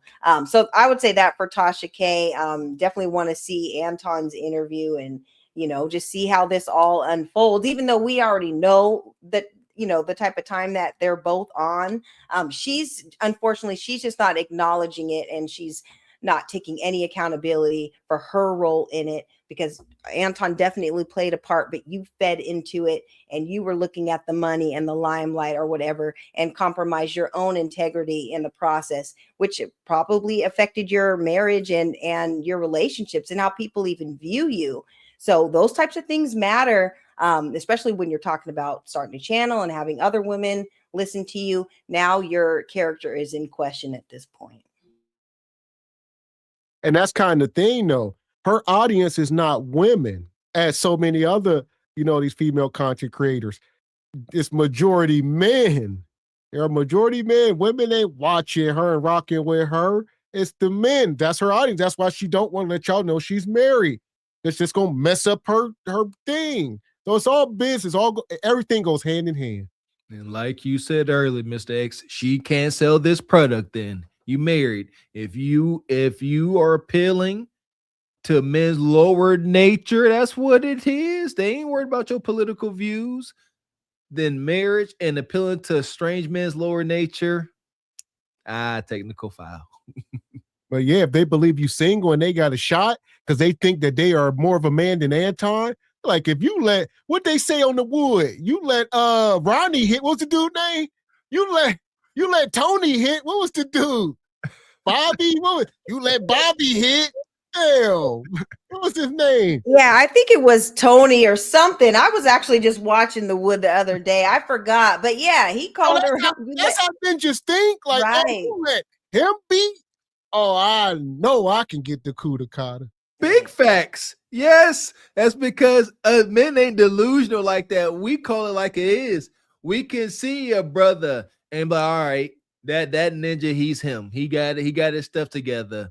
And yeah, but we also see like, man, he done gave his brother the goods. I know I can get him or I don't want him. If you didn't let him out, I don't even want it. That's a real thought, sisters. I know some of y'all don't want to bleed out. Y'all didn't hit anything. That ain't exactly true for the men y'all claim y'all desire. But yeah, dusty gas station nug. He don't care. He hunch on anything. Right. Yeah. And this is why it's important to have men in your life, because sometimes, as women, we may not see things right away. But if you have a man that kind of laces you up and let you know exactly what it is, because men can see things from a mile away. There is no way that if her husband knew all that was going on, he already knew his angle. He knows his wife and what she's working with or whatever. And is very aware of that. So I'm not sure why he didn't give her the game or whatever, but it's unfortunate. But that's why we need men. Sometimes we don't always see things, and they can point out sometimes things that aren't so obvious to us, and just kind of put us up on game, just so that we're careful moving around in this wonky world. And there you go. And like we've been on the record saying before, as we reviewed this, or at least I don't think Anton smashed. Did he want to and still want to? Absolutely. But, she needs to just stop being naive. But I don't, what was his thoughts wasn't her thoughts, maybe. I share that sentiment. I believe I said it first. I don't think Anton has the ability. Yeah, I don't think Mika could be persuaded to give Anton no cheeks. That brother is cringe when he be trying to be cool and stuff. I hate it. However, I do believe he wants us to believe that he did. See, that's why I get a little triggered with, folks keeping his name afloat that don't like him all like that. Y'all, the allegations that he done hit these cheeks, that was his win. He ain't hit nothing, but he wanted it to appear that way because it makes him look like a big macho man. That part. So for that, we're going to send Mika to Glaze Galaxy. Who glaze away, Mika? We got us the gun line. Tell them about the gun line, boss. We may not know which way to go. Oh Lord, see, this shit is gonna be dangerous. Some dark-winged duck shit. Let's get dangerous. I play the fool for the fool. Everybody plays the fool sometime, and no exception to the rule. Listen, baby, you hear me? I played the fool for a fool. Shout out to the SBC detectives. Y'all be killing with y'all comments. He definitely smashed. She took her shopping. I don't see how those dots connect. Like, just because somebody took somebody shopping don't mean they smash. Shit, niggas out here buying cars that they ain't beating. Listen, what do they say? Money can't unlame you. It can't. You can, woman they got to acknowledge, you got yourself together, but man. This goes back kind of like that conversation we was having earlier with the Isaiah brother, when all the women were on the panel and they were getting triggered by stuff. But we must understand all men ain't equal. We could sit here and say just because a man buy a woman something don't guarantee kuda kata. That's insane. It depends on the man. People getting out finesse out they draws out here. So yeah, them dots don't necessarily connect at all. But I understand the thinking, but no, don't give that brother so much credit. There you go. For you, we talk about personalizing stuff as well. Like you said, you could be like, I ain't never, but like you say, acknowledge Anton who he is. Stop giving him so much credit. He ain't, shout out to the folks that can't stand that brother. Y'all can't stand him. Oh, he clapping cheeks. Huh? Y'all really think he got it like that? I don't think he can do it. I think Anton's the type where he has to beg for it. Like he's probably begging her to eat it or even smell it or whatever. That's the kind of vibes that he gives off. So he definitely is in that category. So whether it happened or not, he was definitely begging to get close to it in some way, shape, or form. So I believe that. Yeah, he threw a little hint. I can't believe that. We're going to do SBC after dark this evening. But yeah, he definitely was saying some things, pleading his case. That's it. Got the fortune and fame and to write their own narrative. I see that a lot up here on YouTube anymore. Like you say, we ain't necessarily in the beef sector getting into all that, but I've seen several creators up here, late bloomers. Some of these guys is 40, 50, 60 years old, finally blooming, finally getting some success, and they living their life, granted. But yeah, some folks did that young in their 20s, and some folks is doing it in their 40s and 50s. There you go. I like the analogy. It's like, Pee Wee sports. Some brothers been getting practiced and took their lumps when you were supposed to, middle school, high school, dealing with young ladies. But by the time you get college age, young man, you need to have a lot of those lumps and hard lessons behind you, man.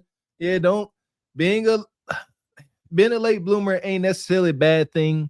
Just don't be a late bloomer around hyenas. They are going to exploit you. They're going to use you and abuse you. But yeah, shout out to the late bloomers, man. Don't let these hyenas shame you just because you ain't got 50, 11 bodies about time you 18. Yeah, this ain't that either now. But definitely get you some daggone experience. Get out there and experience something. There you go. Yeah! So here we are, folks. We done made it through. We talking men lie, women lie, everybody lying, game over. This was a wild show tonight. All right. We started off tonight talking about that brother with them 6 kids being abused. I forgot about that. And then what else we talk about? Love and hip hop over. We can forget about that though. We forgot about that. Young Miami, and we're gonna forget about that. And the main two, this last 2 segments, especially the one with the black women getting triggered by them white women. That was a very good segment tonight. Some we can all take home. Yes, that was my favorite segment because I think that was the segment where we could learn the most. Shout out to those sisters up there again, giving them the grade of a C- on how they handled those trashy Beckys up there, But hopefully some of the pandering I did for some of you, y'all can see the message. It's okay to congratulate the sisters. Shout out to me and my son. We went to a birthday party today. And the sister that hosted it had her doctorates.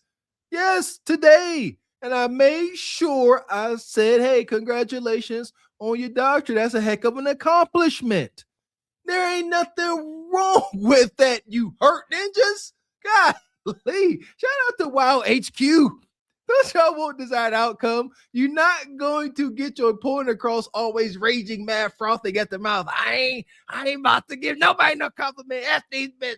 Like, calm down, man. Calm down. Y'all brothers would be surprised how sweet a sister be to you just by you being cordial. I practice it. Just be cordial. Be kind. Just keep your hurt at home. All right. That's what you do. Keep the hurt at home. Yeah, this was definitely a wild show. We talked about a lot of things, and we talked about teaching people how to treat you too, with the gentleman with the twins and all that, and he's completely getting disrespected in his own rights with his own family. They definitely need to figure that situation out. But everybody just take accountability, at the end of the day, with things that we can just work on and just be better at. There's definitely things within, being a Black woman and some of the behaviors and some of the things that we display to the world or whatever. We can definitely tighten up on that. And it's important to have those conversations. It's important to listen to the men who try to talk to us about ourselves. We are not above reproach. We are not above being told that there's things that we need to change about ourselves. Everybody can do it. And it's just good to acknowledge. And then, just Mika and holding herself accountable with her situation, because there's definitely things that she could have done better. There's things that she could have acknowledged early on and not put herself in that situation. But until you are able to acknowledge where you went wrong and the things that you could have done better as a married woman, and even respecting his union and the things that he has going on, regardless of if they have an open relationship or not. There's just ways that she could have moved differently. And if she wants to have the outcomes later on, she's going to have to move as a wife should. And you can't be getting flued out and doing all these things in these hotel rooms with these men doing the most wonky things. And, just your integrity and keeping that intact. Not everything is about money. Sometimes you need to, it's important for you to, secure to secure your character, like Tasha K was saying, bringing up her character and some of the things that she believes, and just being aware of, the men that you're working with or the men that are around you. At the end of the day, men they're going to try to figure it out with you, whether you're married or not. They're always going to shoot their shot. People, they send DMs and they do all that. And shout out to you guys. You guys are always so professional in all of our Discord and everything. Everything is straight to the point. Everything is about business. And I just appreciate that with you fellas, and definitely respect to you and your families and your wives and your families. And I always I've always acknowledged that and really like that about you gentlemen. Always so professional. And I thank you for that. So. Yes, ma'am. Likewise, that's the only way it can be. We can't, this ain't the house of hypocrites up here. Right. We have to walk it like we talk it, and we must be the change we want to see. So appreciate your sister, and likewise. Yeah. That part. So shout out to Sister Ebony, who is more like family. So I call her Sister Ebony. So for sure. For sure. Heck shit. Appreciate you. Yes, thanks for having me again, guys. It was a great show, a lot of laughs and a lot of truths. And so, we can only go up from here. Let's just continue having these conversations, and so that we can change our current generations and the next generations to come. So salute to you guys, and we'll see you guys all tomorrow for the Sunday show. Yes, ma'am. Appreciate you. Have a good night. Have a good morning. Thanks, you too. Bye, guys. Bye, everyone. Shout out to Ebony. We appreciate your sister coming through like you do. Yeah, this was a wild show tonight. Like you said, accountability on all fronts. And y'all know the message stayed the same. We are up here calling out the behavior and the thought processes. Like you said, we don't just hate people, for the sake of them breathing. It's the behavior and the shame, accountability. That's what it is. But you also got to give people credit when it's time to do that as well. That's it. That is how we start to heal. Can't be, fighting hate with hate. Everyone can choose to do what you want. Excuse me, I'm just hung up on desired outcome. I don't go out to this world to try to spread agony and pain because I ain't got that in me. So it's easier for a person like me to be kind to strangers. So there you go. But yeah, shout out to tonight's show. Shout out to presenting the world with your best self. I think that's how you get through the lies that men and women are telling. You can get through that. I truly believe mentally, physically, and spiritually today, if you present the date marker with your best self, you can bypass all the lies, the sneaking and conniving ways. I can hear y'all now. No, you can't. It don't matter what you do, everybody lie. That can be true. But God dang it, you got one life to live and give it all you got.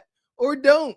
That's the hustlers, athlete's philosophy. Give it all you got. Don't half-ass it. Just go. Give it all you got. Dare to love. Dare to love and get hurt, then not love at all.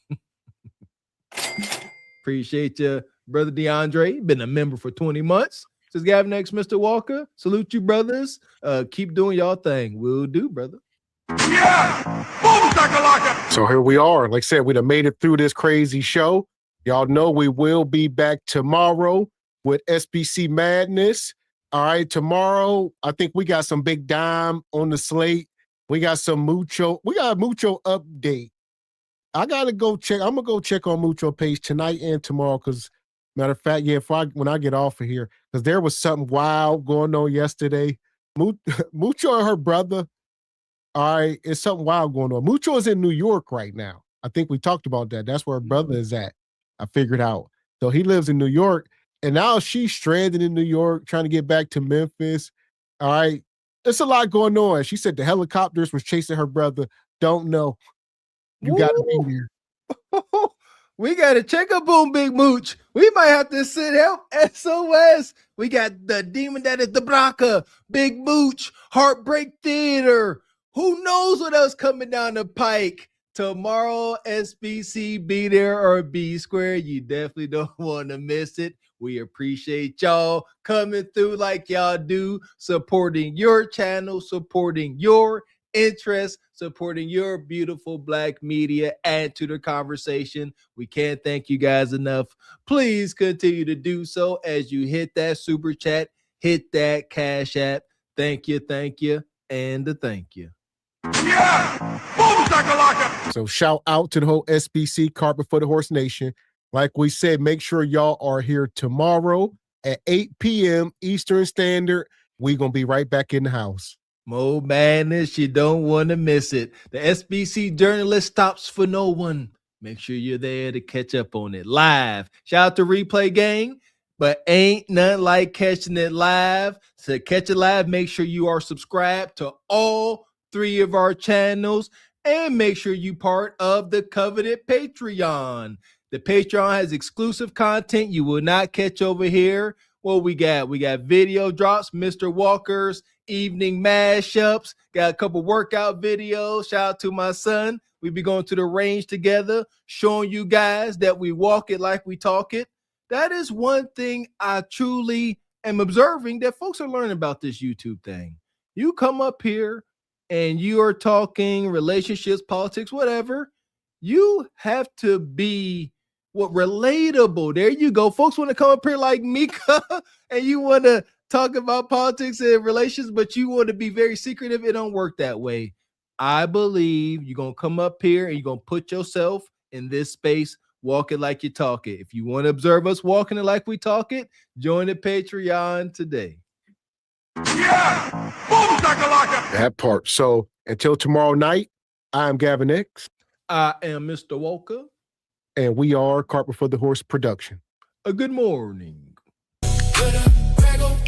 Yeah, the crown stay heavy. We don't fall. Ay. Truth over lies. Yeah, the story been told. Listen, 2 married men from the trenches. Still standing. Still building. Trying to show you it's another way. This ain't hate, this is game. If that like button goes, don't play with it. Subscribe, go, yeah, stay with it. Cash App lit if you rockin' with the flow. Super chats on, yeah, support the show. If you SBC Nation, then you already know. Regal Rumble, yeah, we shaking up the game, let's go. Regal Rumble, Carpet for the horse. Hey, now we running the show. Hey.